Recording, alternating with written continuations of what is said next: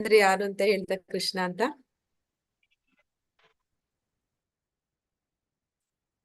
ಹರೇ ಕೃಷ್ಣ. ಆತ್ಮ ಮಾತಾಜಿ. ಬ್ರಹ್ಮ ಅಂದ್ರೆ ಜೀವಾತ್ಮ. ಬ್ರಹ್ಮ ಅಂದ್ರೆ ನಮ್ಗೆ ಗೊತ್ತಿರುವಂತ ಒಂದೇ ಒಂದು ಬ್ರಹ್ಮ ಅಂದ್ರೆ ಚತುರ್ಮುಖಿ ಬ್ರಹ್ಮ, ಅವನು ಕೂಡ ಜೀವಾತ್ಮ. ಹಾಗೆ ಎಲ್ಲ ಜೀವಾತ್ಮಗಳನ್ನ ಒಟ್ಟಾರೆಯಾಗಿ ಬ್ರಹ್ಮನ್ ಅಂತ ಕರೀತಾರೆ. ನಂತರ ಆ ಕರ್ಮ ಅಂದ್ರೆ ಏನು ಅಂತ ಕೇಳ್ದ. ಹರೇ ಕೃಷ್ಣ. ಯಾರಾದ್ರೂ ಹೇಳ್ತೀರಾ ಕರ್ಮಕ್ಕೆ ಏನು ಉತ್ತರ ಕೊಟ್ಟ ಪರಮಾತ್ಮ ಅಂತ?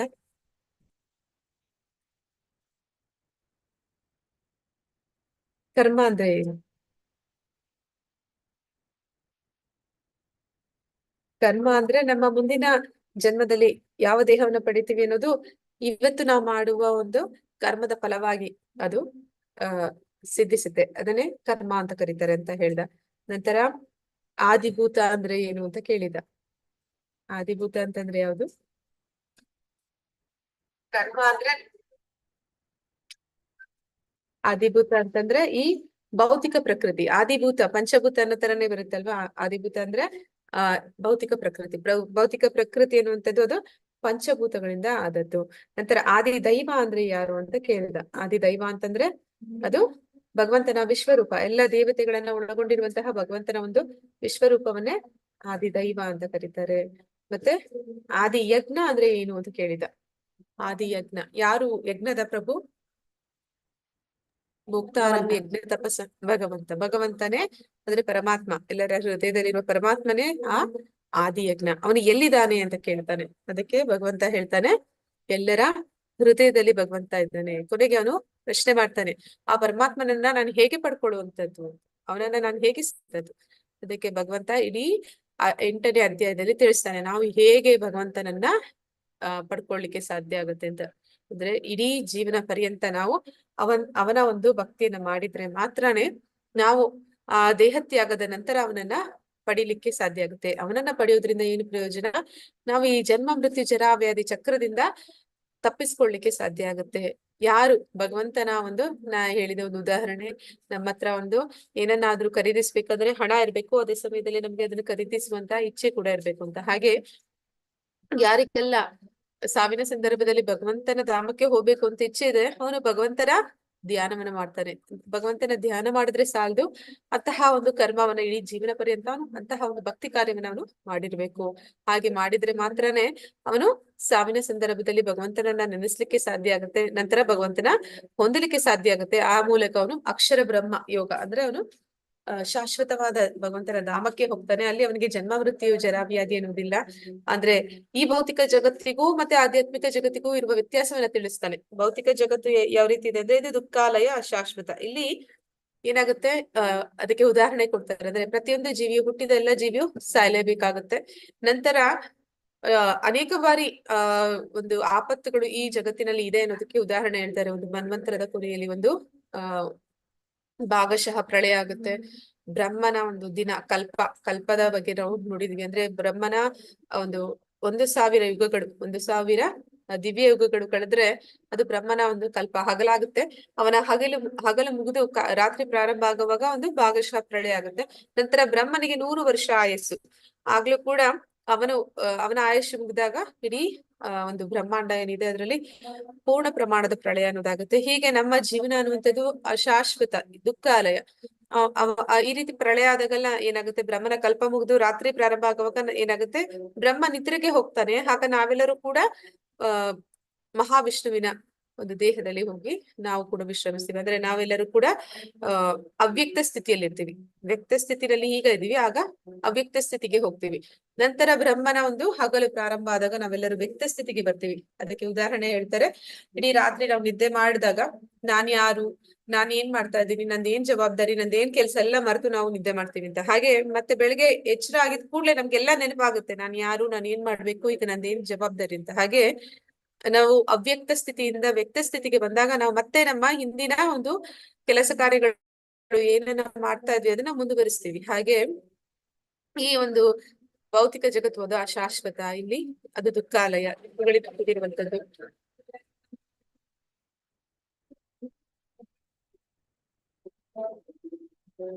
ಆಮೇಲೆ ಏನಾಗುತ್ತೆ, ಆಧ್ಯಾತ್ಮಿಕ ಜಗತ್ತು ಅದು ಯಾವ ರೀತಿ ಇದೆ ಅಂತ ಹೇಳ್ತಾರೆ. ಆಧ್ಯಾತ್ಮಿಕ ಜಗತ್ತು ಅನ್ನುವಂಥದ್ದು ಅದು ಅಲ್ಲಿ ಯಾವುದೇ ಒಂದು ಈ ಜನ್ಮ ಮೃತ್ಯು ಜರ ವ್ಯಾಧಿ ಇಲ್ಲದೆ ಇರುವಂತದ್ದು ಭಗವಂತನ ಧಾಮ. ಅಲ್ಲಿ ಎಲ್ಲರೂ ಕೂಡ ಸಂತೋಷದಿಂದ, ಆನಂದದಿಂದ, ಪೂರ್ಣ ಜ್ಞಾನದಿಂದ ಶಾಶ್ವತವಾಗಿ ಅಲ್ಲಿ ನೆಲೆಸಿರ್ತಾರೆ.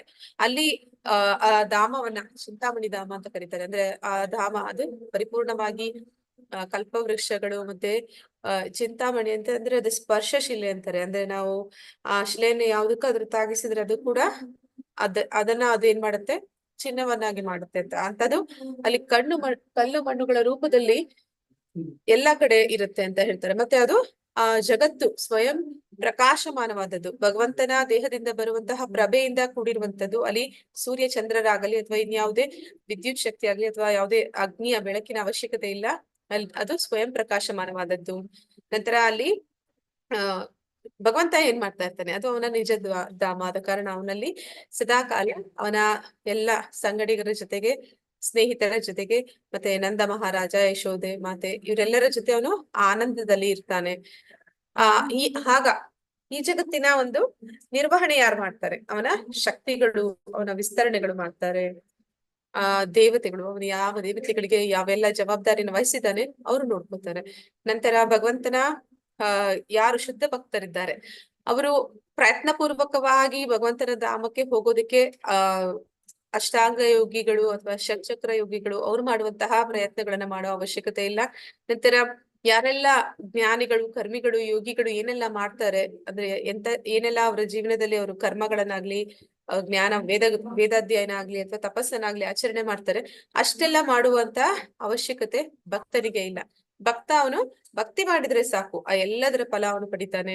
ಮತ್ತೆ ಭಗವಂತನೇ ಅವನ ಒಂದು ಜವಾಬ್ದಾರಿಯನ್ನ ತಗೋತಾರೆ. ಅದಕ್ಕೆ ನಾವು ಉದಾಹರಣೆ ಕೊಟ್ಟೆ, ನಾವ್ ಯಾವ್ದಾದ್ರು ಫಾರಿನ್ ಕಂಟ್ರಿಗೆ ಹೋಗ್ಬೇಕಾದ್ರೆ ವೀಸಾ, ಪಾಸ್ಪೋರ್ಟ್ ಎಲ್ಲ ಮಾಡಿಸ್ಬೇಕಾಗತ್ತೆ. ಆದ್ರೆ ಪುಟ್ಟ ಮಗು ಇತ್ತು ಮನೆಯಲ್ಲಿ ಅಂತಂದ್ರೆ ತಂದೆ ಅದರ ಜವಾಬ್ದಾರಿ ಎತ್ಕೊಂಡಿದ್ದಾರೆ ಅಂದ್ರೆ ಅವರೇ ಸ್ವತಃ ಅವನ್ಗೆ ಏನೆಲ್ಲ ಬೇಕು ಮತ್ತೆ ಅವರ ಹೆಗಲೇ ಹೇರಿ ಅವನು ಅವರ ಜೊತೆಯಲ್ಲೇ ಹೋಗೋದಕ್ಕೂ ಸಾಧ್ಯ ಆಗುತ್ತೆ. ಹಾಗೆ ಭಗವಂತನ ಭಕ್ತರು ಭಗವಂತನ ಒಂದು ಭಕ್ತಿ ಮಾಡಿದ್ರೆ ಸಾಕು, ಭಗವಂತ ನಮ್ಗೆ ಏನೆಲ್ಲ ಅವಶ್ಯಕತೆಗಳು ಬೇಕಿದೆ ಮತ್ತೆ ಯಾವ ಕಾಲಕ್ಕೆ ಏನಾಗ್ಬೇಕಾಗಿದೆ ಅದೆಲ್ಲ ಅವನೇ ನಿರ್ವಹಣೆ ಮಾಡ್ಕೋದು. ಅಂದ್ರೆ ಅದೆಲ್ಲ ಜವಾಬ್ದಾರಿಯನ್ನ ಅವನ ಸ್ವೀಕಾರ ಮಾಡ್ತಾನೆ. ಹೀಗೆ ಭಗವಂತನ ಧಾಮದ ಬಗ್ಗೆ ಮತ್ತೆ ದೇಹತ್ಯಾಗ ಮಾಡುವಾಗ ಅವನ ಒಂದು ನೆನಪಾಗ್ಬೇಕು. ಅವನ ನೆನಪಾಗ್ದಿರ ಬೇರೆ ಯಾರಾದ್ರೂ ನೆನಪಾದ್ರೆ ಏನಾಗ್ತೀವಿ, ಯಾರನ್ನ ನೆನೆಸ್ತೀವಿ, ಅದೇ ಒಂದು ರೂಪವನ್ನ ಪಡಿತೀವಿ, ಅದೇ ಒಂದು ಮನೆಯಲ್ಲಿ ಜನ್ಮವನ್ನ ಪಡಿತೀವಿ. ಆದ್ರೆ ಅದಕ್ಕೆ ತಕ್ಕ ಹಾಗೆ ಒಂದು ಅಂದ್ರೆ ನಾವು ನೋಡ್ತೀವಿ ಅಜಾಮಿಳನ ಕಥೆಯಲ್ಲಿ, ಅಜಾಮಿಳ ಅವನು ಏನಂತಾರೆ, ಭಗವಂತನ ಒಂದು ಸ್ಮರಣೆಯನ್ನ ಅವನು ಮಾಡಿಲ್ಲ. ಅವ್ನು ಮಾಡಿದ್ದವನ ಮಗನ ಹೆಸರನ್ನಷ್ಟೇ ಕರೆದದ್ದು. ಆದ್ರೆ ಆ ಸಾವಿನ ಸಂದರ್ಭದಲ್ಲಿ ಭಗವಂತನ ನಾಮಸ್ಮರಣೆ ಮಾಡಿದ ಅಂತ ಹೇಳಿ ವಿಷ್ಣು ದೂತರು ಬರ್ತಾರೆ. ಆದ್ರೆ ಅವರು ಕೂಡ ಕರ್ಕೊಂಡೋಗಲ್ಲ. ಯಾಕೆ ಅಂತಂದ್ರೆ ಅವನು ಆ ಭಕ್ತಿ ಪುಣ್ಯವನ್ನ ಸಂಪಾದನೆ ಮಾಡಿಲ್ಲ. ಆದ ಕಾರಣ ಅವನಿಗೆ ಇನ್ನೊಂದು ಅವಕಾಶ ಕೊಡ್ತಾರೆ. ನಂತರ ಅವನು ಭಕ್ತಿಯಲ್ಲಿ ಮುಂದುವರೆದು ಅವನು ಭಗವಂತನ ಧಾಮವನ್ನ ಸೇರ್ತಾನೆ. ಹೀಗೆ ನಾವು ನಿನ್ನೆ ಅನೇಕ ವಿಚಾರಗಳನ್ನ ತಿಳ್ಕೊಂಡ್ವಿ. ಈಗ ಇದು ಒಂದು ಭಕ್ತಿ ಯೋಗ ಅಂತ ಕರೀತಾರೆ. ಈಗ ನಾವು ಕಲಿತಿರುವಂತಹ ಅಧ್ಯಾಯಗಳು ಭಕ್ತಿ ಯೋಗ. 7ನೇ ಅಧ್ಯಾಯದಿಂದ 12ನೇ ಅಧ್ಯಾಯದವರೆಗೆ ನಾವು ತಿಳ್ಕೊಳ್ಳುವಂತದ್ದು ನೇರವಾಗಿ ಭಕ್ತಿಯ ಬಗ್ಗೆನೆ ನಾವು ತಿಳ್ಕೊಳ್ತೀವಿ. ಈಗ ಇವತ್ತಿನ ಅಧ್ಯಾಯದ ಹೆಸರು ರಾಜವಿದ್ಯಾ ರಾಜಗುಹ್ಯ ಯೋಗ. ಅಂದ್ರೆ ಇದು ರಹಸ್ಯತಮ ಜ್ಞಾನ. ಅಂದ್ರೆ ಭಗವಂತ ಅರ್ಜುನನಿಗೆ ಅತ್ಯಂತ ರಹಸ್ಯವಾದ ಜ್ಞಾನವನ್ನ ತಿಳಿಸ್ತಾ ಇದ್ದಾನೆ. ಈ ವಿದ್ಯೆಯನ್ನ ರಾಜವಿದ್ಯಾ ಅಂತ ಯಾಕೆ ಕರೀತಾರೆ ಅಂದ್ರೆ, ನಾವು ಶಾಲಾ ಕಾಲೇಜುಗಳಲ್ಲಿ ಭೌತಿಕ ವಿದ್ಯೆಯನ್ನ ತಿಳ್ಕೊತೀವಿ. ಅಲ್ಲಿ ಎಲ್ಲೂ ಕೂಡ ನಮಗೆ ಅಂದ್ರೆ ಈಗಿನ ಕಾಲದಲ್ಲಿ, ಹಿಂದಿನ ಕಾಲದಲ್ಲಿ ಒಂದು ಮಾರಲ್ ಸೈನ್ಸ್ ಅಂದ್ರೆ ನೀತಿ ಪಾಠಗಳು ಅಂತಿತ್ತು. ಈಗಿನ ಕಾಲದಲ್ಲಿ ನೀತಿ ಪಾಠಗಳು ಅನ್ನೋ ಹೆಸರಲ್ಲಿ ಅಲ್ಲಿ ನೀತಿನೂ ಇರೋದಿಲ್ಲ, ಮಕ್ಕಳು ಏನು ಅಂತದ ಒಂದು ವಿಚಾರವನ್ನ ತಿಳ್ಕೊಳ್ಳೋದು ಇಲ್ಲ. ಆದ್ರೆ ಅದಕ್ಕಿಂತ ಹೆಚ್ಚಾಗಿ ಆತ್ಮದ ಬಗ್ಗೆ ಯಾವುದೇ ಒಂದು, ಅಂದ್ರೆ ಇಲ್ಲಿ ಬಯಾಲಜಿ ಅಂತ ಹೇಳ್ತಾರೆ, ಅಂದ್ರೆ ಅದು ದೇಹದ ಬಗ್ಗೆ ತಿಳಿಸ್ತಾರೆ ಹೊರತು ಆತ್ಮದ ಬಗ್ಗೆ ಎಲ್ಲೂ ತಿಳಿಸೋದಿಲ್ಲ. ಮತ್ತೆ ಪರಮಾತ್ಮನ ಬಗ್ಗೆ ಅಂತೂ ಈಗಿನ ಭೌತಿಕ ಜಗತ್ತಿನ ಒಂದು ಎಜುಕೇಶನ್ ಸಿಸ್ಟಮ್ ಯಾವ ರೀತಿ ಇದೆ ಅಂತಂದ್ರೆ, ಅವರು ಪರಿಪೂರ್ಣವಾಗಿ ಒಂದು ಡಿಗ್ರಿ ಪಡ್ಕೊಂಡ್ರು ಅಂತಂದ್ರೆ ಪ್ರಭುಪಾದರು ಅವ್ರು ಹೇಳ್ತಾರೆ ಏನ್ ಮಾಡ್ತಾ ಇದ್ದಾರೆ ಇಲ್ಲಿ ಅಂತಂದ್ರೆ, ಭೌತಿಕ ಒಂದು ಶಿಕ್ಷಣದಲ್ಲಿ ಅವರನ್ನ 4 ಕಾಲಿನ ಪ್ರಾಣಿಗಳ ಹಾಗೆ ಇವರು 2 ಕಾಲಿನ ಪ್ರಾಣಿಗಳನ್ನ ಸಿದ್ಧ ಮಾಡ್ತಾ ಇದ್ದಾರೆ. ಅವರೆಲ್ಲರೂ ಕೂಡ ಕಸಾಯಿಖಾನೆಗೆ ಹೋಗೋದಕ್ಕೆ ಸಿದ್ಧರಾಗ್ತಾ ಇದಾರೆ ಅಂತ. ಅಂದ್ರೆ ಯಾವಾಗ ಅವನು ಪರಿಪೂರ್ಣವಾಗಿ ಒಂದು ವಿದ್ಯೆಯನ್ನ ಕಲಿತಾನೆ, ಭೌತಿಕ ಜ್ಞಾನವನ್ನ ಪಡ್ಕೋತಾನೆ, ಅವನು ಯಾವ ರೀತಿ ತಯಾರಾಗ್ತಾನೆ ಅಂತಂದ್ರೆ, ಅವನು ಗುರು ಹಿರಿಯರಿಗಾಗ್ಲಿ ಅಥವಾ ಭಗವಂತನಿಗಾಗ್ಲಿ ವಿಧೇಯತೆ ಅನ್ನೋದು ಇರೋದಿಲ್ಲ. ಅವರು ಯಾವತ್ತೂ ಕೂಡ ತಲೆಬಾಗೋದಿಲ್ಲ. ಭಗವಂತನ ಮುಂದೆ ಒಂದು ಸಾಷ್ಟಾಂಗ ನಮಸ್ಕಾರ ಮಾಡೋದಿಲ್ಲ. ಭಗವಂತ ಫಸ್ಟ್ ಆಫ್ ಆಲ್ ಇದಾನ ಅಂತ ಪ್ರಶ್ನೆ ಮಾಡುವಂತಹ ಒಂದು ಆ ವಿಧಾನದಲ್ಲಿ ಅವರು ಬೆಳೆದಿರ್ತಾರೆ. ಅಂದ್ರೆ ಪ್ರತಿಯೊಂದನ್ನು ಕೂಡ ಅವರು ವೈಜ್ಞಾನಿಕವಾಗಿಯೇ ನಾವು ತಿಳ್ಕೊಳ್ಳುವಂತದ್ದು. ಅವರಿಗೆ ಗೊತ್ತಿಲ್ಲ ಈ ವೈಜ್ಞಾನಿಕ ಒಂದು ತಿಳುವಳಿಕೆ ಅನ್ನೋದಾಗ್ಲಿ ಅಥವಾ ಈ ಭೌತಿಕ ಜಗತ್ತಿನಲ್ಲಿ ನಮ್ಗಿರುವಂತಹ ಒಂದು ಈ ಪಂಚಭೂತಗಳಿಂದ ಆದಂತಹ ಇಂದ್ರಿಯಗಳಿಂದ ಆಗ್ಲಿ ಅದ್ಯಾವುದು ಪರಿಪೂರ್ಣ ಅಲ್ಲ. ಅದರಿಂದ ನಾವು ಭಗವಂತನನ್ನಾಗ್ಲಿ ನಮ್ಮ ಒಳಗಡೆ ಇರುವಂತಹ ಆತ್ಮನನ್ನೇ ಆಗ್ಲಿ ಕಾಣ್ಲಿಕ್ಕೆ ಸಾಧ್ಯ ಇಲ್ಲ ಅಂತ. ಆದ್ದರಿಂದ ಇದನ್ನ ರಾಜವಿದ್ಯ, ಎಲ್ಲಾ ವಿದ್ಯೆಗಳ ರಾಜ ಅಂತ ಕರಿತಾ ಇದ್ದಾರೆ. ಭಗವಂತ ಯಾವ ಜ್ಞಾನವನ್ನ ಕೊಡ್ತಾ ಇದ್ದಾನೆ ಅದನ್ನ. ನಂತರ ಇದು ತುಂಬಾ ರಹಸ್ಯತಮವಾದದ್ದು, ಅಂದ್ರೆ ತುಂಬಾ ರಹಸ್ಯವಾದದ್ದು, ಗೌಪ್ಯವಾದದ್ದು. ಇದು ಎಲ್ಲರಿಗೂ ಕೂಡ ಎಟುಕುವಂತದ್ದಲ್ಲ. ಅಂದ್ರೆ ಈಗ ಅನೇಕ ಬಾರಿ ಭಗವದ್ಗೀತೆ ಯಾವ ರೀತಿ ಇರುತ್ತೆ ಅಂತಂದ್ರೆ, ಕೆಲವೊಬ್ರು ಆ ಪುಸ್ತಕವನ್ನ ಅಂದ್ರೆ ಭಗವದ್ಗೀತೆ ಗ್ರಂಥವನ್ನ ತೆಗೆದು ಎಷ್ಟು ಸತಿ ಓದಿದ್ರು ಅವ್ರಿಗೆ ಅರ್ಥ ಆಗದೆ ಹೋಗ್ಬೋದು. ಅದಕ್ಕೆ ಒಂದು ಉದಾಹರಣೆ ಪ್ರಭುಪಾದ್ರು ಏನಂತ ಹೇಳ್ತಾರೆ ಅಂದ್ರೆ, ಈ MBBS ಯಾರು ಡಾಕ್ಟರ್ ಇರ್ತಾರೆ, ಅವರ ಪುಸ್ತಕಗಳು ಮಾರುಕಟ್ಟೆಯಲ್ಲಿ ನಮಗೂ ಲಭ್ಯ ಇರ್ಬೋದು. ಅದನ್ನ ತಗೊಂಬಂದು ನಾವು ಓದ್ಬಿಟ್ಟು ನಾವು ಸರ್ಜರಿ ಮಾಡ್ತೀವಿ ಅಂದ್ರೆ ಆಗೋದಿಲ್ಲ. ಹಾಗೆ ಅದನ್ನ ಗುರುಗಳ ಮೂಲಕ ತಿಳಿಬೇಕಾಗುತ್ತೆ. ಇದು ರಹಸ್ಯತಮವಾದದ್ದು, ಅಂದ್ರೆ ಇದನ್ನ ಓಪನ್ ಮಿಸ್ಟ್ರಿ ಅಂತಾರೆ. ಅದು ನಿಮ್ ಎದುರುಗಡೆನೆ ಇದೆ, ನೀವು ಅದನ್ನ ಓದ್ತೀರಿ, ಆದ್ರೂ ನಿಮ್ಗೆ ಅದು ಸುಲಭವಾಗಿ ಅರ್ಥ ಮಾಡ್ಕೊಳ್ಳಿಕ್ಕೆ ಸಾಧ್ಯ ಇಲ್ಲ. ಅಷ್ಟೊಂದದು ರಹಸ್ಯತಮವಾದದ್ದು. ಆ ರಹಸ್ಯ ನಿಮ್ಗೆ ತಿಳಿಬೇಕು ಅಂತಂದ್ರೆ ನಿಮ್ಮಲ್ಲಿ ಕೂಡ ಕೆಲವೊಂದು ವಿಶೇಷತೆಗಳು ಇರಬೇಕು. ಅದಿಲ್ಲ ಅಂತಂದ್ರೆ ನಿಮ್ಗೆ ಆ ರಹಸ್ಯ ಅದು ಬರೀ ಅಕ್ಷರಗಳಾಗಿ ಮಾತ್ರನೇ ಉಳಿಯುತ್ತೆ. ಇವತ್ತಿನ ಅಧ್ಯಾಯದಲ್ಲಿ ಏನೆಲ್ಲ ವಿಷಯಗಳು ಇದೆ ಅಂತ ನಾವು ಮೊದಲಿಗೆ ನೋಡೋಣ.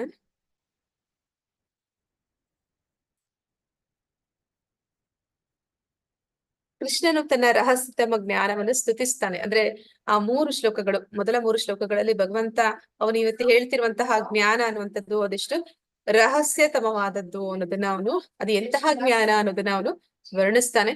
ನಂತರ ಐಶ್ವರ್ಯ ಜ್ಞಾನ, Krishna's relationship with this word, ಅಂದ್ರೆ ಭಗವಂತನ ಒಂದು ಸಂಬಂಧ ಈ ಭೌತಿಕ ಜಗತ್ತಿನೊಂದಿಗೆ ಹೇಗೆ ಎಲ್ಲವೂ ಕೂಡ ಅವನಿಂದ ಬಂದಿದೆ ಅನ್ನೋದನ್ನ 4ರಿಂದ 10 ಶ್ಲೋಕಗಳಲ್ಲಿ ತಿಳಿತೀವಿ. ಮತ್ತೆ ಡಿಫ್ರೆಂಟ್ ಟೈಪ್ಸ್ ಆಫ್ ವರ್ಷಿಪರ್ಸ್, ಅಂದ್ರೆ ಭಗವಂತನ ಆರಾಧಕರು, ಬೇರೆ ಬೇರೆ ರೀತಿ ಭಗವಂತನ ಆರಾಧನೆ ಮಾಡುವವರಿದ್ದಾರೆ. ನಿರಾಕಾರ ಬ್ರಹ್ಮನನ್ನ ಆರಾಧನೆ ಮಾಡುವಂತವ್ರು, ಭಗವಂತನ ವಿಶ್ವರೂಪವನ್ನು ಆರಾಧನೆ ಮಾಡುವಂತವ್ರು, ದೇವತೆಗಳನ್ನ ಆರಾಧನೆ ಮಾಡುವಂತವ್ರು.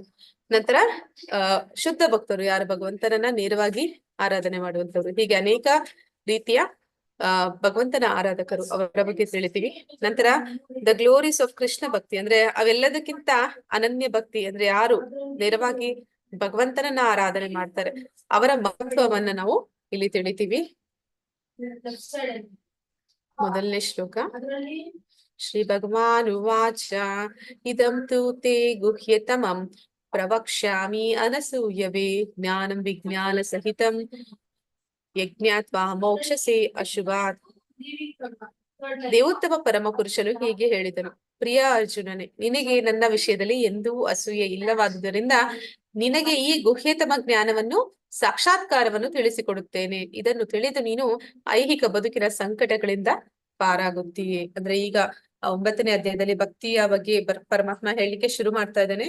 ಆ ಜ್ಞಾನವನ್ನ ಭಗವಂತ ಅರ್ಜುನನಿಗೆ ಯಾಕೆ ಹೇಳ್ತಾ ಇದ್ದಾನೆ ಅಂತಂದ್ರೆ, ಮೊದಲ ಅರ್ಹತೆ ಅರ್ಜುನನಲ್ಲಿ ಇರುವಂತದ್ದು ನಮ್ಮಲ್ಲೂ ಕೂಡ ಅರ್ಹತೆ ಇದ್ರೆ ಮಾತ್ರನೇ ತಿಳಿಲಿಕ್ಕೆ ಸಾಧ್ಯ.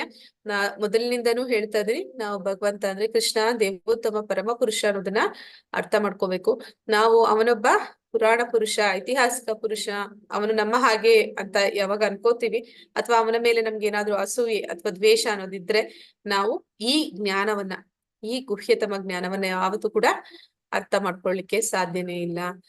ಅಂದ್ರೆ ಇದು 3 ರೀತಿಯ ಒಂದು ಜ್ಞಾನವನ್ನ ಹೇಳ್ತಾರೆ. ಗುಹ್ಯತರ, ಗುಹ್ಯತಮ ಅಂತ, ಅಂದ್ರೆ ಗುಡ್, ಬೆಟರ್, ಬೆಸ್ಟ್ ಅಂತಾರಲ್ಲ ಹಾಗೆ. ಮೊದಲಿಗೆ 2ನೇ ಅಧ್ಯಾಯದಲ್ಲಿ ಭಗವಂತ ತಿಳಿಸಿಕೊಡುವಂತಹ ಜ್ಞಾನ ಅದು ಎಂತಹ ಜ್ಞಾನ? ಗುಹ್ಯ ಅಂತ ಕರೀತಾರೆ ಅದನ್ನ, ಆತ್ಮಜ್ಞಾನ. ಧನ್ಯವಾದಗಳು ಮಾತಾಜಿ. ಅಂದ್ರೆ ಭಗವಂತ ನೇರವಾಗಿ ಆತ್ಮದ ಜ್ಞಾನವನ್ನ ತಿಳಿಸ್ಕೊಡ್ತಾನೆ ಅರ್ಜುನನಿಗೆ. ನಂತರ ಈಗ ಅವನು ಮುಂದೆ ಏನ್ ಹೇಳ್ತಾನೆ, ಪರಮಾತ್ಮನ ಜ್ಞಾನವನ್ನ ತಿಳಿಸ್ಕೊಡ್ತಾನೆ. ನಂತರ ಅವನು ಭಕ್ತಿಯಲ್ಲಿ ಶುದ್ಧ ಭಕ್ತರು ಯಾರಿದ್ದಾರೆ ಅವನನ್ನ ಭಗವಾನ್ ಅಂತಂದ್ರೆ ಷಡೈಶ್ವರ್ಯಗಳಿಂದ ಷಡೈಶ್ವರ್ಯ ಪೂರ್ಣನಾದ ಇಲ್ಲಿ ನಾವು ನೋಡ್ತಾ ಇದ್ದೀವಿ ಅವನ ಒಂದು ರೂಪ, ಅಂದ್ರೆ ಶ್ಯಾಮ ಸುಂದರ ರೂಪ. ಭಗವಂತ ಅಂತಂದ್ರೆ ಅವನೊಬ್ಬ ಪುರುಷ, ಅವನೊಬ್ಬ ವ್ಯಕ್ತಿ. ನಾವು ನೋಡಿದ್ವಿ ನಿನ್ನೆ ಅಧ್ಯಾಯದಲ್ಲಿ ಸಾವಿನ ಸಂದರ್ಭದಲ್ಲಿ ಭಗವಂತನನ್ನ ನೆನಿಬೇಕಂದ್ರೆ ಯಾವ ರೀತಿ ನೆನಿಬೇಕು ಅಂದ್ರೆ ಅವನು ಕವಿ, ಪುರಾಣ ಪುರುಷ, ಅಂದ್ರೆ ಅವನು ಎಲ್ಲವನ್ನೂ ತಿಳಿದಂತವನು, ಮತ್ತೆ ಎಲ್ಲರಿಗೂ ಕೂಡ ಮೂಲ ಪುರುಷ, ನಂತರ ಅವನು ಒಂದು ಶ್ಲೋಕ ಬರುತ್ತೆ ಕೊನೆಯಲ್ಲಿ, ಯಾವ ರೀತಿ ಪರಮಾತ್ಮನನ್ನ ಸಾವಿನ ಸಂದರ್ಭದಲ್ಲಿ ನಾವು ನೆನಿಬೇಕು ಅಂದ್ರೆ ಅಚಿಂತ್ಯ, ಅಂದ್ರೆ ನಮ್ಮ ಒಂದು ಚಿಂತನೆಗೆ ನಿಲುಕದವನು. ಹಾಗೆ ಭಗವಂತನನ್ನ ನಾವು ನೆನೆಸ್ಬೇಕು ಸಾವಿನ ಸಂದರ್ಭದಲ್ಲಿ ಅಂತ. ಹಾಗೆ ಭಗವಂತ ಅನ್ನುವಂಥದ್ದು ಅವನ ಧಾಮದಲ್ಲಿದ್ದಾನೆ, ಅದೇ ಸಮಯದಲ್ಲಿ ಎಲ್ಲರ ಹೃದಯದಲ್ಲೂ ಇರ್ತಾನೆ. ಆ ರೀತಿ ನಾವು ನೋಡಿದಾಗ ನಮ್ಮ ಚಿಂತನೆಗೆ ಮೀರಿದವನು. ಅವನ ದೇಹದಿಂದ ಅನೇಕ ಬ್ರಹ್ಮಾಂಡಗಳು, ದೊಡ್ಡ ದೊಡ್ಡ ಬ್ರಹ್ಮಾಂಡಗಳು ಅವು ಸೃಷ್ಟಿ ಆಗ್ತವೆ. ಆದ್ರೆ ಸಣ್ಣದಕ್ಕಿಂತ ಸಣ್ಣ ಜೀವಿಯ ಒಳಗೂ ಕೂಡ ಪರಮಾತ್ಮನಾಗಿ ಅವನು ಆ ಒಂದು ಹೃದಯವನ್ನ ಹೊಕ್ಕಿ ಅವನಿದಾನೆ ಅಂತ. ಹೀಗೆ ಪರಮಾತ್ಮ ಅವನು ಅಚಿಂತ್ಯ, ಅವನು ಸದಾ ಅವನ ಧಾಮದಲ್ಲಿ ಆನಂದದಲ್ಲಿ ಇರ್ತಾನೆ. ಆದ್ರೆ ಅವನ ಶುದ್ಧ ಭಕ್ತರು ಇಲ್ಲಿ ಕೂಗಿದ ಒಂದು ಕರೆ ಮಾತ್ರಕ್ಕೆ ಅವನು ಆ ನಿಮಿಷಕ್ಕೆ ಬಂದು ಅಲ್ಲಿ ನಿಲ್ತಾನೆ. ಹಾಗೆ ಭಗವಂತ ಅವನ ಒಂದು ಏನೆಲ್ಲ ಅವನ ಗುಣಗಳು ಲೀಲೆಗಳಿದೆ ಅದೆಲ್ಲವೂ ಕೂಡ ನಮ್ಮ ಒಂದು ಈ ಸಣ್ಣ ಮೆದುಳಿಗೆ ಎಟುಕೋದಿಕ್ಕೆ ಸಾಧ್ಯ ಇಲ್ಲ. ಅವೆಲ್ಲವೂ ಕೂಡ ಅಚಿಂತ್ಯ ಅಂತ ನೋಡಿದ್ವಿ. ಈಗ ದೇವೋತ್ತಮ ಪರಮಪುರುಷ ಅಂತಹ ಒಂದು ಜ್ಞಾನವನ್ನ ತಿಳಿಸ್ತಾ ಇದ್ದಾನೆ. ಆ ಜ್ಞಾನವನ್ನ ಗುಹ್ಯತಮ ಜ್ಞಾನ ಅಂತ ಕರಿತಾ ಇದ್ದಾನೆ. ಅದನ್ನ ಯಾಕೆ ಅರ್ಜುನನಿಗೆ ಹೇಳ್ತಾ ಇದ್ದಾನೆ ಅಂತಂದ್ರೆ, ಅವನಿಗೆ ಕೃಷ್ಣನ ಮೇಲೆ ಅಸೂಯೆ ಅನ್ನೋದಿಲ್ಲ, ದ್ವೇಷ ಅನ್ನೋದಿಲ್ಲ. ಈಗ ನಮ್ಗೆ ಯಾರಾದ್ರೂ ನಮ್ಮ ಶತ್ರು ಅಂತಂದ್ರೆ, ಆ ವ್ಯಕ್ತಿ ನಮ್ಮ ಹತ್ರ ಬಂದು ಒಂದು ವೇಳೆ ಒಂದು ಒಳ್ಳೆ ವಿಚಾರನೆ ಹೇಳ್ಬಿಟ್ರು ಕೂಡ ನಾವ್ ಯಾರನ್ನ ದ್ವೇಷಿಸ್ತೀವಿ, ನಾವೇನ್ ಮಾಡ್ತೀವಿ, ಅವರು ಸತ್ಯವನ್ನೇ ಹೇಳಿದ್ರು ಕೂಡ ಆ ಮಾತಿನಲ್ಲಿ ಇರುವಂತಹ ನಮಗೆ ಬೇಕಾಗಿರೋ ಅಪಾರ್ಥಗಳನ್ನೇ ಅದ್ರಲ್ಲಿ ಹುಡುಕ್ತಿವೆ ಹೊರತು ಅವ್ನು ಹೇಳ್ತಾ ಇರುವಂತ ನೇರವಾಗಿ ಅವ್ನಿಗೆ ಹೇಳುವಂತ ಸತ್ಯವನ್ನ ನಾವು ತಿಳ್ಕೊಳ್ಳೋದಿಲ್ಲ, ಕೇಳೋದಿಲ್ಲ, ಅದನ್ನ ಒಪ್ಕೊಳ್ಳೋದಿಲ್ಲ. ಹಾಗೆ ಇಲ್ಲಿ ಅರ್ಜುನ ಆ ರೀತಿ ಅಲ್ಲ. ಅರ್ಜುನ ಭಗವಂತನ ಸಖ ಮತ್ತೆ ಭಗವಂತನ ಭಕ್ತ ಆದ ಕಾರಣ ಅವನಿಗೆ ಭಗವಂತನ ಮೇಲೆ ಭಕ್ತಿ ಇದೆ, ಅವನಿಗೆ ಶರಣಾಗಿದ್ದಾನೆ. ಅವನಲ್ಲಿ ಯಾವುದೇ ಒಂದು ದ್ವೇಷ ಭಾವ ಇಲ್ಲದ ಕಾರಣ ಭಗವಂತ ಅವನಿಗೆ ಇಂತಹ ಒಂದು ರಹಸ್ಯತಮವಾದ ಜ್ಞಾನವನ್ನ ತಿಳಿಸ್ಕೊಡ್ತಾ ಇದ್ದಾನೆ. ಅಂತಹ ಜ್ಞಾನ ಅದು ಏನ್ ಮಾಡುತ್ತೆ ಅಂತಂದ್ರೆ, ಅದು ನಮ್ಮ ಬದುಕಿನ ಐಹಿಕ ಸಂಕಟಗಳಿಂದ ನಮ್ಮನ್ನ ಪಾರು ಮಾಡುತ್ತೆ. ಅಂದ್ರೆ ಈ ಐಹಿಕ ಸಂಕಟಗಳು ಯಾವ್ದೆಲ್ಲ ಇದೆ ಅಂತ ಹೇಳ್ತೀರಾ? ಹರೇ ಕೃಷ್ಣ. ಐಹಿಕ ಭೌತಿಕ ಜಗತ್ತಿನ ಸಂಕಟಗಳು ಅಂದ್ರೆ ಯಾವ್ದು ಅಂತ? ಹರೇ ಕೃಷ್ಣ. ಈ ಭೌತಿಕ ಜಗತ್ತಿನಲ್ಲಿ ಇರುವವರಿಗೆ ಇರುವಂತಹ ಸಂಕಟಗಳು ಯಾವ್ದು ಅಂತ ನಾನು ಏಕಪರಿ ಅದನ್ನ ಮತ್ತೆ ಜನ್ಮ, ಮೃತ್ಯು, ಜರ, ವ್ಯಾಧಿ, ಭಯ. ಆ 4 ಸಂಕಟಗಳು ಮತ್ತೆ ಈ ಕ್ಲೇಶಗಳು ಕೂಡ ಇದೆ ಅಲ್ಲ ಮಾತಾಜಿ? 3 ಕ್ಲೇಶಗಳು. ಆದಿ ಭೌತಿಕ, ಆದಿ ದೈವಿಕ, ಆದಿ ಆಧ್ಯಾತ್ಮಿಕ ಮಾತಾಜಿ. ಹಾ, ಅಂದ್ರೆ ಈ ಆದಿ ಭೌತಿಕ, ಆದಿ ದೈವಿಕ ಮತ್ತೆ ಆಧ್ಯಾತ್ಮಿಕ ಕ್ಲೇಶಗಳು ಅಂದ್ರೆ, ಆದಿ ಭೌತಿಕ ಅಂತಂದ್ರೆ ಈ ಒಂದು ಜೀವಿಗಳಿಂದ, ಇತರ ಜೀವಿಗಳಿಂದ ನಮ್ಗೆ ಬರುವಂತದ್ದು. ಅಂದ್ರೆ ಇತರ ಜೀವಿಗಳು ಅಂದ್ರೆ ಹಾವು ಕಚ್ಚುವಂಥದ್ದು, ನಾಯಿ ಕಚ್ಚುವಂಥದ್ದು, ಅಥವಾ ಇಲ್ಲ ಸೊಳ್ಳೆ ಕಚ್ಚುವಂಥದ್ದು. ಈಗ ಫೇಮಸ್ ಆಗಿ ಬರ್ತಾ ಇದೆ ಡೆಂಗು, ಅದೆಲ್ಲ ಸೊಳ್ಳೆ ಕಚ್ಚುವಂಥದ್ದು.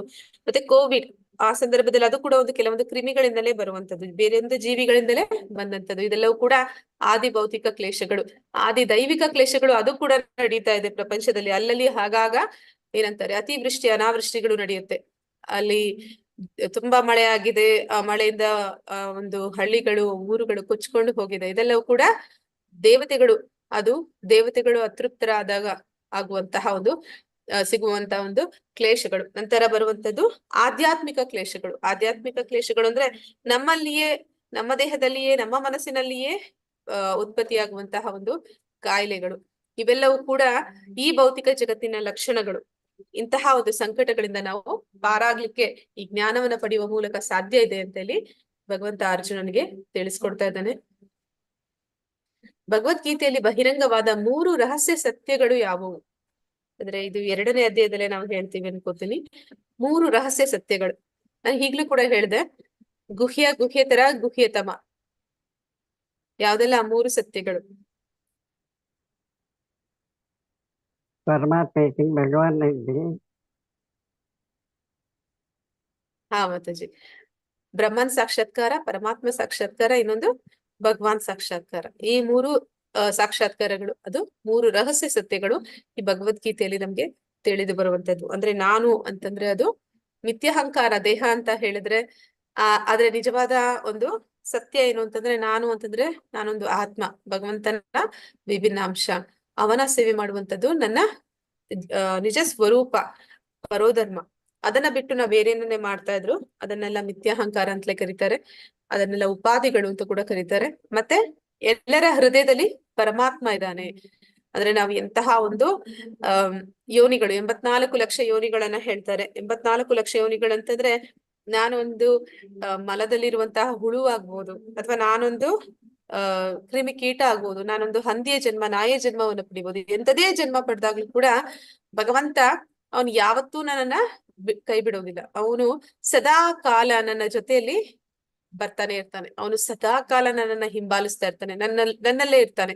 ನಾನು ಎಂತದೇ ಒಂದು ಕೀಳು ಜನ್ಮ ಅಂದ್ರೆ ನಾವು ನೋಡ್ತೀವಿ, ಕೆಲವೊಂದ್ಸಲ ಹೇಳ್ತೀವಿ ನಾವ್ ಇವ್ರನ್ನ ತುಂಬಾ ಪ್ರೀತಿಸ್ತೀವಿ, ಇವ್ರನ್ನ ಬಿಟ್ಟು ನಾವ್ ಇರೋದಿಲ್ಲ ಅಂತ. ಆದ್ರೆ ಸಾವು ಬಂದಾಗ ಏನ್ ಮಾಡ್ತಾರೆ, ಯಾರು ನಮ್ಮ ಜೊತೆಲಿ ಬರೋದಿಲ್ಲ. ಆದ್ರೆ ಪರಮಾತ್ಮ ಅವನು ಸದಾ ಕಾಲ, ನಾನು ಎಂತದೇ ಜನ್ಮವನ್ನ ಪಡಿಲಿ, ಎಂತದೇ ಒಂದು ಪರಿಸ್ಥಿತಿನಲ್ಲಿ ನಾನಿರಲಿ, ನನ್ನ ಜೊತೆ ಪರಮಾತ್ಮ ಅವನು ಸದಾ ಇರ್ತಾನೆ. ನಂತರ ಭಗವಾನ್ ಸಾಕ್ಷಾತ್ಕಾರ. ಭಗವಾನ್ ಸಾಕ್ಷಾತ್ಕಾರ ಅಂತಂದ್ರೆ ಭಗವಂತ ದೇವೋತ್ತಮ ಪರಮ ಪುರುಷ. ಅವನು ಒಬ್ಬ ಪುರುಷ, ಅವನು ಶ್ಯಾಮ ಸುಂದರ ರೂಪವನ್ನ ಹೊಂದಿದ್ದಾನೆ. ಅವನೊಬ್ಬ ವ್ಯಕ್ತಿ, ಅವನಲ್ಲಿ ಭಾವನೆಗಳಿದೆ. ಅಂದ್ರೆ ಅವನು ನಮ್ಮ ಭಾವನೆಗಳಿಗೆ ಸ್ಪಂದಿಸ್ತಾನೆ. ಅವನು ನಮ್ಮಿಂದ ಅದೇ ಭಾವನೆಗಳನ್ನ ಒಂದು ಎದುರು ನೋಡ್ತಾನೆ. ಅಂದ್ರೆ ನಾವು ಪ್ರೀತಿಯಿಂದ ಭಕ್ತಿ ಅಂತಂದ್ರೇನೆ ಪ್ರೀತಿ. ಅದು ಹೇಳಿದ್ದೀನಿ ಸುಮಾರು ಸಲಿ. ಭಕ್ತಿ ಅಂತಂದ್ರೆ ಹಿರಿಯರ ಮೇಲೆ ನಾವು ತೋರಿಸುವಂತಹ ಪ್ರೀತಿನ ಭಕ್ತಿ ಅಂತ ಕರೀತಾರೆ ಅಂತ. ಹಾಗೆ ಭಗವಂತ ಎಲ್ಲರಿಗಿಂತ ಪುರಾಣ ಪುರುಷ. ಅಂದ್ರೆ ಅವನು ಎಲ್ಲರಿಗಿಂತ ಹಿರಿಯ, ಎಲ್ಲರಿಗಿಂತ ಮೊದಲು ಬಂದವನು. ಅಂದ್ರೆ ಮೊದಲು ಇದ್ದವನು, ಬಂದವನಲ್ಲ, ಮೊದಲು ಇದ್ದವನು. ಆದ ಕಾರಣ ಅವನ ಮೇಲೆ ನಾವು ತೋರಿಸುವಂತಹ ಒಂದು ಪ್ರೀತಿಯನ್ನೇ ಭಕ್ತಿ ಅಂತ ಕರೀತಾರೆ. ಹೀಗೆ ಆ ಭಕ್ತಿಯಿಂದ ನಾವು ಭಗವಂತನ ಜೊತೆ ಆ ಪ್ರೇಮ ಅನ್ನುವಂಥದ್ದು, ಆ ಭಾವ ಅನ್ನುವಂಥದ್ದನ್ನ ವಿನಿಮಯ ಇರುತ್ತೆ. ಅಲ್ಲಿ ಆ ರಸಗಳ ಮೂಲಕ ನಾವು ಭಗವಂತನ ಜೊತೆ ಆ ಒಂದು ಸಂಬಂಧವನ್ನ ಇಟ್ಕೋತೀವಿ. ಹೀಗೆ ಭಗವಾನ್ ಸಾಕ್ಷಾತ್ಕಾರ, ಈ 3 ರಹಸ್ಯ ಸತ್ಯಗಳು ನಾವು ಭಗವದ್ಗೀತೆಯಲ್ಲಿ ತಿಳ್ಕೊಳ್ಳುವಂಥದ್ದು. ರಾಜವಿದ್ಯಾ ರಾಜಗುಹ್ಯಂ ಪವಿತ್ರಂ ನಿಧಮುತ್ತಮಂ ಪ್ರತ್ಯಕ್ಷ ಅವಗಮಂ ಧರ್ಮ್ಯಂ ಸುಸುಖಂ ಕರ್ತುಂ ಅವ್ಯಯಂ. ಭಗವಂತ ಅದನ್ನೇ ಇನ್ನ ವರ್ಣಿಸ್ತಿದ್ದಾನೆ. ಅವನು ಹೇಳ್ತಿರುವಂತಹ ಜ್ಞಾನ ಅದು ಯಾವ ರೀತಿಯದು ಅನ್ನೋದನ್ನ ಅವನು ಇನ್ನಷ್ಟು ಮತ್ತಷ್ಟು ವಿವರವಾಗಿ ತಿಳಿಸ್ತಾ ಇದ್ದಾನೆ. ಇದು ರಾಜವಿದ್ಯೆ. ನಾ ಹೇಳ್ದೆ, ಈ ಭೌತಿಕ ಜಗತ್ತಿನಲ್ಲಿ ನಾವು ಏನ್ ಜ್ಞಾನವನ್ನ ಪಡಿತೀವಿ ಅದು ಪರಿಪೂರ್ಣ ಅಲ್ಲ. ನಿಜವಾಗ್ಲೂ ಪರಿಪೂರ್ಣವಾದ ಜ್ಞಾನ ಅನ್ನುವಂಥದ್ದು ಭಗವದ್ಗೀತೆಯಲ್ಲಿ ನಾವು ತಿಳಿಯುವಂಥದ್ದು ಆತ್ಮದ ಬಗ್ಗೆ, ಪರಮಾತ್ಮನ ಬಗ್ಗೆ, ನಮ್ಮ ಕರ್ಮಗಳ ಬಗ್ಗೆ, ನಂತರ ಕಾಲದ ಬಗ್ಗೆ. ಮತ್ತೆ ನಾವು ಈ ಜನ್ಮವನ್ನ ಮುಗಿಸಿದ್ರೆ, ಕೆಲವೊಂದು ಸಲ ನಾವು ಆಗ್ಲಿ ಬೇರೆಯವ್ರಾಗ್ಲಿ ಹೇಳ್ತಾರೆ, ಅಂದ್ರೆ ಇಷ್ಟೇ ಸತ್ಯ, ನಾನೀಗ ಏನ್ ಬದುಕಿದ್ದೀನಿ ಅಷ್ಟೇ ಸತ್ಯ, ಸತ್ತ ಮೇಲೆ ಏನಾಗುತ್ತೆ ಅದು ನನ್ಗೂ ಗೊತ್ತಿಲ್ಲ, ನಿನ್ಗೂ ಗೊತ್ತಿಲ್ಲ. ಆದ ಕಾರಣ ಏನ್ ಬೇಕಾದ್ರೂ ಆಗ್ಬೋದು ಅಂತವ್ರು ನಾಸ್ತಿಕರ ಹಾಗೆ. ಅವರು ಯಾವತ್ತೂ ಒಂದು ಕರ್ಮದ ಒಂದು ಪ್ರತಿಫಲದ ಬಗ್ಗೆ ಅವರು ಅರ್ಥ ಮಾಡ್ಕೊಡಲ್ಲ. ಮತ್ತೆ ಪುನರ್ಜನ್ಮ ಅನ್ನೋದು ಇದೆ ಅನ್ನೋದನ್ನ ಅವರು ಒಪ್ಕೊಳ್ಳೋದಿಲ್ಲ. ಹೀಗೆ ಭಗವಂತ ಅವನು ಅವರವರ ಕರ್ಮಗಳಿಗೆ ಅನುಸಾರವಾಗಿ ಬೇರೊಂದು ದೇಹಗಳನ್ನ ನೀಡ್ತಾನೆ. ಮತ್ತೆ ಆ ಕರ್ಮಗಳು ಅನ್ನುವಂಥದ್ದು ಕೂಡ ಅದು ಅದರ ಪ್ರತಿಫಲಗಳನ್ನ ಕೊಡುತ್ತೆ ಅಂತ. ಅದಕ್ಕೆ ಕರ್ಮದ ಪ್ರತಿಫಲ ಯಾವ ರೀತಿ ಕೊಡುತ್ತೆ ಅಂತಂದ್ರೆ, ಈ ಹಸುಗಳನ್ನ ದೊಡ್ಡ ಒಂದು ಬಯಲಿನಲ್ಲಿ ಬಿಟ್ಟಾಗ ಆ ಹಸುಗಳ ಮಧ್ಯೆ ಎಷ್ಟೊಂದು ಹಸುಗಳಿದೆ, ಅದರ ಮಧ್ಯದಲ್ಲಿ ಅದರ ಕರು ತನ್ನ ತಾಯಿನ ಹುಡ್ಕೊಂಡು ಹೋಗುತ್ತೆ ಅಂತ ಹೇಳ್ತಾರೆ. ಹಾಗೆ ನಾವು ಮಾಡಿರುವಂತ ಕರ್ಮಗಳು ನಾವು ಎಲ್ಲೇ ಇದ್ರು ಹೇಗೆ ಇದ್ರು ಅದು ನಮ್ಮನ್ನ ಹೇಗಾದ್ರೂ ಸರಿ ಬಂದೇ ಸೇರ್ತವೆ ಅಂತ. ಅಂದ್ರೆ ನಾವು ಮಾಡಿದ್ದು ಪಾಪ ಪುಣ್ಯದ ಒಂದು ಫಲಗಳು ನಮಗೆ ಅದು ಸಿಕ್ಕೇ ಸಿಗುತ್ತೆ ಅಂತ. ಹೀಗೆ ಈ ಎಲ್ಲ ಜ್ಞಾನವನ್ನ ನಾವು ಪಡೆಯುವಂತದ್ದು ಭಗವದ್ಗೀತೆಯ ಮೂಲಕ. ಆದ ಕಾರಣ ಇದನ್ನ ರಾಜವಿದ್ಯೆ ಅಂತ ಕರೀತಾರೆ. ಮತ್ತೆ ಎಲ್ಲ ರಹಸ್ಯಗಳಲ್ಲಿ ಅತ್ಯಂತ ರಹಸ್ಯವಾದದ್ದು. ನಾ ಹೇಳ್ದೆ, ಇದು ಓಪನ್ ಮಿಸ್ಟ್ರಿ ಇದ್ದ ಹಾಗೆ. ನಿಮ್ಗೆ ಪುಸ್ತಕ ಕೊಡ್ತಾರೆ, ನೀವು ಅದನ್ನ ಓದ್ತೀರಿ, ಆದ್ರೆ ಅದನ್ನ ನೀವು ಪರಿಪೂರ್ಣವಾಗಿ ತಿಳ್ಕೋಬೇಕು ಅಂತಂದ್ರೆ, ಆದ್ರೆ ಅದನ್ನ ನೀವು ಗುರುಮುಖೇನ ತಿಳ್ಕೊಳ್ಳಿಕ್ಕೆ ಸಾಧ್ಯ ಆಗತ್ತೆ. ಶಾಸ್ತ್ರದ ಮೂಲಕ ನೀವು ಅರ್ಥ ಮಾಡ್ಕೋಬೇಕು ಅಂತಂದ್ರೆ ಅದನ್ನ ಪರಿಪೂರ್ಣವಾಗಿ ತಿಳಿಲಿಕ್ಕೆ ಕಷ್ಟ ಆಗುತ್ತೆ. ಅಂದ್ರೆ ಯಾರಾದ್ರೂ ಗುರುಗಳು ನಿಮ್ಗೆ ಅದನ್ನ ಹೇಳಿದ್ರು ಅಂತಂದಾಗ ಮಾತ್ರ, ಅಂದ್ರೆ ಒಂದು ಅಧಿಕೃತ ಗುರುಗಳ ಮೂಲಕ ನೀವು ಅದನ್ನ ಅರ್ಥ ಮಾಡ್ಕೊಳ್ಳಿಕ್ಕೆ ಸಾಧ್ಯ ಆಗುತ್ತೆ. ಆದ್ರೆ ಅದನ್ನ ಕೇಳ್ಬೇಕು ಅಂತಂದ್ರೆ ನಿಮ್ಗೆ ಶ್ರದ್ಧೆ ಇರ್ಬೇಕು, ಅಂದ್ರೆ ನಂಬಿಕೆ ಇರ್ಬೇಕು. ಗುರುವಿನ ಮೇಲೆ, ಶಾಸ್ತ್ರದ ಮೇಲೆ, ಭಗವಂತನ ಮೇಲೆ ನಿಮ್ಗೆ ಶ್ರದ್ಧೆ ಅನ್ನೋದು ಇರ್ಬೇಕು. ಆ ರೀತಿ ಶ್ರದ್ಧೆ ಇಲ್ಲದೆ ನೀವು ಅಂದ್ರೆ ಅಸೂಯೆಯನ್ನ ಇಟ್ಕೊಂಡ್ರಿ ಅಂತಂದ್ರೆ ನೀವ್ ಅದನ್ನ ತಿಳ್ಕೊಳ್ಳಿಕ್ಕೆ ಸಾಧ್ಯ ಆಗುದಿಲ್ಲ ಅಂತ. ಮತ್ತೆ ಇದು ಅತ್ಯಂತ ಪರಿಶುದ್ಧ ಜ್ಞಾನ. ಇದು ಪರಿಶುದ್ಧ ಜ್ಞಾನ ಅಂತ ಯಾಕೆ ಕರಿತಾ ಇದ್ದಾರೆ ಅಂತಂದ್ರೆ, ನಾನ್ ಹೇಳ್ದೆ, ನೀವು ಭಗವದ್ಗೀತೆನ 100 ಸತಿ ಓದಿರ್ಬೋದು, ಅಥವಾ ಭಗವಂತನ ಒಂದು ಗುಣ, ಲೀಲೆ, ನಾಮ ರೂಪಗಳ ಬಗ್ಗೆ ಅನೇಕ ಪುರಾಣಗಳನ್ನ, ಕಥೆಗಳನ್ನ ನೀವು 100 ಸತಿ ಕೇಳಿರ್ಬೋದು. 101 ಸತಿ ಆದ್ರೂ ಕೂಡ ನೀವು ಮತ್ತೆ ಮತ್ತೆ ಕೇಳ್ಬೇಕು, ಮತ್ತೆ ಹೇಳ್ಬೇಕು. ಯಾಕೆ ಆ ರೀತಿ ಮಾಡ್ಬೇಕು ಅಂತಂದ್ರೆ, ನಮ್ಮ ಹಿಂದಿನ ಪೂರ್ವ ಕರ್ಮಗಳು ಅನ್ನುವಂಥದ್ದು ದೊಡ್ಡ ಬೆಟ್ಟದ ರೂಪದಲ್ಲಿ ಇದಿರುತ್ತೆ. ಅದನ್ನ ನಾವು ಮತ್ತೆ ಮತ್ತೆ ಕೇಳಿದಾಗ ನಮ್ಮ ಒಂದು ಅಸ್ತಿತ್ವ ಶುದ್ಧಿ ಅಂತಾರೆ. ಅಂದ್ರೆ ನಮ್ಮ ಪಾಪ ಏನು ಹಿಂದಿನ ಜನ್ಮಗಳಲ್ಲಿ ಪಾಪಗಳೇನಿದೆ ಅವೆಲ್ಲವೂ ಕೂಡ ನಾಶವಾಗುತ್ತೆ.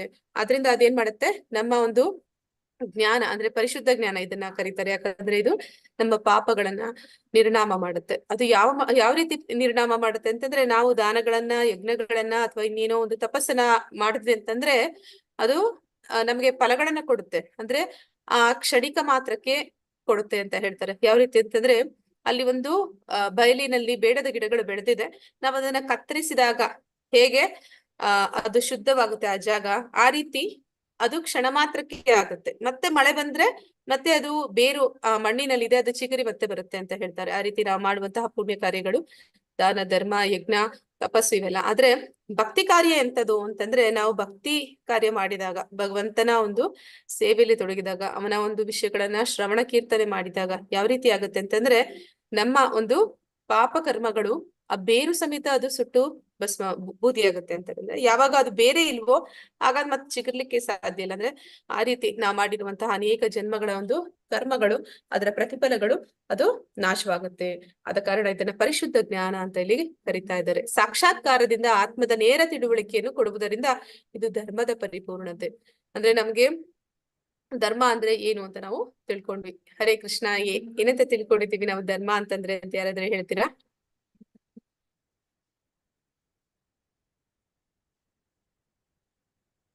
ಧರ್ಮ ಅಂದ್ರೆ ಪ್ರಭುಪಾದ್ರೆ ಏನಂತ ಹೇಳಿದ್ದಾರೆ ಅಂತ? ಧರ್ಮ ಅಂತಂದ್ರೆ ಹಿಂದೂ ಧರ್ಮ, ಬೌದ್ಧ ಧರ್ಮ, ಜೈನ ಧರ್ಮ ಅಥವಾ ಕ್ರಿಶ್ಚಿಯನ್ ಧರ್ಮ, ಇಸ್ಲಾಂ ಧರ್ಮ, ಅದ ಧರ್ಮ ಅಂದ್ರೆ? ಹರೇ ಕೃಷ್ಣ. ಹರೇ ಕೃಷ್ಣ. ಹರೇ ಕೃಷ್ಣ ಮಾತಾಡಿ. ಹಾ ಪ್ರಭುಜಿ. ಧರ್ಮ ಅದು ಹಿಂದೂ ಮುಸ್ಲಿಂ ಇದೆಲ್ಲ ಐತಲ್ಲ, ಅದು ಧರ್ಮ ಆಗುದಿಲ್ಲ, ಅದೊಂದು ಪಂಗಡ ಆಗುತ್ತೆ ಮಾತಾಜಿ. ಅದೆಲ್ಲ ಭಗವದ್ಗೀತೆಯಲ್ಲಿ ಹೇಳಿ. ಶ್ರದ್ಧೆ ಅಂದ್ರೆ ಅವ್ರಿಗೆ ನಂಬಿಕೆ, ಫೇತ್ ಅನ್ನೋದು. ಅಂದ್ರೆ ನಿಮ್ಗೆ ಇವತ್ತು ಹಾ. ಹಿಂದೂ ಧರ್ಮದಲ್ಲಿ ನಂಬಿಕೆ ಇದೆ, ಇಲ್ಲಿ ಇರ್ತೀರಿ. ನಾಳೆ ನಿಮ್ಗೆ ಕ್ರಿಶ್ಚಿಯನ್ ಧರ್ಮದಲ್ಲಿ ನಂಬಿಕೆ ಹುಟ್ಟಿದೆ ಅಂತಂದ್ರೆ ನೀವು ಅಲ್ಲಿಗೆ ನಿಮ್ಮ ಒಂದು ನಂಬಿಕೆ ಬದಲಾಯ್ತು, ನಿಮ್ಮ ಒಂದು ಧರ್ಮವನ್ನ ಅಂದ್ರೆ ಧರ್ಮ ಅಂತಂದ್ರೆ ಇಲ್ಲಿ ಅದು ಧರ್ಮ ಅಲ್ಲ. ಧರ್ಮ ಅಂತಂದ್ರೆ ಇಲ್ಲಿ ಧರ್ಮ ಅಲ್ಲ, ಸ್ವಭಾವ. ಜಾತಿ, ಪಂಗಡ ಅಂತ ಹೇಳ್ಬೋದು, ಜಾತಿ ಅಂತಾನು ಹೇಳಕ್ಕಾಗಲ್ಲ. ಜಾತಿಗೂ ಒಂದು ಗುಣಗಳ ಮೇಲೆ ಇದಾಗಿರ್ತದೆ, ಡಿವೈಡ್ ಆಗಿರ್ತದೆ ಅಂತ ಭಗವದ್ಗೀತೆಯಲ್ಲೇ ಇರ್ಬೋದು ಅನ್ಸುತ್ತೆ, ಎಲ್ಲೋ ಕೇಳಿದೆ. ಜಾತಿ ಅನ್ನೋದು ಕೂಡ 4 ಬ್ರಾಹ್ಮಣ, ವೈಶ್ಯ, ಅದು ಆ ತರ ತೋರಿಸ್ತಾರೆ. ಆದ್ರೆ ಧರ್ಮ ಅನ್ನೋದಂದ್ರೆ ನಾವು ಹುಟ್ಟಿದ್ಮೇಲೆ ಭಗವಂತನಿಗೆ ನಾವು ಸಲ್ಲಿಸುವಂತ ಸೇವೆ, ಅಥವಾ ನಾವು ಭಗವಂತನ ಆಜ್ಞೆ ಅಂತ ನಡೆದುಕೊಳ್ಳುವುದಿರುತ್ತಲ್ಲ, ಅದು ಧರ್ಮ ಅಂತ ಯಾವುದೋ ಒಂದು ಕಥೆಯಲ್ಲಿ ಕೇಳಿದ್ರು. ಧರ್ಮ ಅಂತಂದ್ರೆ ಸ್ವಭಾವ, ಅಂದ್ರೆ ಮನುಷ್ಯನ ಸ್ವಭಾವ, ನಿಜ ಸ್ವರೂಪ, ಅವನ ನಿಜವಾದ ಒಂದು ಸ್ವಭಾವ ಏನು ಅಂದ್ರೆ ಭಗವಂತನ ಸೇವೆ ಮಾಡುವಂಥದ್ದು. ನಾ ಅದಕ್ಕೆ ಉದಾಹರಣೆ ಹೇಳಿದೆ. ಉಪ್ಪು ಅದು ಅದರ ಧರ್ಮ ಅಂದ್ರೆ ಉಪ್ಪಿನ ರುಚಿ ಕೊಡುವಂಥದ್ದು. ಸಕ್ಕರೆ ಧರ್ಮ ಸಿಹಿ ರುಚಿ ಕೊಡುವಂಥದ್ದು. ಮೆಣಸಿನ ಧರ್ಮ ಖಾರದ ರುಚಿಯನ್ನು ಕೊಡುವಂಥದ್ದು. ಮೆಣಸನ್ನ ನೀವು ಬಳಸ್ತೀರಿ, ಅದ್ರಲ್ಲಿ ಖಾರನೇ ಇಲ್ಲ ಅಂತಂದ್ರೆ ಅದನ್ನ ನಾವು ಮೆಣಸು ಅಂತ ಕರಿತೀವ? ಅಥವಾ ನಾವು ಸಕ್ಕರೆಯನ್ನ ಬಳಸ್ತೀವಿ, ಅದ್ರಲ್ಲಿ ಸಿಹಿನೇ ಇಲ್ಲ ಅಂತಂದ್ರೆ ಅದನ್ನ ಸಕ್ಕರೆ ಅಂತ ಕರಿತೀವ? ಹಾಗೆ ಮನುಷ್ಯ ಜೀವಿಯ ಒಂದು ಸ್ವರೂಪ ಏನು ಅಂತಂದ್ರೆ ಅವನು ಭಗವಂತನ ಅವನ ಒಂದು ವಿಭಿನ್ನಾಂಶ ಆದ ಕಾರಣ ಅವನ ಒಂದು ಸೇವೆಯಲ್ಲಿ, ಅವನ ಒಂದು ಯೋಜನೆಗಳಲ್ಲಿ ಕಾರ್ಯಗತನಾಗುವಂಥದ್ದು. ಇಲ್ಲಿ ಪ್ರತ್ಯಕ್ಷ ಅವಗಮಂ ಧರ್ಮ್ಯಂ ಅಂತಾರೆ. ಅಂದ್ರೆ ಇದನ್ನ ನಾವು ಪ್ರಾಯೋಗಿಕವಾಗಿ ಕೂಡ ತಿಳ್ಕೊಳ್ಳಿಕ್ಕೆ ಸಾಧ್ಯ ಆಗುತ್ತೆ. ಅದನ್ನ ನಾವು ಜೀವನದಲ್ಲಿ ಅಳವಡಿಸಿಕೊಂಡಾಗ ನಮಗೆ ಅದು ಅನುಭವಕ್ಕೆ ಕೂಡ ಬರುತ್ತೆ ಅಂತ. ಅಂದ್ರೆ ಈಗ ನಾವು ಊಟ ಮಾಡಿದ್ರೆ ಹೊಟ್ಟೆ ತುಂಬ್ತು ಅಂತ ಗೊತ್ತಾಗುತ್ತೆ. ಹಾಗೆ ನಾವು ಭಕ್ತಿ ಮಾಡಿದ್ರೆ ಅದ್ರಲ್ಲಿ ನಾವು ಎಷ್ಟು ಮುಂದುವರಿತಾ ಇದೀವಿ ಅನ್ನೋಂಥದ್ದು ಯಾರು ಭಕ್ತಿ ಮಾಡ್ತಾ ಇದ್ದಾನೆ ಆ ವ್ಯಕ್ತಿಗೆ ಅದು ಅನುಭವಕ್ಕೆ ಬರುತ್ತೆ. ನಂತರ ಸುಸುಖಂ ಕರ್ತುಂ ಅವ್ಯಯಂ. ಸುಸುಖಂ ಅಂತಂದ್ರೆ ಇದನ್ನ ಸಂತೋಷದಿಂದ ಆಚರಣೆ ಮಾಡ್ಲಿಕ್ಕೆ ಸಾಧ್ಯ. ಈಗ ನಾವು 2 ಗಂಟೆ ಇಲ್ಲಿ ಕೂತು ಮಾತಾಡ್ತೀವಿ, ಹಾಗೆ ಭಗವಂತನ ವಿಷಯವಾಗಿ ಮಾತನಾಡ್ಬೇಕಾದ್ರೆ ನಮ್ಗೇನು ಆಯಾಸ ಆಗೋದಿಲ್ಲ. ನಾವು 2 ಗಂಟೆ ತುಂಬಾ ಕಷ್ಟಪಟ್ಟು ಕೆಲಸ ಮಾಡಿದೀವಪ್ಪ ಅಂತ ಇಲ್ಲಿ ನಾವು ಶೆಕೆ ಸುರಿಸೋದಿಲ್ಲ. ಅಂದ್ರೆ ಇದ್ರ ಬಗ್ಗೆ ಮಾತಾಡುವಾಗ ನಮ್ಗೆ ಸಂತೋಷ ಆಗುತ್ತೆ, ಆನಂದ ಆಗುತ್ತೆ. ಭಗವಂತನ ವಿಚಾರವನ್ನ ತಿಳಿತಾ ಹೋದಷ್ಟು ಹೃದಯದಲ್ಲಿ ನಮ್ಗೆ ಒಂದು ಆನಂದ ಅನ್ನೋದು ಹೆಚ್ಚುತ್ತಾ ಹೋಗುತ್ತೆ.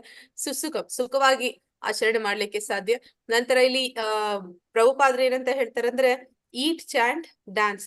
ಅಂದ್ರೆ ಭಗವಂತನ ವಿಷಯವಾಗಿ ಅಂದ್ರೆ ಅವನ ಪ್ರಸಾದ ಸ್ವೀಕಾರ ಮಾಡಿ ಅವನ ವಿಷಯಗಳನ್ನ ಭಕ್ತರ ಮಧ್ಯೆ ಅವನ ಬಗ್ಗೆ ಮಾತನಾಡ್ತಾರೆ. ಮತ್ತೆ ಅವರು ಹೇಳ್ತಾರೆ, ಕೇಳ್ತಾರೆ. ನಂತರ ಭಗವಂತನ ಸಂಕೀರ್ತನೆಯನ್ನ ಮಾಡ್ತಾರೆ. ಸಂಕೀರ್ತನೆ ಮಾಡ್ತಾ ಅದರಲ್ಲಿ ನರ್ತಿಸ್ತಾರೆ ಅಂತ. ಹೀಗೆ ಎಲ್ಲವೂ ಕೂಡ ಸಂತೋಷದಿಂದ ಆಚರಣೆ ಮಾಡುವಂಥದ್ದು. ಇಲ್ಲಿ ಏನು ಕಷ್ಟಪಡಬೇಕಾಗಿರುವ ಅವಶ್ಯಕತೆ ಇರೋದಿಲ್ಲ. ನಂತರ ಭಗವಂತನ ನಾವು ಉಳಿಸ್ಕೋಬೇಕು ಅಂದ್ರೂ ಕೂಡ ಭಗವಂತ ಮುಂದೆ ಒಂದು ಶ್ಲೋಕದಲ್ಲಿ ಹೇಳ್ತಾನೆ, ಅವನು ನಮ್ಮಿಂದ ಏನು ಭೋಗಗಳನ್ನ ಅವನು ಬಯಸೋದಿಲ್ಲ.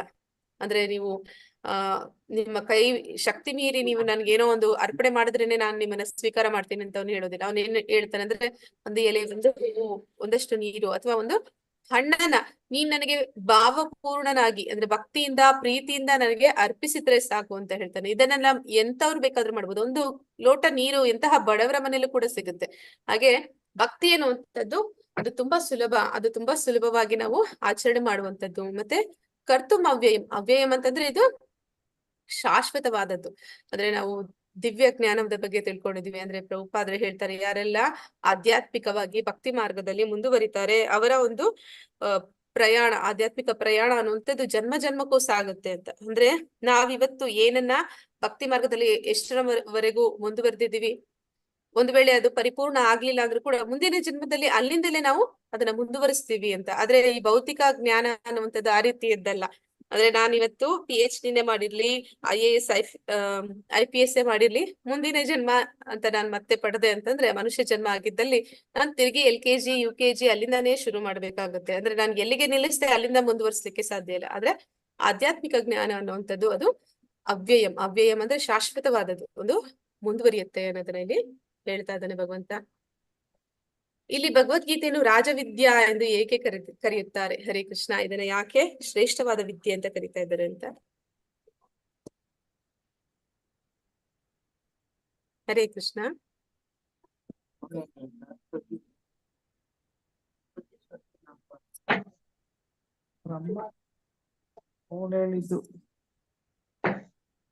ಹರೇ ಕೃಷ್ಣ. ಇದನ್ನ ಯಾಕೆ ರಾಜವಿದ್ಯಾ ಅಂತ ಇದ್ದಾರೆ?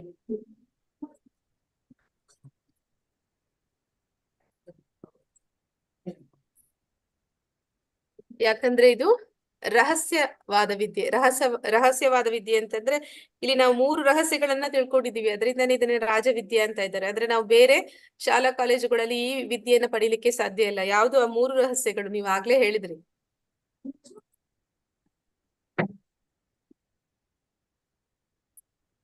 ಪ್ರಭಾವತಿ ಮಾತಾಜಿ ಹೇಳಿದ್ರು. ಯಾವ 3 ರಹಸ್ಯಗಳನ್ನ ನಾವು ಭಗವದ್ಗೀತೆಯಲ್ಲಿ ತಿಳ್ಕೊತೀವಿ?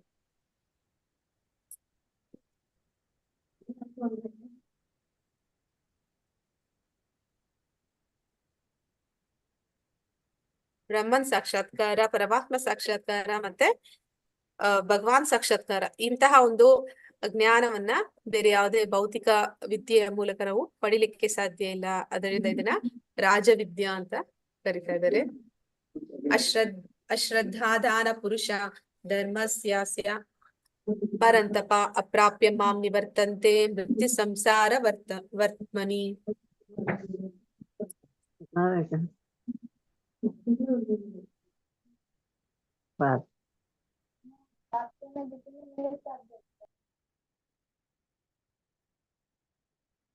ಶತ್ರು ಸಂಹಾರಕನಾದ ಅರ್ಜುನನೇ, ಈ ಭಕ್ತಿ ಸೇವೆಯಲ್ಲಿ ಶ್ರದ್ಧಾವಂತರಲ್ಲದವರು ನನ್ನನ್ನು ಪಡೆಯಲಾರರು. ಆದುದರಿಂದ ಅವರು ಈ ಐಹಿಕ ಜಗತ್ತಿನ ಜನನ ಮರಣಗಳ ಮಾರ್ಗಕ್ಕೆ ಹಿಂದಿರುಗುವರು. ಯಾರಿಗೆ ಭಗವಂತನಲ್ಲಿ ಆ ಶ್ರದ್ಧೆ ಅನ್ನೋದಿಲ್ಲ, ಶ್ರದ್ಧೆ ಅಂತಂದ್ರೆ ನಂಬಿಕೆ ಅನ್ನೋದಿಲ್ಲ, ಅಂತವರು ಯಾವತ್ತೂ ಕೂಡ ಅವರು ಭಕ್ತಿ ಸೇವೆಯಲ್ಲಿ ಮುಂದುವರಿಯೋದಿಕ್ಕೆ ಸಾಧ್ಯ ಆಗೋದಿಲ್ಲ. ಅಂತವ್ರು ಏನಾಗ್ತಾರೆ, ಅಂತವ್ರು ಮತ್ತೆ ಮತ್ತೆ ಈ ಭೌತಿಕ ಜಗತ್ತಿನ ಒಂದು ಜನನ ಮರಣ ಅನ್ನುವಂತಹ ಚಕ್ರದಲ್ಲಿ ಸದಾ ಬೀಳ್ತಾ ಇರ್ತಾರೆ. ಮತ್ತೆ ಅವ್ರು ಯಾವತ್ತೂ ಕೂಡ ಭಗವಂತನ ಹತ್ರ ಹೋಗ್ಲಿಕ್ಕೆ ಸಾಧ್ಯ ಇಲ್ಲ. ಅದಕ್ಕೆ ಭಗವಂತನನ್ನ ಪಡಿಬೇಕು ಅಂತಂದ್ರೆ ಪ್ರಥಮವಾಗಿ ಅಂದ್ರೆ ಮೂಲವಾಗಿ ನಮ್ಗೆ ಇರ್ಲೇಬೇಕಾದಂತದ್ದು ಅಂದ್ರೆ ಅದು ಭಗವಂತನ ಮೇಲೆ ನಂಬಿಕೆ, ಶ್ರದ್ಧೆ ಅನ್ನುವಂಥದ್ದು. ನಾವು ಕೂಡ ನೋಡ್ತೀವಿ ಭಕ್ತಿಯ ಹಂತಗಳಲ್ಲಿ ಮೊದಲ ಹಂತ ಯಾವುದು ಅಂತ. ಹರೇ ಕೃಷ್ಣ. ಮೊದಲ ಹಂತ ಯಾವುದು? 9 ಹಂತಗಳಿದೆ ಭಕ್ತಿಯಲ್ಲಿ. ಅದರಲ್ಲಿ ಮೊದಲ ಹಂತ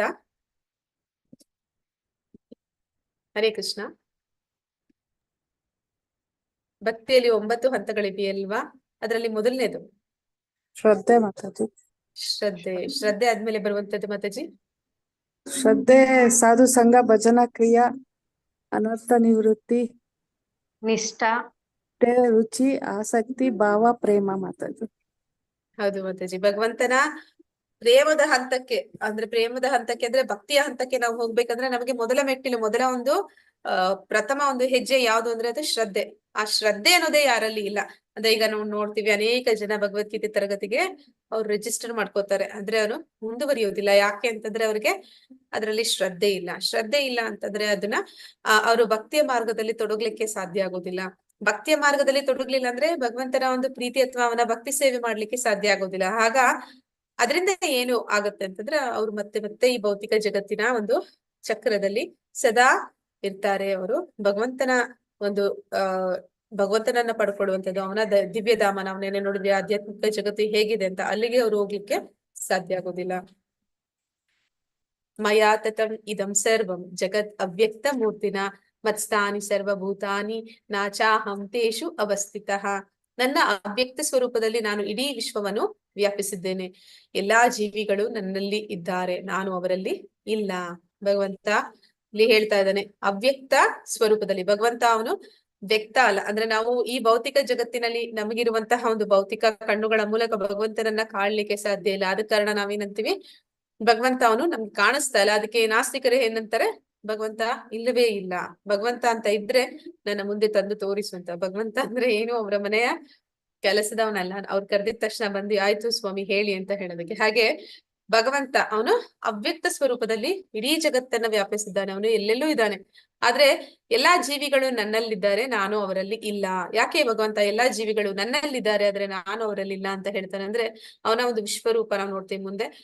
ಅದರಲ್ಲಿ ಇಡೀ ಜಗತ್ತು ಅವನು ವ್ಯಾಪಿಸಿರ್ತಾನೆ. ಅಂದ್ರೆ ಅವನು ಇಡೀ ಬ್ರಹ್ಮಾಂಡವನ್ನ ವ್ಯಾಪಿಸಿರ್ತಾನೆ. ಅಂದ್ರೆ ಎಲ್ಲಾ ಊರ್ಧ್ವ ಲೋಕಗಳು, ಅಧೋ ಲೋಕಗಳು, ಎಲ್ಲಾ ಲೋಕಗಳು ಅವನಲ್ಲಿ, ಅಲ್ಲಿರುವ ಎಲ್ಲಾ ಜೀವಿಗಳನ್ನು ನಾವು ಅವನಲ್ಲಿ ಕಾಣ್ತೀವಿ. ಆದ್ರೆ ನಾನು ಅವರಲ್ಲಿ ಇಲ್ಲ ಅಂತ ಇದ್ದಾನೆ. ಅಂದ್ರೆ ನಮ್ಮಲ್ಲಿ ಇಲ್ಲ ಅಂತ ಯಾಕೆ ಹೇಳ್ತಾ ಇದ್ದಾನೆ ಅಂದ್ರೆ, ಯಾರು ಭಗವಂತನ ಅವನಲ್ಲಿ ಶ್ರದ್ಧೆ ಇಲ್ಲದವರು, ಮತ್ತೆ ಯಾರು ನಾಸ್ತಿಕರು ಇರ್ತಾರೆ, ಯಾರು ಭಗವಂತನ ಮೇಲೆ ಅಸೂಯೆಯನ್ನ ಇಟ್ಕೊಂಡಿರ್ತಾರೆ, ಅಂತವರ ಪಾಲಿಗೆ ಭಗವಂತ ಅವನು ಇಲ್ಲ. ಅವರು ಅವನನ್ನ ಕಾಣ್ಲಿಕ್ಕೆ ಸಾಧ್ಯ ಇಲ್ಲ. ಯಾಕೆ ಅಂದ್ರೆ ಅವರು ಅವನನ್ನ ಈ ಭೌತಿಕ ಇಂದ್ರಿಯಗಳಿಂದ, ಈ ಚರ್ಮಚಕ್ಷುವಿಂದ ಅವನ್ನ ನೋಡ್ಲಿಕ್ಕೆ ಹುಡುಕ್ತಾರೆ. ಆದ್ರೆ ಅಷ್ಟು ಆ ರೀತಿ ಯಾರು ಈ ಭೌತಿಕ ಒಂದು ಇಂದ್ರಿಯಗಳ ಮೂಲಕ ಅವನನ್ನ ತಿಳ್ಕೊಳ್ಳಿಕ್ಕೆ ಪ್ರಯತ್ನ ಪಡ್ತಾರೆ, ಅವರಿಗೆ ಅವನು ಗೋಚರವಾಗುವುದಿಲ್ಲ. ಅದಕ್ಕೆ ಏನಂತ ಹೇಳ್ತಾರೆ ಹಿರಿಯರು, ಅಂದ್ರೆ ಯಾರು ಆಚಾರ್ಯರು, ಅವ್ರು ಏನಂತ ಹೇಳಿದ್ದಾರೆ ಅಂತಂದ್ರೆ, ಭಗವಂತನನ್ನ ನಾವು ಈ ಒಂದು ಚರ್ಮಚಕ್ಷುವಿನ ಮೂಲಕ ಕಾಣ್ಲಿಕ್ಕೆ ಸಾಧ್ಯ ಇಲ್ಲ. ಆದ್ರೆ ನಾವು ಭಗವಂತನನ್ನ ಹೇಗೆ ನೋಡೋದಕ್ಕೆ ಸಾಧ್ಯ, ಯಾರಾದ್ರೂ ಹೇಳ್ತೀರಾ? ಹರೇ ಕೃಷ್ಣ. ಭಗವಂತನನ್ನ ನಮ್ಮ ಕಣ್ಣಿನ ಮೂಲಕ ಕಾಣ್ಲಿಕ್ಕೆ ಸಾಧ್ಯ ಇಲ್ಲ ಅಂದ್ರೆ ಮತ್ತೆ ಅವನನ್ನ ನಾವು ಹೇಗೆ ನೋಡುವಂಥದ್ದು? ಶ್ರದ್ಧಾ ಭಕ್ತಿಯಿಂದ ಜ್ಞಾನದ ಮೂಲಕ ನೋಡ್ಬೋದು. ಅಂದ್ರೆ ಅನುಭವಕ್ಕೆ ಬರ್ತಾನೆ ಭಗವಂತ, ಆದ್ರೆ ಕಣ್ಣಿಗೆ ಅಥವಾ ನಮಗೆ ಕಾಣಕ್ಕಾಗುತ್ತಿಲ್ಲ. ಕೇವಲ ಮಾತಿನಂತೆ ಅನುಭವಕ್ಕೆ ಬರ್ತಾನೆ ಅಷ್ಟೇ ಭಗವಂತ. ಅದಕ್ಕೆ ಆಚಾರ್ಯರು ಏನಂತ ಹೇಳ್ತಾರೆ ಅಂದ್ರೆ, ಭಗವಂತನನ್ನ ನಾವು ಶ್ರವಣದ ಮೂಲಕ ತಿಳ್ಕೋಬೇಕು ಅಂತ ಹೇಳ್ತಾರೆ. ಕಿವಿಗಳ ಮೂಲಕ ಅವನನ್ನ ಕಾಣ್ಬೇಕು ಅಂತ. ಹೇಗೆ ಕಿವಿಗಳ ಮೂಲಕ ಕಾಣುವಂಥದ್ದು? ನಮ್ಮಲ್ಲಿ 5 ಇಂದ್ರಿಯಗಳು ಇದೆ. ಆ 5 ಇಂದ್ರಿಯಗಳು, ಹರೇ ಕೃಷ್ಣ, ಯಾರಾದ್ರೂ ಹೇಳ್ತೀರಾ ಪಂಚ ಇಂದ್ರಿಯಗಳು ಯಾವ್ದೆಲ್ಲ ಅಂತ? ಹರೇ ಕೃಷ್ಣ ಮಾತಾಜಿ. ಕಣ್ಣು, ಮೂಗು, ಕಿವಿ, ಬಾಯಿ, ಚರ್ಮ. ಚರ್ಮ. ಈ 5ರಲ್ಲಿ ಯಾವ್ದು ಒಂದು ಇಂದ್ರಿಯ ಸದಾ ಎಚ್ಚರವಾಗಿರುತ್ತೆ, ಯಾವಾಗ್ಲೂ ಕೂಡ ಎಚ್ಚರದಲ್ಲಿ ಇರುತ್ತೆ ಅಂತ ಯಾರಿಗಾದ್ರೂ ಗೊತ್ತಿದೆ? ಹರೇ ಕೃಷ್ಣ. ಕಣ್ಣು ಕೂಡ ನಾವು ನಿದ್ದೆ ಮಾಡುವಾಗ ಮುಚ್ತೀವಿ. ಕಿವಿ ಕಿವಿ. ಆದ ಕಾರಣ ನಾವೇನ್ ಮಾಡ್ತೀವಿ, ಅಲಾರಾಮ್ ಇಟ್ಕೋತೀವಲ್ವಾ? ನಿದ್ದೆ ಮಾಡಿದ್ರೆ ನಾವ್ ಎದೊಳ್ಬೇಕಂದ್ರೆ ಅಲಾರಾಮ್ ಇಟ್ಕೋತೀವಿ. ಅದು ಅಲಾರಾಮ್ ಸದ್ದಾಗಿದ ತಕ್ಷಣ ನಮ್ಗೆ ಎಚ್ಚರ ಆಗ್ಬಿಡುತ್ತೆ. ಯಾಕಂದ್ರೆ ಕಿವಿ ಸದಾ ಅದು ಏನಂತಾರೆ, ಅದು ಆಕ್ಟಿವ್ ಆಗಿರುತ್ತೆ. ಹಾಗೆ ಶ್ರವಣದ ಮೂಲಕ ನಾವು ಅವನನ್ನ ಕಾಣ್ಲಿಕ್ಕೆ ಸಾಧ್ಯ. ಅಂದ್ರೆ ಶ್ರವಣದ ಮೂಲಕ ಅಂದ್ರೆ ಶಾಸ್ತ್ರಗಳನ್ನ ಗುರುಗಳ ಮೂಲಕ ಕೇಳುವ ಮೂಲಕ ನಮ್ಮ ಹೃದಯದಲ್ಲಿ ಅವನನ್ನ ನಾವು ಸಾಕ್ಷಾತ್ಕರಿಸ್ಕೊಳ್ಳಿಕ್ಕೆ, ಅವನ ಒಂದು ಇರುವಿಕೆನ ಅನುಭವಿಸೋದಕ್ಕೆ ಸಾಧ್ಯ ಆಗುತ್ತೆ. ಹಾಗೆ ಭಗವಂತ ಅವನು ಇದಾನೆ. ಆದ್ರೆ ಯಾರು ಕಣ್ಣುಗಳ ಮೂಲಕ, ಈ ಒಂದು ಪಂಚೇಂದ್ರಿಯಗಳ ಮೂಲಕ ಅವನನ್ನ ಹುಡುಕ್ತಾರೆ, ಅವರ ಪಾಲಿಗೆ ಅವನು ಇಲ್ಲ, ಅವರಿಗೆ ಅವನು ಕಾಣೋದಿಲ್ಲ. ಆದ್ರೆ ಅವನು ವಾಸ್ತವದಲ್ಲಿ ಅವನು ಇಡೀ ವಿಶ್ವವನ್ನ ವ್ಯಾಪಿಸಿದ್ದಾನೆ ಅಂತೇಳಿ ಹೇಳ್ತಾ ಇದ್ದಾನೆ. ಎಲ್ಲಾ ಜೀವಿಗಳು ನನ್ನಲ್ಲಿ ಇದ್ದಾರೆ, ಆದರೆ ನಾನು ಅವರಲ್ಲಿ ಇಲ್ಲ ಎಂಬ ಹೇಳಿಕೆಯ ಅರ್ಥ ಮಾಡಿಕೊಳ್ಳುವುದು ಹೇಗೆ? ಈಗ ನಾ ಏನ್ ಹೇಳಿದ್ನೋ ಅದನ್ನೇ ಹರೇ ಕೃಷ್ಣ, ಯಾರಾದ್ರೂ ಹೇಳ್ತೀರಾ ನಾನೀಗ ಹೇಗೆ ಅದನ್ನ ಹೇಳುದು ಅಂತ?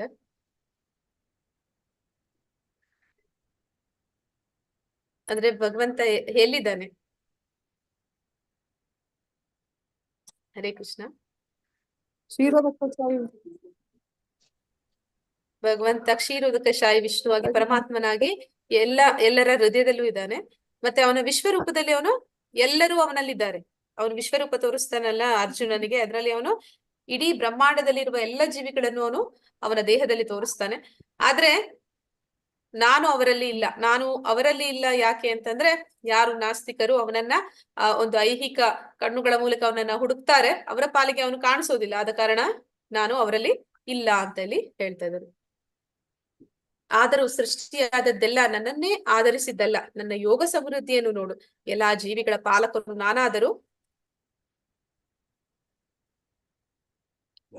ಎಲ್ಲಾ ಜೀವಿಗಳ ಪಾಲಕರು ನಾನಾದರೂ ಮತ್ತು ನಾನು ಎಲ್ಲಾ ಕಡೆ ಇರುವೆನಾದರೂ ನಾನು ಈ ವಿಶ್ವದ ಅಭಿವ್ಯಕ್ತಿಯ ಭಾಗವಲ್ಲ, ಏಕೆಂದರೆ ನಾನೇ ಸೃಷ್ಟಿಯ ಮೂಲ. ಭಗವಂತ ಏನ್ ಹೇಳ್ತಾ ಇದ್ದಾನೆ, ಇಡೀ ಜಗತ್ತು ಆ ಸೃಷ್ಟಿಗೆ ಭಗವಂತನ ಸೃಷ್ಟಿ ಅಂದ್ರೆ ಅವನಿಂದಲೇ ಬಂದಿರುವಂತದ್ದು. ಆದ್ರೆ ಅದು ಅವನನ್ನ ಆಧರಿಸಿದ್ದಲ್ಲ ಅಂತ ಯಾಕೆ ಹೇಳ್ತಾ ಇದ್ದಾನೆ ಅಂದ್ರೆ, ಅವನು ಅಲ್ಲಿ ಒಂದು ಉಪಸ್ಥಿತನಾಗಿರ್ಬೇಕಾಗಿರುವ ಅವಶ್ಯಕತೆ ಇಲ್ಲ. ಅಂದ್ರೆ ಈಗ ಗವರ್ಮೆಂಟ್ ಅಂದ್ರೆ ಒಂದು ಇಂಡಿಯಾದಲ್ಲಿ ಏನು ಒಂದು ರೂಲ್ ಮಾಡ್ತಾ ಇರುವಂತದ್ದು ಅಂತಂದ್ರೆ ಅದು ಗವರ್ಮೆಂಟ್ ಅಲ್ವಾ. ನಮ್ಮ ಒಂದು ದೇಶವನ್ನ ಆಳುವಂತದ್ದು ಅದು ಭಾರತದ ಸರ್ಕಾರ. ಆದ್ರೆ ಆ ಸರ್ಕಾರದಲ್ಲಿ ಯಾರು ಮೊದಲಿಗ, ಹರೇ ಕೃಷ್ಣ, ಯಾರು ಹೇಳ್ತೀರಾ, ಯಾರು ಈ ಭಾರತದ ಸರ್ಕಾರದ ಒಂದು ನಿರ್ವಹಣೆಯನ್ನ ಮಾಡ್ತಾ ಇದ್ದಾರೆ? ಪ್ರಧಾನಮಂತ್ರಿ. ಈಗಿನ ಪ್ರಧಾನಮಂತ್ರಿ ಅವ್ರು ನಿರ್ವಹಣೆ ಮಾಡ್ತಾ ಇದಾರೆ ಅಂದ್ ಮಾತ್ರಕ್ಕೆ ಅವರು ಪ್ರತಿಯೊಂದು ಜಾಗದಲ್ಲೂ ಅವ್ರು ಇರ್ಬೇಕಾಗಿದ್ಯಾ ನಿರ್ವಹಣೆ ಮಾಡ್ಲಿಕ್ಕೆ ಅಂತ? ಇಲ್ಲ ಮಾತಾಜಿ. ಮತ್ತೆ ಹೇಗೆ ಈ ನಿರ್ವಹಣೆಯನ್ನ ಯಾರು ಮಾಡ್ತಾ ಇದ್ದಾರೆ? ಅವರ ಪ್ರತಿನಿಧಿಗಳು, ಅವ್ರು ಯಾರು ವಹಿಸಿರ್ತಾರೋ ಅವ್ರ ಪ್ರತಿನಿಧಿಗಳಾಗಿ ಮಾಡ್ತಾ ಇರ್ತಾರೆ ಮಾತಾಜಿ. ಅವರ ಕೆಳಗಡೆ ಅನೇಕ ಆಫೀಸರ್ಸ್ ಇರ್ತಾರೆ, ಅವರ ಕೆಳಗಡೆ ಬೇರೆ ಚೀಫ್ ಮಿನಿಸ್ಟರ್ಸ್ ಇರ್ತಾರೆ. ಅವರು ಅವರ ಒಂದು ಜವಾಬ್ದಾರಿಯನ್ನ ನಿರ್ವಹಣೆ ಮಾಡ್ತಾ ಇರ್ತಾರೆ. ಹಾಗೆ ಭಗವಂತ ಅವನ ಧಾಮದಲ್ಲಿ ಆನಂದದಲ್ಲಿದ್ದಾನೆ, ಎಲ್ಲ ಸೃಷ್ಟಿಗೂ ಮೂಲ ಕಾರಣ ಅವನು. ಆದ್ರೆ ಅವನ ಒಂದು ಈ ಸೃಷ್ಟಿಯನ್ನ ನಿರ್ವಹಣೆ ಯಾರು ಮಾಡ್ತಾ ಇದ್ದಾರೆ? ಅವನ ದೇವತೆಗಳು, ಶಕ್ತಿಗಳು ಮಾಡ್ತಾ ಇದ್ದಾರೆ. ಅದಕ್ಕೆ ಅವನು ಹೇಳ್ತಾ ಇದ್ದಾನೆ, ನನ್ನ ಯೋಗ ಸಮೃದ್ಧಿಯನ್ನು ನೋಡು. ಅಂದ್ರೆ ಇದಕ್ಕೆ ಇನ್ನೊಂದು ಉದಾಹರಣೆಯನ್ನ ಕೊಡ್ತಾರೆ. ಏನಂತ ಕೊಡ್ತಾರೆ ಅಂತಂದ್ರೆ, ಭಗವಂತನ ಒಂದು ಸೃಷ್ಟಿ ಅನ್ನುವಂಥದ್ದು ಎಷ್ಟು ಅದ್ಭುತವಾಗಿ ಇದೆ ಅಂತಂದ್ರೆ, ಅದು ಈಗ ನಾವು ಭೌತಿಕವಾಗಿ ಯೋಚನೆ ಮಾಡ್ಬೇಕಾದ್ರೆ ಯಾವ್ದಾದ್ರು ಮಾಲ್ಗೆ ಹೋಗ್ತಿವಿ ಅಥವಾ ಮೆಟ್ರೋ ಸ್ಟೇಷನ್ಗೆ ಹೋಗ್ತಿವಿ, ಅಲ್ಲಿ ಎಲಿವೇಟರ್ ಇರುತ್ತೆ ಅಲ್ವಾ? ಎಲಿವೇಟರ್ ಅಂತಾರೆ, ಮೆಟ್ಟಿಲಿರ್ತಾರೆ, ಅದ್ರ ಮೇಲೆ ನಿಂತ್ರೆ ಅದು ನಮ್ಮನ್ನ ಕರ್ಕೊಂಡು ಹೋಗುತ್ತೆ, ಹೌದಲ್ವಾ? ಹೌದು. ಮತ್ತೆ ಕೆಲವೊಂದು ಕಡೆ ಹೋಟೆಲ್ಗಳಲ್ಲಿ ಅಲ್ಲಿ ಯಾರು ಸೆಕ್ಯೂರಿಟಿ ಗಾರ್ಡ್ ಇರೋದಿಲ್ಲ. ಯಾರಾದ್ರೂ ಒಬ್ಬ ವ್ಯಕ್ತಿಯ ಗೇಟ್ ಹತ್ರ ಹೋದ್ರೆ ಆ ಗೇಟು ತಾನಾಗೆ ಓಪನ್ ಆಗುತ್ತೆ, ಹೌದಲ್ವಾ? ಅದೆಲ್ಲ ಹೇಗೆ ಆಗ್ತಾ ಇದೆ? ಅಲ್ಲಿ ಯಾರು ಇಲ್ಲ, ಆದ್ರೆ ನಾವು ಹೋಗಿ ನಿಂತ ಕೂಡ್ಲೆ ಆ ಮೆಟ್ಟಿಲು ಎಲಿವೇಟರ್ ಮೂವ್ ಆಗೋದಕ್ಕೆ ಸ್ಟಾರ್ಟ್ ಆಗುತ್ತೆ. ಅಂದ್ರೆ ಅದು ಸುಮ್ನೆನೆ ಇರುತ್ತೆ. ಯಾರಾದ್ರೂ ಒಬ್ಬ ವ್ಯಕ್ತಿ ಅದ್ರ ಹತ್ರ ಹೋದಾಗ ಅದು ಮತ್ತೆ ಮೂವ್ ಆಗೋದಕ್ಕೆ ಶುರು ಆಗುತ್ತೆ. ಮತ್ತೆ ಆ ಗೇಟು ಅಷ್ಟೇ, ಅದು ಕ್ಲೋಸ್ ಆಗಿರುತ್ತೆ. ಯಾರಾದ್ರೂ ಒಬ್ಬ ವ್ಯಕ್ತಿ ಅಲ್ಲಿಗೆ ಹೋದ ಅಂತ ಕೂಡ್ಲೆ ಆ ಗೇಟು ಓಪನ್ ಆಗುತ್ತೆ. ಹೇಗೆ ಅದಾಗುತ್ತೆ? ಅಲ್ಲಿ ಯಾರು ಇಲ್ಲ ಅಂದ್ರೆ ಮತ್ತೆ ಮಾಡ್ತಿರುವಂತದ್ದು ಯಾರು ಅಂತ? ಅಂದ್ರೆ ನಮ್ಮ ಒಂದು ಟೆಕ್ನಾಲಜಿ ಅನ್ನುವಂಥದ್ದು ಆ ರೀತಿ. ಆ ವ್ಯಕ್ತಿ, ಆ ಪ್ರೋಗ್ರಾಮಿಂಗ್ ಮಾಡಿದವನು ಅಷ್ಟು ಒಳ್ಳೆ ರೀತಿ ಅದನ್ನ ಮಾಡಿದಾನೆ. ಆದ ಕಾರಣ ಅವನು ಅಲ್ಲಿ ಇರ್ಬೇಕಾಗಿರೋ ಅವಶ್ಯಕತೆ ಇಲ್ಲ. ಒಂದು ಸತಿ ಅವನು ಪ್ರೋಗ್ರಾಮಿಂಗ್ ಮಾಡಿದ್ಮೇಲೆ ಅವನು ಅಲ್ಲಿ ನಿಂತು ಅದನ್ನ ನಿರ್ವಹಣೆ ಮಾಡ್ಬೇಕಂತಿಲ್ಲ. ಹಾಗೆ ಭಗವಂತ ಸೃಷ್ಟಿಯಲ್ಲಿ ಅವನು ಎಲ್ಲ ದೇವತೆಗಳಿಗೂ ಅವನ ಶಕ್ತಿಗಳಿಗೂ ಒಂದೊಂದು ಜವಾಬ್ದಾರಿಯನ್ನು ವಹಿಸಿಕೊಟ್ಟಿದ್ದಾನೆ. ಅಲ್ಲಿ ಸ್ವತಃ ಅವನೇ ನಿಂತು ಮಾಡ್ಬೇಕಾಗಿರುವ ಅವಶ್ಯಕತೆ ಇಲ್ಲ. ಅದೆಲ್ಲವೂ ಕೂಡ ತಂತಾನಾಗಿ ನಡೀತಾ ಇದೆ. ಅದೆಲ್ಲವೂ ಕೂಡ ಭಗವಂತನ ಯೋಗ ಸಮೃದ್ಧಿ ಅಂತ ಇಲ್ಲಿ ಹೇಳ್ತಾ ಇದ್ದಾನೆ. ಎಲ್ಲ ಜೀವಿಗಳ ಪಾಲಕನು ನಾನಾದರೂ ಮತ್ತು ನಾನು ಎಲ್ಲಾ ಕಡೆ ಇರುವೆನಾದರೂ ನಾನು ಈ ವಿಶ್ವದ ಅಭಿವ್ಯಕ್ತಿಯ ಭಾಗವಲ್ಲ. ಅಂದ್ರೆ ಭಗವಂತ ಎಲ್ಲರನ್ನು ಕೂಡ ಪಾಲನೆ ಮಾಡ್ತಾ ಇದ್ದಾನೆ. ಅಂದ್ರೆ ಭೋಕ್ತಾರಂ ಯಜ್ಞ ತಪಸ್ಸ ಸರ್ವಲೋಕ ಮಹೇಶ್ವರ ಸುಹೃತಂ ಸರ್ವಭೂತಾನ, ಏನ್ ಹೇಳ್ತಾರೆ? ಸುಹೃತಂ ಸರ್ವಭೂತಾನ, ಎಲ್ಲ ಜೀವಿಗಳ ಹಿತೈಷಿ ನಾನು ಅಂತ ಹೇಳ್ತಾನಲ್ಲ ಪಾಲಕ ಅವನು. ಹಾಗೆ ಅವನು ಎಲ್ಲಾ ಕಡೆ ಇದ್ದಾನೆ, ಆದ್ರೆ ಈ ವಿಶ್ವದ ಅಭಿವ್ಯಕ್ತಿಯ ಭಾಗವಲ್ಲ ಅಂತಾನೆ. ಅಂದ್ರೆ ಈ ವಿಶ್ವದ ಅಭಿವ್ಯಕ್ತಿಯ ಭಾಗ ಅವನು ಅಲ್ಲ, ಏಕೆಂದ್ರೆ ನಾನು ಸೃಷ್ಟಿಯ ಮೂಲ. ಅಂದ್ರೆ ಅಭಿವ್ಯಕ್ತಿಯ ಭಾಗವಲ್ಲ, ನಾನೇ ಸೃಷ್ಟಿಯ ಮೂಲ ಅಂತ ಯಾಕೆ ಹೇಳ್ತಾನೆ ಅಂದ್ರೆ, ಈಗ ಒಂದು ಮಗು ಯಾವ್ದಾದ್ರು ಒಂದು ಪ್ರಾಜೆಕ್ಟ್ ಮಾಡ್ತಾ ಇದೆ ಅಂತ ಅನ್ಕೊಳ್ಳಿ. ಸ್ಕೂಲಲ್ಲಿ ಏನೋ ಒಂದು ಪ್ರಾಜೆಕ್ಟ್ ಕೊಟ್ಟಿದ್ದಾರೆ, ಏನೋ ಒಂದು ಮನೆಯನ್ನು, ಇನ್ನೇನೋ ಒಂದು ವಸ್ತುವನ್ನು ಅದು ತಯಾರು ಮಾಡ್ಬೇಕು. ಹಾಗೆ ತಯಾರು ಮಾಡಿದೆ ಅದ್ರ ಸೃಷ್ಟಿ ಮಾಡ್ತಿದೆ. ಆಗ ಆ ಮಗು ಅದ್ರ ಭಾಗ ಆಗೋದಿಲ್ಲ, ಹೌದಲ್ವಾ? ಆ ಮಗು ಆ ಒಂದು ಪ್ರಾಜೆಕ್ಟ್ ನ ಹೊರಗಡೆ ಇರುತ್ತಲ್ವಾ? ಆ ಮಗು ಪ್ರಾಜೆಕ್ಟ್ ಅಲ್ಲಿ ಒಂದಾಗತ್ತಾ? ಆದ್ರೆ ಈಗ ಹೆಂಗಸರು ಅಡ್ಗೆ ಮನೆಯಲ್ಲಿ ಅಡ್ಗೆ ಮಾಡ್ತಾ ಇರ್ತಾರೆ, ಅಲ್ಲಿ ಒಂದು ಸೃಷ್ಟಿ ಆಗ್ತಾ ಇದೆ, ಏನೋ ಒಂದು ಅಡಿಗೆ ಸೃಷ್ಟಿ ಆಗ್ತಾ ಇದೆ. ಆದ್ರೆ ಅದನ್ನ ಮಾಡ್ತಿರೋರು ಆ ಅಡಿಗೆಯ ಒಂದು ಭಾಗ ಆಗೋದಿಲ್ಲ ಅಲ್ಲ? ಹರೇ ಕೃಷ್ಣ. ಆಗ್ತಾರಾ ಅಡಿಗೆ ಭಾಗ ಆಗ್ತೀರಾ ನೀವು ಅಡಿಗೆಯಲ್ಲಿ ಮುಂದಾಗ್ತೀರಾ? ಇಲ್ಲ ಅಲ್ವಾ? ಅದೇ ರೀತಿ ಇಲ್ಲಿ ಭಗವಂತ ಹೇಳ್ತಾ ಇದ್ದಾನೆ, ಎಲ್ಲವನ್ನ ಸೃಷ್ಟಿ ಮಾಡಿದವನು ನಾನು, ಆದ್ರೆ ನಾನು ಆ ಒಂದು ಸೃಷ್ಟಿಯಿಂದ ಹೊರಗಿದ್ದೀನಿ. ಈ ಲೌಕಿಕ ಜಗತ್ತಿನಿಂದ ಅವನು ದೂರ ಇದ್ದಾನೆ. ಯಥಾಕಾಶ ಸ್ಥಿತೋ ನಿತ್ಯಂ ವಾಯು ಸರ್ವತ್ರ ಗೋ ಮಹಾನ್ ತಥಾ ಸರ್ವಾಣಿ ಭೂತಾನಿ ಮತ್ಸ್ಥಾನಿ ಉಪಧಾರಯ. ಎಲ್ಲಾ ಕಡೆಯೂ ಬೀಸುವ ಬಲಶಾಲಿಯಾದ ಗಾಳಿಯು ಸದಾ ಆಕಾಶದಲ್ಲಿ ಹೇಗೆ ನೆಲೆಸಿರುವುದೋ ಹಾಗೆ ಸೃಷ್ಟಿಯಾದದ್ದೆಲ್ಲವೂ ನನ್ನಲ್ಲಿ ನೆಲೆಸಿರುತ್ತದೆ. ಅಂದ್ರೆ ಭಗವಂತ ಆಕಾಶ ಇದ್ದ ಹಾಗೆ ಅಂತ ಹೇಳ್ತಾ ಇದ್ದಾನೆ. ಆಕಾಶ ಅಂತಂದ್ರೆ ಅದು ಪ್ರತಿಯೊಂದಕ್ಕೂ ಕೂಡ ಒಂದು ಅವಕಾಶವನ್ನ ಅಂದ್ರೆ ಒಂದು ಜಾಗವನ್ನ ಕೊಡುವಂತದ್ದು. ಆದ್ರೆ ಆ ಸೃಷ್ಟಿಯಲ್ಲಿ ಏನೆಲ್ಲಾ ನಡೀತಿರ್ಬಹುದು, ಆದ್ರೆ ಆಕಾಶಕ್ಕೆ ಅದರಿಂದ ಏನು ಆಗ್ಬೇಕಾಗಿದ್ದಿಲ್ಲ. ಅದು ಅಲ್ಲಿ ಆ ಸೃಷ್ಟಿಗೆ ಒಂದು ಜಾಗವನ್ನ ಕೊಟ್ಟಿದೆ ಅಷ್ಟೇ. ಅದರಲ್ಲಿ ಆ ಒಂದು ಸೃಷ್ಟಿಯಲ್ಲಿ ಏನೆಲ್ಲಾ ಬದಲಾವಣೆಗಳು ನಡೀತಿದೆ ಅದರಿಂದ ಆಕಾಶದ ಮೇಲೆ ಯಾವುದೇ ಪರಿಣಾಮ ಅನ್ನೋದು ಬೀರೋದಿಲ್ಲ. ಆದ್ರೆ ಆ ಸೃಷ್ಟಿಯಲ್ಲಿ ಕೆಲವೊಂದು ಕಡೆ ಒಂದು ಕಾಡ್ಗಿಚ್ಚು ಹೇಳ್ಬಹುದು, ಬೆಂಕಿ ಹೇಳ್ಬಹುದು, ಅಥವಾ ಇನ್ನೆಲ್ಲೋ ಒಂದು ಕಡೆ ಸುಂಟರ ಗಾಳಿ ಬೀಸಬಹುದು, ಇನ್ನೆಲ್ಲೋ ಒಂದು ಕಡೆ ಮಳೆಯಾಗಿ ಒಂದು ಏನಂತಾರೆ ಜಾಗಗಳು ಅದು ಕೊಚ್ಚಿಕೊಂಡು ಹೋಗ್ಬೋದು. ಇದೆಲ್ಲ ನಡೀತಿ ಇರುತ್ತೆ. ಆದ್ರೆ ಆಕಾಶ ಯಾವುದೇ ಒಂದು ವ್ಯತ್ಯಾಸಗಳು ಆಗೋದಿಲ್ಲ.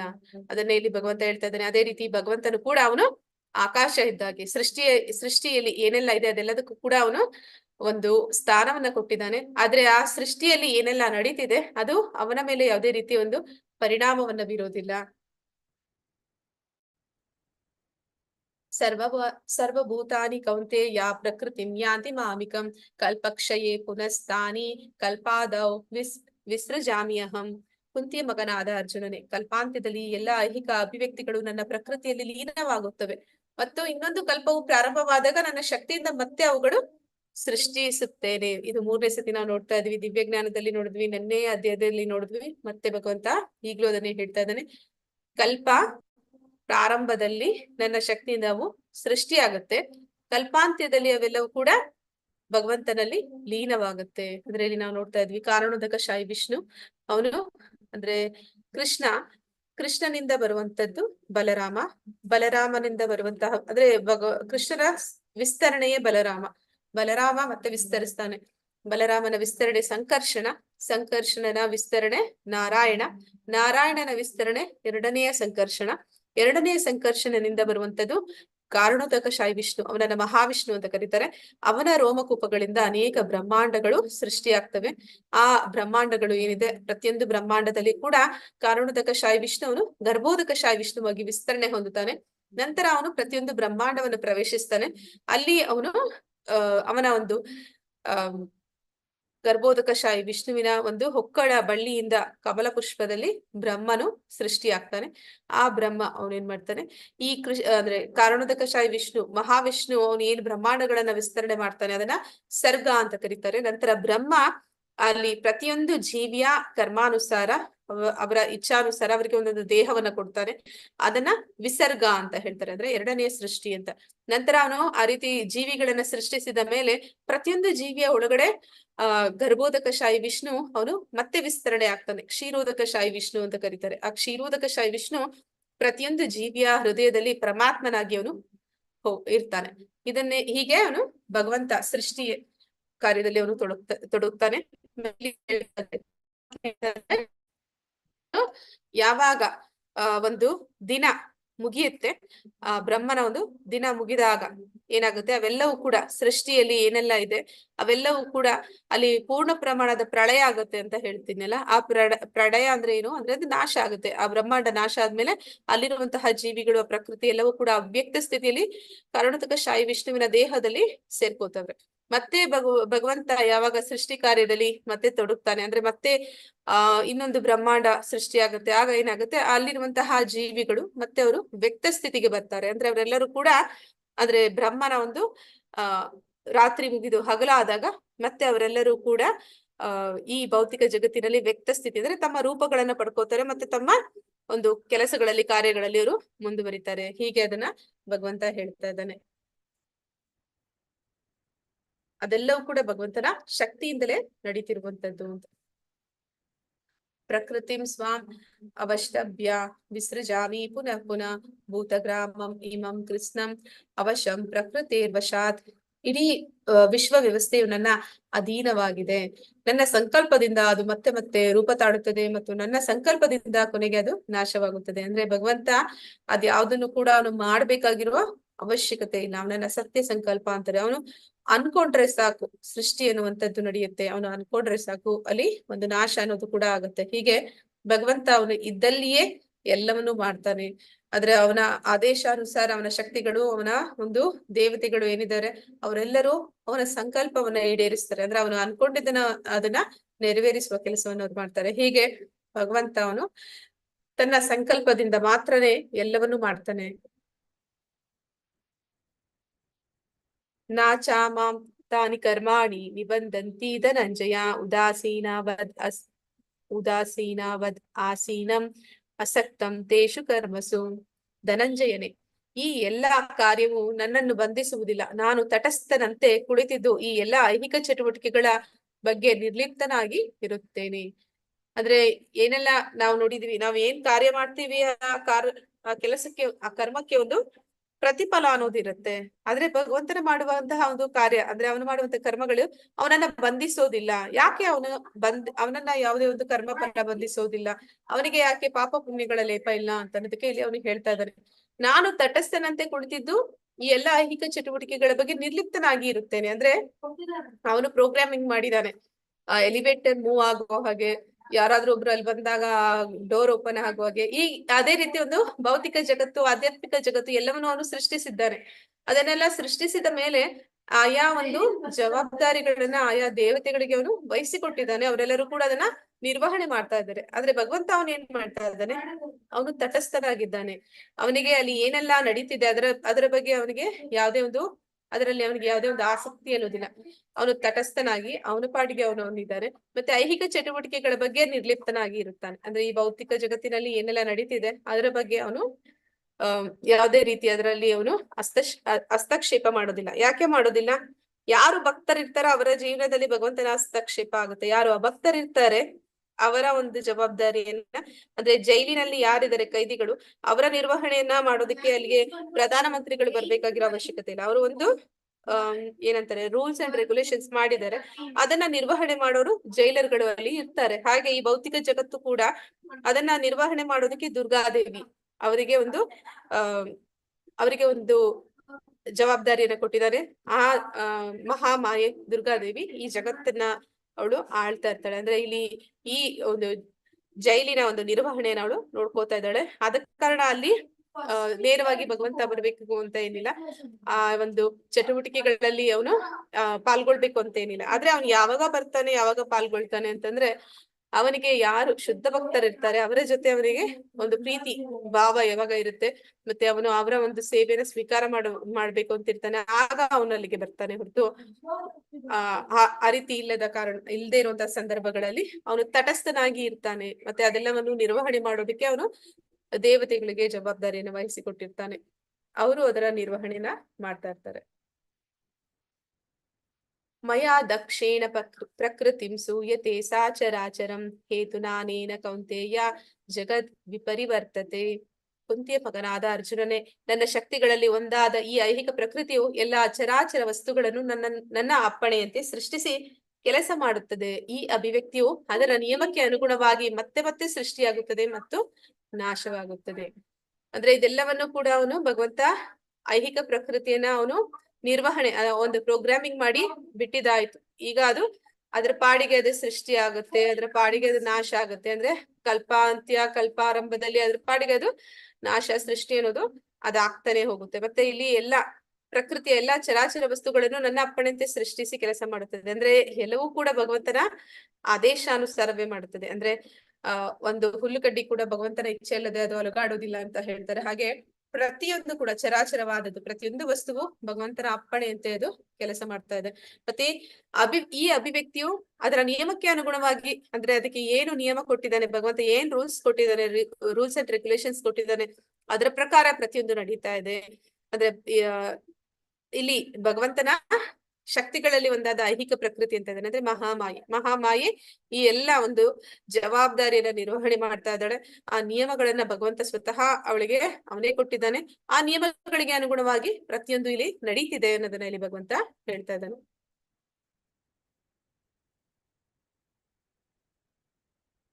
ಕೃಷ್ಣನು ಮಾನವ ರೂಪದಲ್ಲಿ ಬಂದಾಗ ಮಾಯೆಯ ಪ್ರಭಾವಕ್ಕೆ ಒಳಗಾಗುತ್ತಾನೆಯೇ, ಅಂದ್ರೆ ಭೂಮಿ ಮೇಲೆ ಅವನು ಅವತರಿಸಿ ಬಂದಾಗ ಅವನು ಮಾಯೆಯಲ್ಲಿ ಸಿಲುಕ್ತಾನ ಅಂತ. ಹರೇ ಕೃಷ್ಣ. ಮಾಯೆ ಅಂತಂದ್ರೆ ಈ ತ್ರಿಗುಣಗಳು, ಮಾಯೆ ನಿಯಂತ್ರಣದಲ್ಲಿ 3 ಗುಣಗಳು ಇರುತ್ತೆ. ಆ 3 ಗುಣಗಳ ಪ್ರಭಾವಕ್ಕೆ ಭಗವಂತ ಒಳಗಾಗ್ತಾನ ಅಂತ. ಹರೇ ಕೃಷ್ಣ. ಮಾತಾಜಿ ಮಾಯೆಯು ಭಗವಂತನ ಕಂಟ್ರೋಲ್ ಅಲ್ಲಿ ಇರ್ತಾರೆ ಮಾತಾಜಿ, ಒಳಗಾಗೋದು. ಹೌದು ಮಾತಾಜಿ. ಈಗ ತಾನು ನಾವು ಓದಿದಂತ ಶ್ಲೋಕದಲ್ಲಿ ಭಗವಂತ ಹೇಳ್ತಾ ಇದ್ದಾನೆ, ಈ ಮಾಯೆಯ ಪ್ರಕೃತಿ ಅಂದ್ರೆ ಮಹಾಮಾಯೆ ಸ್ವತಃ ಕೃಷ್ಣನ ನಿಯಮಾನುಸಾರ ಈ ಸೃಷ್ಟಿಯನ್ನ ಅವಳು ನಿರ್ವಹಣೆ ಮಾಡ್ತಾ ಇದ್ದಾಳೆ ಅಂತಂದಾಗ, ಅವನ ಒಂದು ನಿಯಂತ್ರಣದಲ್ಲಿರುವಂತಹ ಮಹಾಮಾಯೆ ಅವಳು ಮತ್ತೆ ಭಗವಂತನನ್ನ ನಿಯಂತ್ರಣಕ್ಕೆ ತಗೊಳ್ಳಿಕ್ಕೆ ಸಾಧ್ಯ ಇಲ್ಲ. ಅದ ಕಾರಣ ಕೃಷ್ಣ ಅವನು ಭೂಮಿ ಮೇಲೆ ಅವತರಿಸಿದಾಗ್ಲೂ ಕೂಡ ಅವನು ಮಾಯೆಯ ವಶಕ್ಕೆ ಒಳಗಾಗೋದಿಲ್ಲ. ಇದು ಹೇಗೆ ಅಂತಂದ್ರೆ ರೂಲ್ಸ್ ಅಂಡ್ ರೆಗ್ಯುಲೇಷನ್ಸ್ ಹೇಗಿರುತ್ತೆ ಲಾ ಅಂತಂದ್ರೆ, ಯಾರು ತಪ್ಪು ಮಾಡ್ತಾರೆ ಅವರನ್ನ ಬಂದಿ ಮಾಡ್ತಾರೆ. ಅಂದ್ರೆ ಯಾರೆಲ್ಲ ತಪ್ಪನ್ನ ಮಾಡ್ತಾರೆ ಅವರು ಕೈದಿಗಳು, ಆದ ಕಾರಣ ಅವರು ಬಂಧನದಲ್ಲಿ ಇರ್ತಾರೆ. ಜೈಲಿನಲ್ಲಿ ಇರುವಂತವ್ರು ಎಲ್ಲರೂ ಬಂಧನದಲ್ಲಿ ಇರ್ತಾರೆ, ಆದ್ರೆ ಕೈದಿಗಳು. ಆದ್ರೆ ಭಗವಂತ ಅವನು ರಾಜನ ಹಾಗೆ ಅಥವಾ ಅವನ ಒಂದು ಪ್ರೈಮ್ ಮಿನಿಸ್ಟರ್ ಪ್ರಧಾನ ಮಂತ್ರಿಯ ಹಾಗೆ ಅಲ್ಲಿಗೆ ಅವನು ಯಾವ್ದಾದ್ರು ಒಂದು ವಿಶೇಷ ದಿನಗಳಲ್ಲಿ ಅಲ್ಲಿಗೆ ಬರ್ತಾನೆ. ಕೈದಿಗಳನ್ನ ಪ್ರೋತ್ಸಾಹ ಮಾಡೋದಕ್ಕೆ ಯಾವ ರೀತಿ ಅಂತಂದ್ರೆ, ಆದಷ್ಟು ಒಳ್ಳೆ ರೀತಿಯಲ್ಲಿ ಪರಿವರ್ತನೆ ಆಗಿ ಮತ್ತೆ ನೀವು ಈ ಹೊರಗಿನ ಜಗತ್ತಿಗೆ ಬರ್ಬೇಕು ಅಂತ ಹೇಳಿ ಅವರಿಗೆ ಒಂದು ಪ್ರೋತ್ಸಾಹ ಕೊಡ್ಲಿಕ್ಕೆ ಅಲ್ಲಿಗೆ ರಾಜ ಆಗ್ಲಿ ಅಥವಾ ಪ್ರಧಾನಿ ಆಗ್ಲಿ ಬರ್ತಾನೆ. ಆಗ ಬಂದಾಗ ಅವನು ಕೈದಿಗಳ ಹಾಗೆ ಒಂದು ಬಂಧನದಲ್ಲಿ ಬರೋದಿಲ್ಲ, ಹೌದಲ್ವಾ? ಅವನ್ನ ಯಾರು ಬಂಧಿಸಿ ಕರ್ಕೊಂಡ್ ಬರೋದಿಲ್ಲ, ಅವನು ಸ್ವಇಚ್ಛೆಯಿಂದ ಬರ್ತಾನೆ. ಹಾಗೆ ಭಗವಂತನು ಕೂಡ ಅವನು ಅವತರಿಸಿದಾಗ ಅವನು ಸ್ವಇಚ್ಛೆಯಿಂದ ಬರ್ತಾನೆ. ಅವನು ಮಾಯೆಯ ಒಂದು ತ್ರಿಗುಣಗಳ ಬಂಧನದಲ್ಲಿ ಅವನು ಇರೋದಿಲ್ಲ. ಅವಜಾನಂತಿ ಮಾಮೂಢ ಮಾನುಷಿಂ ತನುಮಾಶ್ರಿತಃ ಪರಮಂ ಭವಾಂ ಅಜಾನಂತೋ ಮಮ ಭೂತ ಮಹೇಶ್ವರಂ. ನಾನು ಮನುಷ್ಯ ರೂಪದಲ್ಲಿ ಇಳಿದು ಬಂದಾಗ ಮೂಢರು ನನ್ನನ್ನು ಅಪಹಾಸ್ಯ ಮಾಡುತ್ತಾರೆ. ಇರುವುದೆಲ್ಲದರ ಪ್ರಭು ನಾನೇ, ನನ್ನ ಈ ದಿವ್ಯ ಪ್ರಕೃತಿಯು ಅವರಿಗೆ ತಿಳಿಯದು. ಅಂದ್ರೆ ಯಾರು ಭಗವಂತನ ಮೇಲೆ ಅಸೂಯೆಯನ್ನು ಹೊಂದಿರ್ತಾರೆ, ಯಾರು ಅಂದ್ರೆ ಯಾರು ಭಗವಂತನಲ್ಲಿ ನಂಬಿಕೆ ಅನ್ನೋದು ಇರೋದಿಲ್ಲ, ಅಂದ್ರೆ ಎಥಿಸ್ಟ್ ಅಂದ್ರೆ ಏನಂತ ಕರೀತಾರೆ ಅವ್ರನ್ನ, ಯಾರಿಗೆ ದೇವರಲ್ಲಿ ನಂಬಿಕೆ ಇಲ್ಲ, ನಾಸ್ತಿಕರು ಅಂತವ್ರು ಏನ್ ಮಾಡ್ತಾರೆ, ಭಗವಂತ ಅವನು ಅವತರಿಸಿ ಬಂದಾಗ ಅವನನ್ನ ಅಪಹಾಸ್ಯ ಮಾಡ್ತಾರೆ. ಮತ್ತೆ ಅವನು ಯಾರು ಅಂತ ತಿಳಿದೀರಾ, ಮತ್ತೆ ಅವನ ಶಕ್ತಿಗಳು ಏನಂತ ತಿಳಿದೀರಾ, ಅವ್ರು ಆ ರೀತಿ ನಡ್ಕೊತಾರೆ. ನಾವು ನೋಡ್ತೀವಿ ದುರ್ಯೋಧನ ಏನ್ ಅನ್ಕೊಳ್ತಾನೆ, ಅವನು ಮೊದಲ ಅಧ್ಯಾಯದಲ್ಲಿ ನಾವು ನೋಡ್ತೀವಿ ಎಲ್ಲರ ಹೆಸರು ಹೇಳ್ತಾನೆ. ಯಾರೆಲ್ಲ ಅಂದ್ರೆ ಸೇನಾವಲೋಕನ, ಅರ್ಜುನ ಹೇಗೆ ಎಲ್ಲರನ್ನು ನೋಡ್ತಾನೆ ಅದೇ ರೀತಿ ದುರ್ಯೋಧನನು ಆ ಯುದ್ಧಕ್ಕೆ ಬಂದವರೆಲ್ಲರನ್ನು ನೋಡ್ತಾನೆ. ಅವ್ರ ಪ್ರತಿಯೊಬ್ಬರ ಹೆಸರುಗಳನ್ನ ಹೇಳ್ತಾನೆ. ಆದ್ರೆ ಅವನು ಒಬ್ಬರನ್ನ ಮರೆತು ಬಿಡ್ತಾನೆ. ಹರೇ ಕೃಷ್ಣ. ಅವ್ರ ಬಗ್ಗೆ ಅವನು ಯಾವ್ದೇ ರೀತಿ ಗಮನ ಕೊಡೋದಿಲ್ಲ. ಯಾರಂತ ಹೇಳ್ತೀರಾ? ಯಾರ ಬಗ್ಗೆ ದುರ್ಯೋಧನ ಅವನು ಹೇಳೋದೇ ಇಲ್ಲ ಮೊದಲ ಅಧ್ಯಾಯದಲ್ಲಿ.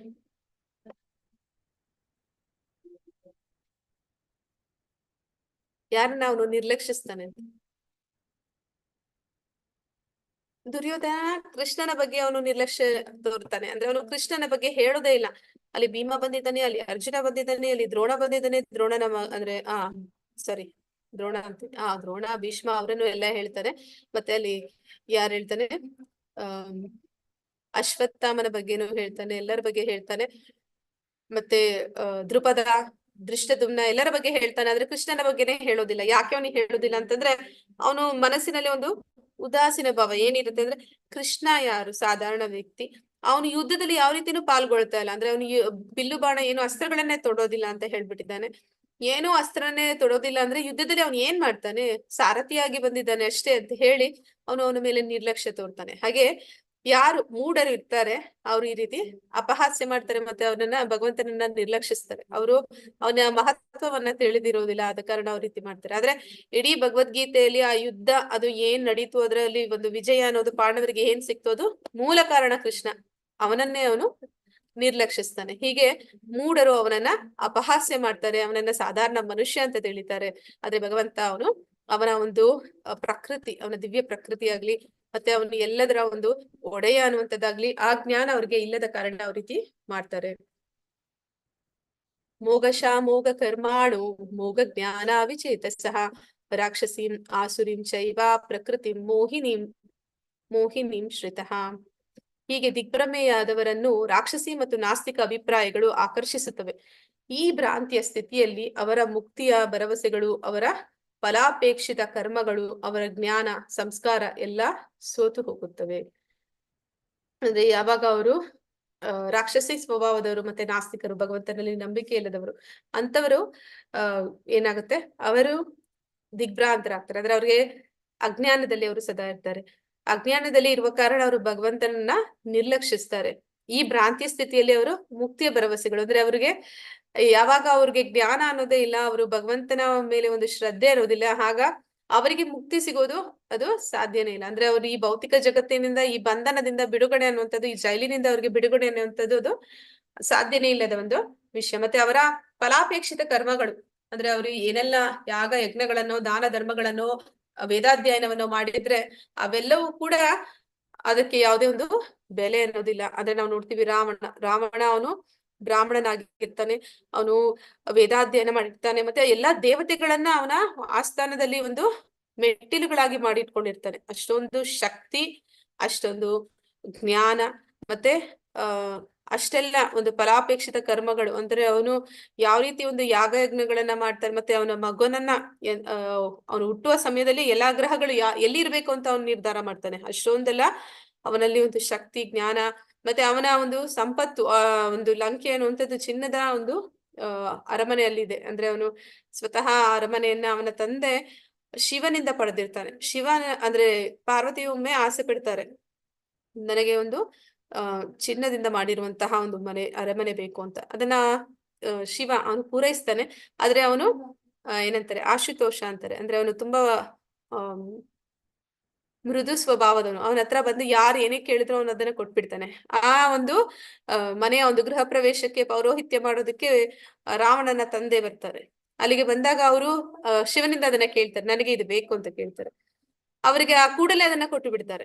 ಹಾಗೆ ಅದನ್ನ ರಾವಣ ಪಡೆದಿರ್ತಾನೆ. ಹಾಗೆ ಅವನ ಒಂದು ಅಪಾರವಾದ ಒಂದು ಐಶ್ವರ್ಯ, ಜ್ಞಾನ, ಅವನು ಮಾಡಿದಂತ ಕರ್ಮಗಳು, ಅವನ ಒಂದು ಏನೆಲ್ಲ ಸಂಸ್ಕಾರಗಳಿದೆ ಅವೆಲ್ಲವೂ ಕೂಡ ಸೋತು ಹೋಗುತ್ತೆ. ಅಂದ್ರೆ ನಾವು ತಿಳ್ಕೊಂಡಿದೀವಿ ಅಲ್ವಾ, ಈಗಾಗ್ಲೇ ಕರ್ಮಯೋಗ ಇರ್ಬೋದು, ಅಂದ್ರೆ ಕಾಮ್ಯ ಕರ್ಮ ಮಾಡ್ತಿರ್ಬೋದು, ಅಥವಾ ಜ್ಞಾನವನ್ನ ಬೆಳೆಸ್ಕೋಬಹುದು, ಅಥವಾ ಧ್ಯಾನವನ್ನ ತಪಸ್ಸನ್ನ ಮಾಡ್ಬೋದು. ಆದ್ರೆ ಭಕ್ತಿಗೆ ಬಂದಿಲ್ಲ ಅಂತಂದ್ರೆ ಭಗವಂತನ ಸೇರ್ಲಿಕ್ಕೆ ಸಾಧ್ಯ ಇಲ್ಲ. ಹಾಗೆ ಇವರು ಭಕ್ತಿಗೆ ಬರೋದಿಲ್ಲ, ಅದನ್ನ ಬಿಟ್ಟು ಬೇರೆ ಎಲ್ಲಾ ಮಾಡಿದ್ರು ಕೂಡ ಏನು ಪ್ರಯೋಜನ, ಅವೆಲ್ಲವೂ ಕೂಡ ಆ ಎಲ್ಲ ಸಂಸ್ಕಾರಗಳು ಕೂಡ ಸೋತು ಹೋಗುತ್ತೆ ಅಂತ ಇಲ್ಲಿ ಹೇಳ್ತಾ ಇದ್ದಾನೆ. ಇಲ್ಲಿ ನಾವು ನೋಡ್ತಾ ಇದೀವಿ ಶಿಶುಪಾಲನ ಕಥೆ ಯಾರಾದ್ರೂ ಹೇಳ್ತೀರಾ? ಹರೇ ಕೃಷ್ಣ.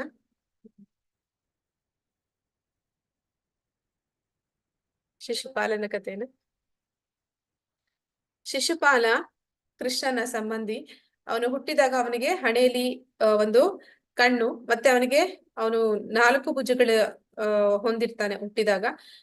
ಆದ್ರೆ ಅಲ್ಲಿ ಬಂದಂತಹ ಒಂದು ಬ್ರಾಹ್ಮಣರು, ಅಂದ್ರೆ ಅವನಿಗೆ ಒಂದು ಹುಟ್ಟಿದಾಗ ಜನ್ಮ ಜಾತಕ ಒಂದು ಸಂಸ್ಕಾರ ಮಾಡುವಾಗ ಬರುತ್ತಾರಲ್ಲ, ಅವರು ಹೇಳ್ತಾರೆ ಇವನಿಗೆ ಇರುವಂತಹ ಕಣ್ಣು ಮತ್ತೆ 2 ಭುಜಗಳು ಅವು ಅವನ ಶತ್ರು ಅವನ ಮುಂದೆ ಬಂದಾಗ ಅವು ಮಾಯವಾಗುತ್ತೆ, ಅವನಿಂದಲೇ ಅವನ ಸಾವು ಸಂಭವಿಸುತ್ತೆ ಅಂತ.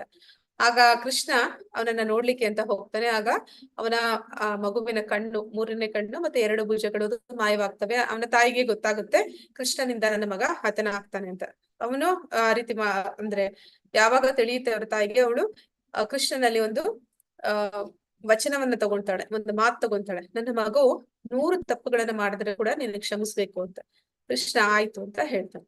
ನಂತರ ಶಿಶುಪಾಲ ಯಾವಾಗೆಲ್ಲ ಕೃಷ್ಣನನ್ನ ಕಾಣ್ತಾನೆ, ಅವನ ಒಂದು ಅಪಹಾಸ್ಯ ಮಾಡ್ತಾನೆ ಇರ್ತಾನೆ, ಆ ತಪ್ಪುಗಳನ್ನ ಮತ್ತೆ ಮತ್ತೆ ಮಾಡ್ತಾ ಇರ್ತಾನೆ. ಆದ್ರೆ ಅಲ್ಲಿ ಲೆಕ್ಕ ಇರುತ್ತೆ, ಅವನ 100 ಕೂಡ ಮುಗಿಸ್ಬಿಡ್ತಾನೆ. ಅಂದ್ರೆ 100 ತಪ್ಪುಗಳನ್ನು ಅವನು ಮಾಡಿಬಿಡ್ತಾನೆ. ಅಂದ್ರೆ ಇಲ್ಲಿ ಯುಧಿಷ್ಠಿರ ಮಹಾರಾಜ ಅವನು ರಾಜಸೂಯ ಯಾಗವನ್ನ ಮಾಡ್ತಾನೆ. ಆ ರಾಜಸೂಯ ಯಾಗದಲ್ಲಿ ಕೃಷ್ಣನಿಗೆ ಪ್ರಥಮ ಆದ್ಯತೆಯನ್ನು ಕೊಡ್ತಾನೆ. ಆಗ ಅಲ್ಲಿಗೆ ಬಂದಂತ ಶಿಶುಪಾಲ ಕೃಷ್ಣನನ್ನ ಅವಹೇಳನ ಮಾತುಗಳಿಂದ ಅವನು ಹೇಳಿ ಎಲ್ಲ 100 ತಪ್ಪುಗಳನ್ನು ಅವನು ಮುಗಿಸಿದ ನಂತರ ಕೃಷ್ಣ ತನ್ನ ಸುದರ್ಶನದಿಂದ ಅವನ ಶಿರವನ್ನ ಆ ಕುತ್ತಿಗೆನ ಅವನು ಛೇದ ಮಾಡ್ತಾನೆ. ಹೀಗೆ ಯಾರು ಮೂಢರು ಇರ್ತಾರೆ, ಅಜ್ಞಾನಿಗಳಿರ್ತಾರೆ, ರಾಕ್ಷಸರು ಇರ್ತಾರೆ, ಅಥವಾ ನಾಸ್ತಿಕ ಸ್ವಭಾವದವ್ರು ಇರ್ತಾರೆ, ಭಗವಂತನ ಮೇಲೆ ಶತ್ರುತ್ವ ಅಥವಾ ಅಸೂಯೆನ ಇಟ್ಕೊಂಡಿರ್ತಾರೆ. ಅಂತವರು ಏನೆಲ್ಲಾ ಪಡೆದಿದ್ರು ಕೂಡ ಅವರ ಜೀವನದಲ್ಲಿ ಅವರು ಯಾವತ್ತೂ ಕೂಡ ಭಗವಂತನನ್ನ ಪಡೆಯೋದಕ್ಕೆ ಸಾಧ್ಯ ಇಲ್ಲ. ಈ ಭೌತಿಕ ಬಂಧನದಿಂದ, ಈ ಜೈಲಿನಿಂದ ಬಿಡುಗಡೆಯನ್ನ ಪಡೆಯೋದಕ್ಕೆ ಸಾಧ್ಯ ಇಲ್ಲ ಅನ್ನೋದನ್ನ ಇಲ್ಲಿ ಭಗವಂತ ತಿಳಿಸ್ತಾನೆ. ಮಹಾತ್ಮಾನಸ್ತು ಮಾಂ ಪಾರ್ಥ ದೈವಿ ಪ್ರಕೃತಿಮಾಶ್ರಿತಃ ಭಜಂತಿ ಅನನ್ಯ ಮನಸೋ ಜ್ಞಾತ್ವಾ ಭೂತಾದಿ ಅವ್ಯಯಂ. ಪಾರ್ಥನೆ, ಭ್ರಾಂತಿಗೆ ಸಿಲುಕದ ಮಹಾತ್ಮರು ದೈವಿ ಪ್ರಕೃತಿಯ ರಕ್ಷಣೆಯಲ್ಲಿ ಇರುತ್ತಾರೆ. ಅವರಿಗೆ ನಾನು ಮೂಲನೂ ಅವ್ಯಯನೂ ಆದ ದೇವೋತ್ತಮ ಪರಮಪುರುಷನು ಎಂದು ಗೊತ್ತು. ಆದುದರಿಂದ ಅವರು ಭಕ್ತಿ ಸೇವೆಯಲ್ಲಿ ಸಂಪೂರ್ಣವಾಗಿ ನಿರತರಾಗುತ್ತಾರೆ. ಅಂದ್ರೆ ಈಗ ನಾಸ್ತಿಕರ ಬಗ್ಗೆ, ರಾಕ್ಷಸಿ ಸ್ವಭಾವದವರಿಗೆ ಅವರ ಬಗ್ಗೆ ಭಗವಂತ ಹೇಳಿದಾಯ್ತು. ಈಗ ಭಕ್ತರ ಬಗ್ಗೆ ಹೇಳ್ತಾ ಇದ್ದಾನೆ. ಭಕ್ತರು, ಅವರನ್ನ ಮಹಾತ್ಮರು ಅಂತ ಕರೀತಾರೆ. ಅಂದ್ರೆ ಇಲ್ಲಿ ಮಹಾತ್ಮ ಅಂತಂದ್ರೆ ಮಹಾತ್ಮ ಆ ರೀತಿ ರಾಜಕೀಯ ವ್ಯಕ್ತಿಗಳ ಬಗ್ಗೆ ಹೇಳ್ತಿರುವಂತದಲ್ಲ. ಮಹಾತ್ಮರು ಅಂದ್ರೆ ಶುದ್ಧ ಭಕ್ತರು, ಅಂದ್ರೆ ಭಗವಂತನ ನಿಜವಾದ ಭಕ್ತರು. ಅಂತವ್ರು ಯಾವ ರೀತಿ ಇರ್ತಾರೆ ಅಂತಂದ್ರೆ, ನಾವು ನೋಡಿದ್ವಿ, ಈ ರಾಕ್ಷಸಿ ಸ್ವಭಾವದವರು ಮಹಾಮಾಯೆಯ ನಿಯಂತ್ರಣದಲ್ಲಿ ಇರ್ತಾರೆ, ತ್ರಿಗುಣಗಳಲ್ಲಿ ಇರ್ತಾರೆ, ಅವರು ಬಂಧನದಲ್ಲಿ ಇರ್ತಾರೆ. ಆದ್ರೆ ಯಾರು ಭಕ್ತರಿರ್ತಾರೆ ಅವರು ದೈವಿ ಪ್ರಕೃತಿಯ ರಕ್ಷಣೆಯಲ್ಲಿ ಇರುತ್ತಾರೆ. ದೈವಿ ಪ್ರಕೃತಿ ಅಂದ್ರೆ ಯಾವ್ದು ಅಂದ್ರೆ ಇದು ಯೋಗ ಮಾಯೆ, ರಾಧಾರಾಣಿ ಅಂತ ಕರೀತಾರೆ. ಆ ದೈವಿ ಪ್ರಕೃತಿ ಯೋಗ ಮಾಯೆ ಏನ್ ಮಾಡ್ತಾಳೆ ಅಂತಂದ್ರೆ, ಆ ಭಕ್ತರ ಒಂದು ರಕ್ಷಣೆಯನ್ನ ಮಾಡ್ತಾ ಇರ್ತಾಳೆ. ಸದಾ ಅವರ ಭಕ್ತಿ ಮಾರ್ಗದಲ್ಲಿ ಮುಂದುವರಿಲಿಕ್ಕೆ ಅವರಿಗೆ ಅವಳು ಪ್ರೇರಣೆಯನ್ನ ಕೊಡ್ತಾ ಇರ್ತಾಳೆ. ಮತ್ತೆ ಅವರಿಗೆ ನಾನು ಯಾಕೆ ಅವರು ಭಕ್ತಿಯಲ್ಲಿ ಮುಂದುವರಿತಾರೆ, ಹೇಗೆ ಅವರು ಮುಂದುವರಿತಾರೆ ಅಂತಂದ್ರೆ, ಅವರಿಗೆ ಆ ಜ್ಞಾನ ಅವರಲ್ಲಿ ಇರುತ್ತೆ. ಭಕ್ತಿ ಮಾರ್ಗದಲ್ಲಿ ತೊಡಗಿದವರಿಗೆ ವೈದಿಕ ಜ್ಞಾನದ ಒಂದು ಮೂಲ ಏನಿದೆ, ಆ ಮೂಲವೇ ಅವ್ರಿಗೆ ತಿಳಿದಿರುತ್ತೆ. ಅಂದ್ರೆ ಎಲ್ಲಾ ವೇದಗಳ ಮೂಲ ಏನು ಅಂತಂದ್ರೆ ದೇವೋತ್ತಮ ಪರಮ ಪುರುಷರನ್ನ ಅರಿತುಕೊಳ್ಳುವಂಥದ್ದು. ಯಾರು ಭಕ್ತಿಯಲ್ಲಿ ತೊಡಗ್ತಾ ಇದ್ದಾರೆ ಅವರಿಗೆ ಭಗವಂತನ ಜ್ಞಾನ ಅನ್ನುವಂಥದ್ದು ಸಿದ್ಧಿಸಿರುತ್ತೆ. ಆದ ಕಾರಣ ಅವರು ಭಗವಂತ ಯಾರು ಅಂತ ತಿಳಿದಿರ್ತಾರೆ. ಅವನು ಅವ್ಯಯನು, ಮತ್ತೆ ಅವನು ದೇವೋತ್ತಮ ಪರಮ ಪುರುಷ ಅಂತ ತಿಳಿದ ಕಾರಣ ಅವರು ಭಕ್ತಿಯಲ್ಲಿ ಅವರು ಯಾವಾಗ್ಲೂ ಕೂಡ ಸಂಪೂರ್ಣವಾಗಿ ನಿರತರಾಗಿರ್ತಾರೆ, ಭಗವಂತನಿಗೆ ಶರಣಾಗಿರ್ತಾರೆ. ಭಗವಂತನ ಒಂದು ಭಕ್ತಿ ಸೇವೆಯನ್ನ ಸದಾ ಕಾಲ ಮಾಡ್ತಾ ಇರ್ತಾರೆ. ಯಾವಾಗ್ಲೂ ಭಗವಂತನ ಅಂದ್ರೆ ಭಕ್ತರು 3 ಕೆಲಸ ಮಾಡ್ತಾರೆ. ಒಂದು ನಾಮೇರಿ ರುಚಿ, ಜೀವೇರಿ ದ್ವಯ, ಮತ್ತೆ ವೈಷ್ಣವ ಸೇವಾ. ಅಂದ್ರೆ ಅವರಿಗೆ ಭಗವಂತನ ನಾಮದಲ್ಲಿ ರುಚಿ ಇರುತ್ತೆ, ನಾಮ ಸಂಕೀರ್ತನೆ ಮಾಡ್ತಾ ಇರ್ತಾರೆ. ಮತ್ತೆ ಎಲ್ಲ ಜೀವಿಗಳಲ್ಲಿ ಅಂದ್ರೆ ಭಗವಂತನ ವಿಭಿನ್ನ ಅಂಶಗಳು, ಎಲ್ಲ ಜೀವಿಗಳಲ್ಲಿ ಅವರಿಗೆ ದಯೆ ಅನ್ನೋದಿರುತ್ತೆ. ಮತ್ತೆ ಅವರು ಯಾರು ಭಕ್ತರಿರ್ತಾರೆ, ಇತರ ಭಕ್ತರು, ಅವರ ಸೇವೆಯಲ್ಲಿ ಅವರು ಸದಾ ಕಾಲ ತೊಡಗಿರ್ತಾರೆ. ಆದ ಕಾರಣ ಅವರಿಗೆ ಆ ಜ್ಞಾನ, ಭಗವಂತ ಯಾರು, ದೇವೋತ್ತಮ ಪರಮ ಪುರುಷ ಅನ್ನೋದು ತಿಳಿದಿರುತ್ತೆ. ಆದ ಕಾರಣ ಅವರನ್ನ ರಕ್ಷಣೆ ಮಾಡೋದಕ್ಕೆ ಅವನ ಭಗವಂತನ ಯೋಗ ಮಾಯೆ, ಆಧ್ಯಾತ್ಮಿಕ ಜಗತ್ತು ಅನ್ನುವಂಥದ್ದು ಯೋಗ ಮಾಯೆಯ ನಿರ್ವಹಣೆಯಲ್ಲಿ ಇರುತ್ತೆ. ಈ ಭೌತಿಕ ಜಗತ್ತು ಮಹಾಮಾಯೆಯ ನಿರ್ವಹಣೆಯಲ್ಲಿ ಇರುವ ಹಾಗೆ ಆಧ್ಯಾತ್ಮಿಕ ಜಗತ್ತು ಅದು ಯೋಗ ಮಾಯೆಯ ನಿರ್ವಹಣೆಯಲ್ಲಿ ಇರುತ್ತೆ. ಆ ಯೋಗ ಮಾಯೆ ಈ ಭೌತಿಕ ಜಗತ್ತಿನಲ್ಲೂ ಕೂಡ ಅವಳು ನಿರ್ವಹಣೆ ಮಾಡ್ತಾಳೆ. ಯಾರ ಮೇಲೆ? ಶುದ್ಧ ಭಕ್ತರ ಮೇಲೆ. ಮಹಾಮಾಯೆ ಮತ್ತು ಯೋಗ ಮಾಯೆಯ ನಡುವಿನ ವ್ಯತ್ಯಾಸವೇನು? ಹರೇ ಕೃಷ್ಣ. ಈಗ ನಾ ಹೇಳಿದೆ ಮಹಾಮಾಯೆ ಅಂದ್ರೆ ಯಾರು, ಯೋಗ ಮಾಯೆ ಅಂದ್ರೆ ಯಾರು, ಇಬ್ಬರ ಒಂದು ವ್ಯತ್ಯಾಸ ಏನು ಅಂತ.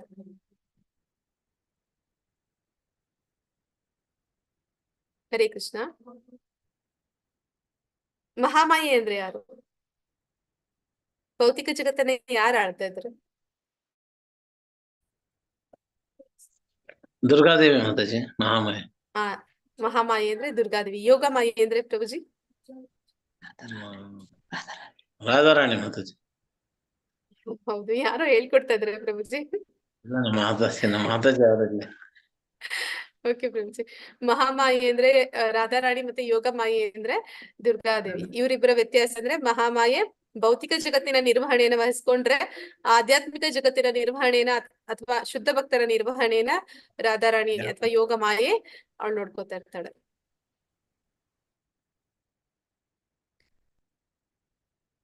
ಸತತಂ ಕೀರ್ತಯಂತೋ ಮಾಂ ಯತತಶ್ಚ ದೃಢವ್ರತ ನಮಸ್ಯಂತಶ್ಚ ಮಾಂ ಭಕ್ತ್ಯಾ ನಿತ್ಯಯುಕ್ತಾ ಉಪಾಸತೆ.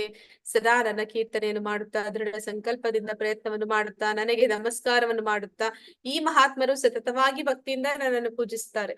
ಶುದ್ಧ ಭಕ್ತರು ಅವ್ರು ಏನ್ ಮಾಡ್ತಾ ಇರ್ತಾರೆ? ಸದಾ ನಾಮೇರೇ ರುಚಿ, ಸದಾ ಭಗವಂತನ ಕೀರ್ತನೆಯನ್ನು ಮಾಡ್ತಾರೆ, ದೃಢ ಸಂಕಲ್ಪದಿಂದ ಪ್ರಯತ್ನವನ್ನ ಮಾಡ್ತಾರೆ. ಅಂದ್ರೆ ಭಗವಂತನ ಭಕ್ತಿಯಲ್ಲಿ ಅವರು ಇಲ್ಲಿ ಪ್ರಭುಪಾದ್ರ ಉದಾಹರಣೆ ಕೊಡ್ತಾ ಇದ್ದಾರೆ. ಅಂದ್ರೆ ದೃಢ ಸಂಕಲ್ಪ ಅನ್ನುವಂಥದ್ದು 69ನೇ ವಯಸ್ಸಿನಲ್ಲಿ ಯಾರು ಏನ್ ಮಾಡ್ತಾರೆ, ಎಲ್ಲ ರಿಟೈರ್ಡ್ ಆಗಿ ಮನೆಯಲ್ಲಿ ಇರ್ತಾರೆ.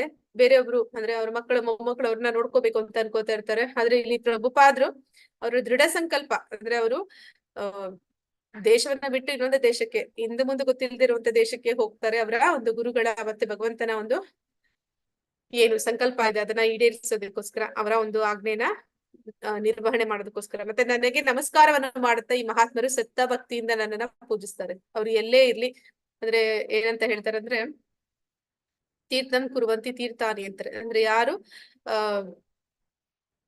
ತೀರ್ಥಂ ಕುರುವಂತಿ ತೀರ್ಥಾನಿ ಅಂದ್ರೆ ಯಾರು ಭಕ್ತರಿರ್ತಾರೆ ಅವ್ರು ಎಲ್ಲಿಗೆ ಹೋಗ್ತಾರೆ ಅದೇ ಬೃಂದಾವನ ಆಗುತ್ತೆ ಅಂತ. ಹಾಗೆ ಇವರು ಪಾಶ್ಚಾತ್ಯ ದೇಶಗಳಿಗೂ ಹೋದ್ರು ಕೂಡ ಅಲ್ಲಿ 108 ಬೃಂದಾವನಗಳನ್ನ 108 ಭಗವಂತನ ಒಂದು ಧಾಮಗಳನ್ನ ನಿರ್ಮಾಣ ಮಾಡ್ತಾರೆ. ಹೀಗೆ ಭಕ್ತರು ಅನ್ನೋಂಥವ್ರು ಅವ್ರು ಯಾವಾಗ್ಲೂ ಭಗವಂತನ ಭಕ್ತಿಯಲ್ಲಿ ಸದಾ ತೊಡಗಿರ್ತಾರೆ.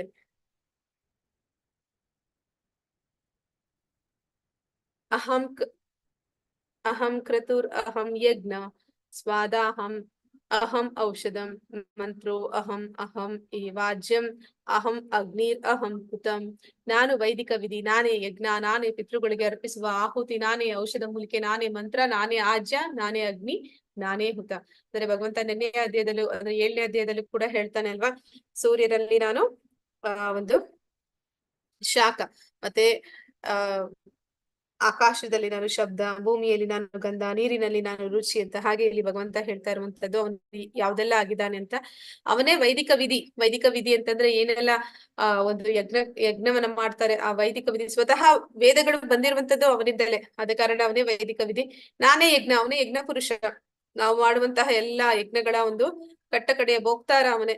ಆದ ಕಾರಣ ಅವನೇ ಯಜ್ಞ. ಮತ್ತೆ ನಾನೇ ಪಿತೃಗಳಿಗೆ ಅರ್ಪಿಸುವ ಆಹುತಿ, ಅಂದ್ರೆ ನಾವ್ ಏನನ್ನೆಲ್ಲ ಆ ಯಜ್ಞಕ್ಕೆ ಅರ್ಪಿಸ್ತಾ ಇದೀವಿ ಸ್ವತಃ ಅವೆಲ್ಲವೂ ಕೂಡ ಭಗವಂತನಿಂದಲೇ ಬಂದಿರುವಂತದ್ದು. ನಾನೇ ಔಷಧ ಮೂಲಿಕೆ. ಇಲ್ಲಿ ಸೃಷ್ಟಿಯಾದದ್ದು ಪ್ರತಿಯೊಂದು ಭಗವಂತನಿಂದ. ಅಂದ್ರೆ ಅಹಂ ಬೀಜಪ್ರದ ಪಿತಾ ಅಂತಾನೆ. ಏನೇ ಸೃಷ್ಟಿಯಾಗಿರ್ಲಿ ಪ್ರತಿಯೊಂದು ಕೂಡ ಮೂಲದಲ್ಲಿ ನನ್ನಿಂದಲೇ ಬಂದಿದೆ ಅಂತ. ಹಾಗೆ ನಾನೇ ಮಂತ್ರಗಳಲ್ಲಿ ನಾನು ಓಂಕಾರ ಅಂತ ಹೇಳ್ತಾನೆ. ಮತ್ತೆ ನಾನೇ ಆಜ್ಯ, ನಾನೇ ಅಗ್ನಿ. ಅಲ್ಲಿ ಏನು ಯಜ್ಞಕುಂಡವನ್ನ ಮಾಡಿದ್ದಾರೆ ಆ ಅಗ್ನಿ ಕೂಡ ಭಗವಂತನೇ. ಮತ್ತೆ ನಾನೇ ಹುತ, ಆ ಅಗ್ನಿಗೆ ಅರ್ಪಿಸುವಂತಹ ಎಲ್ಲಾ ದ್ರವ್ಯಗಳೇನಿದೆ ಅದೆಲ್ಲವೂ ಕೂಡ ಭಗವಂತನಿಂದಲೇ ಸೃಷ್ಟಿಯಾದವು. ಆದ ಕಾರಣ ಸ್ವತಃ ಭಗವಂತನೇ ಎಲ್ಲವೂ ಕೂಡ ಅಂತ ಇಲ್ಲಿ ಹೇಳ್ತಾ ಇದ್ದಾನೆ. ಏನನ್ನ ನಾವು ಯಜ್ಞ ಆಚರಣೆ ಮಾಡ್ತಾ ಇದೀವಿ ಅದು ಕೂಡ ಭಗವಂತ. ಆ ಯಜ್ಞವನ್ನ ಭೋಗಿಸುವವನು ಭಗವಂತ. ಆ ಯಜ್ಞಕ್ಕೆ ಕೊಡ್ತಾ ಇರುವಂತ ಸಮರ್ಪಣೆ ಮಾಡ್ತಿರುವಂತ ಎಲ್ಲಾ ದ್ರವ್ಯಗಳು ಅವನಿಂದಲೇ ಬಂದಂತವು. ಹೀಗೆ ಎಲ್ಲವೂ ಕೂಡ ಭಗವಂತನೇ ಅಂತ ಇಲ್ಲಿ ಪರಮಾತ್ಮ ತಿಳಿಸ್ತಾ ಇದ್ದಾನೆ. ಪಿತಾಹಂ ಅಸ್ಯ ಜಗತೋ ಮಾತಾ ದಾತಾ ಪಿತಾಮಹಃ ವೇದ್ಯಂ ಪವಿತ್ರಂ ಓಂಕಾರ ಋಕ್ಸಾಮ ಯಜುರೇವಚ. ನಾನು ವಿಶ್ವದ ತಂದೆ. ಹೇಗೆ ಅಂತಂದ್ರೆ ಅಹಂ ಬೀಜಪ್ರದ ಪಿತಾ ಅಂತ ಹೇಳ್ದ. ಅಂದ್ರೆ ಎಲ್ಲಾ ಒಂದು ಜೀವಿಗಳು ಮೂಲದಲ್ಲಿ ನನ್ನಿಂದ ಬಂದಿವೆ ಅಂತ. ನಾನೇ ತಾಯಿ ಅಂತ ಹೇಳ್ತಾ ಇದ್ದಾನೆ. ತಾಯಿ ಹೇಗೆ ಇಡೀ ವಿಶ್ವವನ್ನ ಸೃಷ್ಟಿ ಅಂದ್ರೆ 2ನೇ ಬಾರಿ ವಿಸರ್ಗ ಅಂತ ಹೇಳ್ತೀವಿ. ಆ ಬ್ರಹ್ಮನಿಂದ ಸೃಷ್ಟಿಯಾಗುತ್ತೆ. ಆದ್ರೆ ಆ ಸೃಷ್ಟಿಯನ್ನ ಮಾಡುವಂತ ಬ್ರಹ್ಮ ಸ್ವತಃ ಅಂದ್ರೆ ಗರ್ಭೋದಕಶಾಹಿ ವಿಷ್ಣುವಿನ ಹೊಕ್ಕಳ ಬಳ್ಳಿಯಿಂದ ಬಂದಿದ್ದಾನೆ. ಅಂದ್ರೆ ಹೊಕ್ಕಳ ಬಳ್ಳಿಯಿಂದ ಅಂದ್ರೆ ಗರ್ಭೋದಕಶಾಹಿ ವಿಷ್ಣು ಲಕ್ಷ್ಮಿಯ ಯಾವುದೇ ಸಹಾಯವನ್ನ ಪಡೆದೆ ಅವನೇ ಒಂದು ತಾಯಿಯ ರೂಪದಲ್ಲಿ ಆ ಬ್ರಹ್ಮನ ಒಂದು ಸೃಷ್ಟಿಗೆ ಕಾರಣನಾಗ್ತಾನೆ. ಆಧಾರ ಮತ್ತು ಪಿತಾಮಹ ಹೇಗೆ ಅಂತಂದ್ರೆ ನಮ್ಮನ್ನ ಸೃಷ್ಟಿ ಮಾಡಿದವನು ಬ್ರಹ್ಮ. ಅವನು ಎಲ್ಲರಿಗೂ ಕೂಡ ತಂದೆ ಅಥವಾ ಅಜ್ಜ. ಆದ್ರೆ ಪಿತಾಮಹ ಅವನಿಗೆ ತಂದೆ ಯಾರು? ಕೃಷ್ಣ. ಅಂದ್ರೆ ಅವನು ಗರ್ಭೋದಕಶಾಹಿ ವಿಷ್ಣು. ಆ ರೀತಿ ನಾವು ನೋಡಿದ್ರೆ ಅವನು ಪಿತಾಮಹ ಕೂಡ ಆಗ್ತಾನೆ. ನಾನು ಜ್ಞಾನದ ಗುರಿ, ಎಲ್ಲ ಜ್ಞಾನ ವೇದ ಜ್ಞಾನಗಳಿಂದ ವೇದದ ಮೂಲ ಏನು ಅಂತಂದ್ರೆ ಭಗವಂತನನ್ನ ಅರಿತುಕೊಳ್ಳುವಂಥದ್ದು. ಆದ ಕಾರಣ ನಾನು ಜ್ಞಾನದಿಂದ ನೀವು ತಿಳ್ಕೊಳ್ಬೇಕಾಗಿರುವಂಥದ್ದು ಭಗವಂತನ ಕುರಿತಾಗಿ. ಮತ್ತೆ ಪವಿತ್ರೀಕರಿಸುವ ಓಂಕಾರ ಅಂತಂದ್ರೆ ನಿರಾಕಾರ ಬ್ರಹ್ಮ ಅಂತ ಕರೀತಾರೆ. ಅಂದ್ರೆ ನಾವು ನೋಡಿದ್ವಿಲ್ಲ, ನಿರಾಕಾರವಾದಿಗಳು ಒಂದು ಬ್ರಹ್ಮನ್ ಸಾಕ್ಷಾತ್ಕಾರದಲ್ಲಿ ಅವ್ರು ಏನ್ ಅನ್ಕೋತಾರೆ, ಭಗವಂತ ಅಂತಂದ್ರೆ ಅವನು ಒಂದು ಆಕಾರ ಇಲ್ಲ ಅವನಿಗೆ, ಅವನು ಒಂದು ಪ್ರಭೆ, ಒಂದು ಬೆಳಕು. ಅವನು ನಿರಾಕಾರನನ್ನ ಯಾವ ರೀತಿ ಕರೀತಾರೆ ಅಂದ್ರೆ ಓಂಕಾರ ಅಂತ ಹೇಳ್ತಾರೆ. ಅಂದ್ರೆ ಎಲ್ಲ ವೇದ ಮಂತ್ರಗಳು ಓಂಕಾರದಿಂದ ಪ್ರಾರಂಭ ಆಗುತ್ತೆ. ನಾವು ಕೃಷ್ಣ ಅಂತಂದ್ರೆ ಒಬ್ಬ ವ್ಯಕ್ತಿ ರೂಪ ನಾವು ಕಾಣ್ತೀವಿ. ಓಂಕಾರವನ್ನ ಹೇಳಿದಾಗ ಅಲ್ಲಿ ಯಾವುದೇ ಒಂದು ವ್ಯಕ್ತಿಯ ರೂಪವನ್ನ ಕಾಣೋದಿಲ್ಲ. ಅಲ್ಲಿ ಯಾವ ರೀತಿ ಹೇಳ್ತಾರೆ ಅಂತಂದ್ರೆ ವೇದಗಳಲ್ಲಿ ಭಗವಂತನ ಕುರಿತಾಗಿ ನೇರವಾಗಿ ಅವನ ಹೆಸರು ಹಿಡಿದು ಹೇಳೋದಿಲ್ಲ. ಅವ್ರೇನಂತಾರೆ, ಈ ಸೃಷ್ಟಿಗೆ ಮೂಲನಾದವನು, ಎಲ್ಲರನ್ನು ನಿರ್ವಹಣೆ ಮಾಡ್ತಿರುವಂತವನು. ಹಾಗೆ ಅವನನ್ನ ಇಂಡೈರೆಕ್ಟ್ ಆಗಿ ಹೇಳ್ತಾರೆ. ಆ ರೀತಿ ಇಂಡೈರೆಕ್ಟ್ ಆಗಿ ಕರೆದ ಹಾಗೆ ಓಂಕಾರ ಅನ್ನುವಂಥದ್ದು. ಮತ್ತೆ ನಾನೇ ಋಗ್, ಸಾಮ ಮತ್ತು ಯಜುರ್ವೇದಗಳು ಎಲ್ಲ ವೇದಗಳು ಕೂಡ ಸ್ವತಃ ಭಗವಂತ ಹೇಳ್ತಾ ಇದ್ದಾನೆ. ಅದೆಲ್ಲವೂ ಕೂಡ ಅವನಿಂದಲೇ ಬಂದ ಕಾರಣ ಅದೆಲ್ಲವೂ ನಾನೇ ಅಂತ ಇಲ್ಲಿ ತಿಳಿಸ್ತಾ ಇದ್ದಾನೆ. ಪಿತಾಹಂ ಅಸ್ಯ ಜಗತೋ ಮಾತಾ ದಾತಾ ಪಿತಾಮಹಃ ವೇದ್ಯಂ ಪವಿತ್ರ ಓಂಕಾರ ಋಕ್ಸಾಮ ಯಜುರೇವಚ. ಅದೇ ಶ್ಲೋಕವನ್ನ ಹೇಳಿದ್ದಾರೆ. ಅಂದ್ರೆ ಇಲ್ಲಿ ಭಗವಂತನ ವಿಶ್ವರೂಪವನ್ನ ತೋರಿಸ್ತಿದ್ದಾನೆ. ಅವನು ಹೇಗೆ ಎಲ್ಲದಕ್ಕೂ ಮೂಲನಾಗಿದ್ದಾನೆ ಅಂತ. ಗತಿರ್ ಭಾರ್ತಾ ಪ್ರಭು ಸಾಕ್ಷಿ ನಿವಾಸಂ ಶರಣಂ ಸುಹೃತ್ ಪ್ರಭವಃ ಪ್ರಲಯ ಸ್ಥಾನಂ ನಿಧಾನಂ ಬೀಜಂ ಅವ್ಯಯಂ. ನಾನೇ ಗುರಿ ಅಂದ್ರೆ ಎಲ್ಲರೂ ಕೂಡ ಭಗವಂತನನ್ನ ಸೇರ್ಬೇಕು, ಭಗವಂತನ ಧಾಮಕ್ಕೆ ಸೇರ್ಬೇಕು. ಎಲ್ಲರ ಒಂದು ಜೀವಾತ್ಮಗಳ ಒಂದು ಮೂಲ ಗುರಿಯದು ಕೃಷ್ಣನೇ ಆಗಿದ್ದಾನೆ.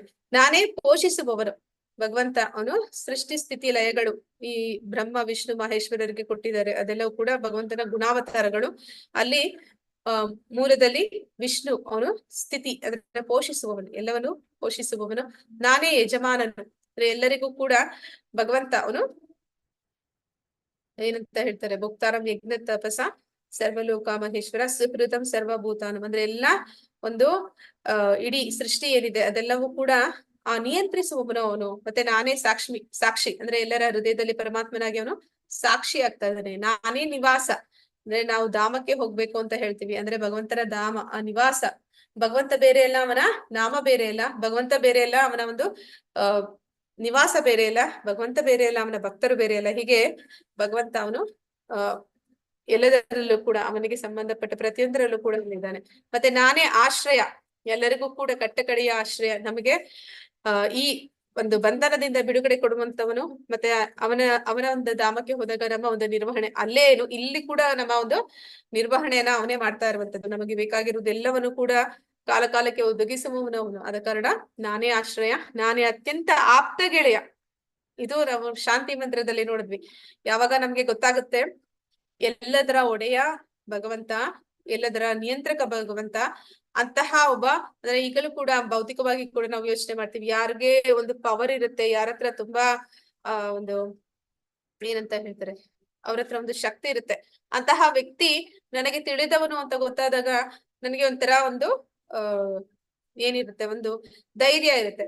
ಓ, ಇವ್ರು ನನ್ನ ಒಂದು ಇಂಥವ್ರು ನನಗೆ ಗೊತ್ತಿದ್ದಾರೆ, ನನಗೆ ಅಂತಹ ಒಂದು ಕಷ್ಟಗಳು ಬರ್ಲಿಕ್ಕೆ ಸಾಧ್ಯ ಇಲ್ಲ ಅಂತ. ಹಾಗೆ ಯಾರು ಭಕ್ತರಿರ್ತಾರೆ ಅಂತವ್ರು ಭಗವಂತನ ಒಂದು ಭಕ್ತಿಯಲ್ಲಿ ಆಪ್ತ ಗೆಳೆಯ ಭಗವಂತವನು. ಅವರ ಎಲ್ಲರ ಅಂದ್ರೆ ಬರೀ ಭಕ್ತರ ಗೆಳೆಯ ಅಂತಲ್ಲ, ಅಭಕ್ತರಿದ್ರು ಕೂಡ ಅವರಿಗೂ ಕೂಡ ಅವನೇ ಗೆಳೆಯ.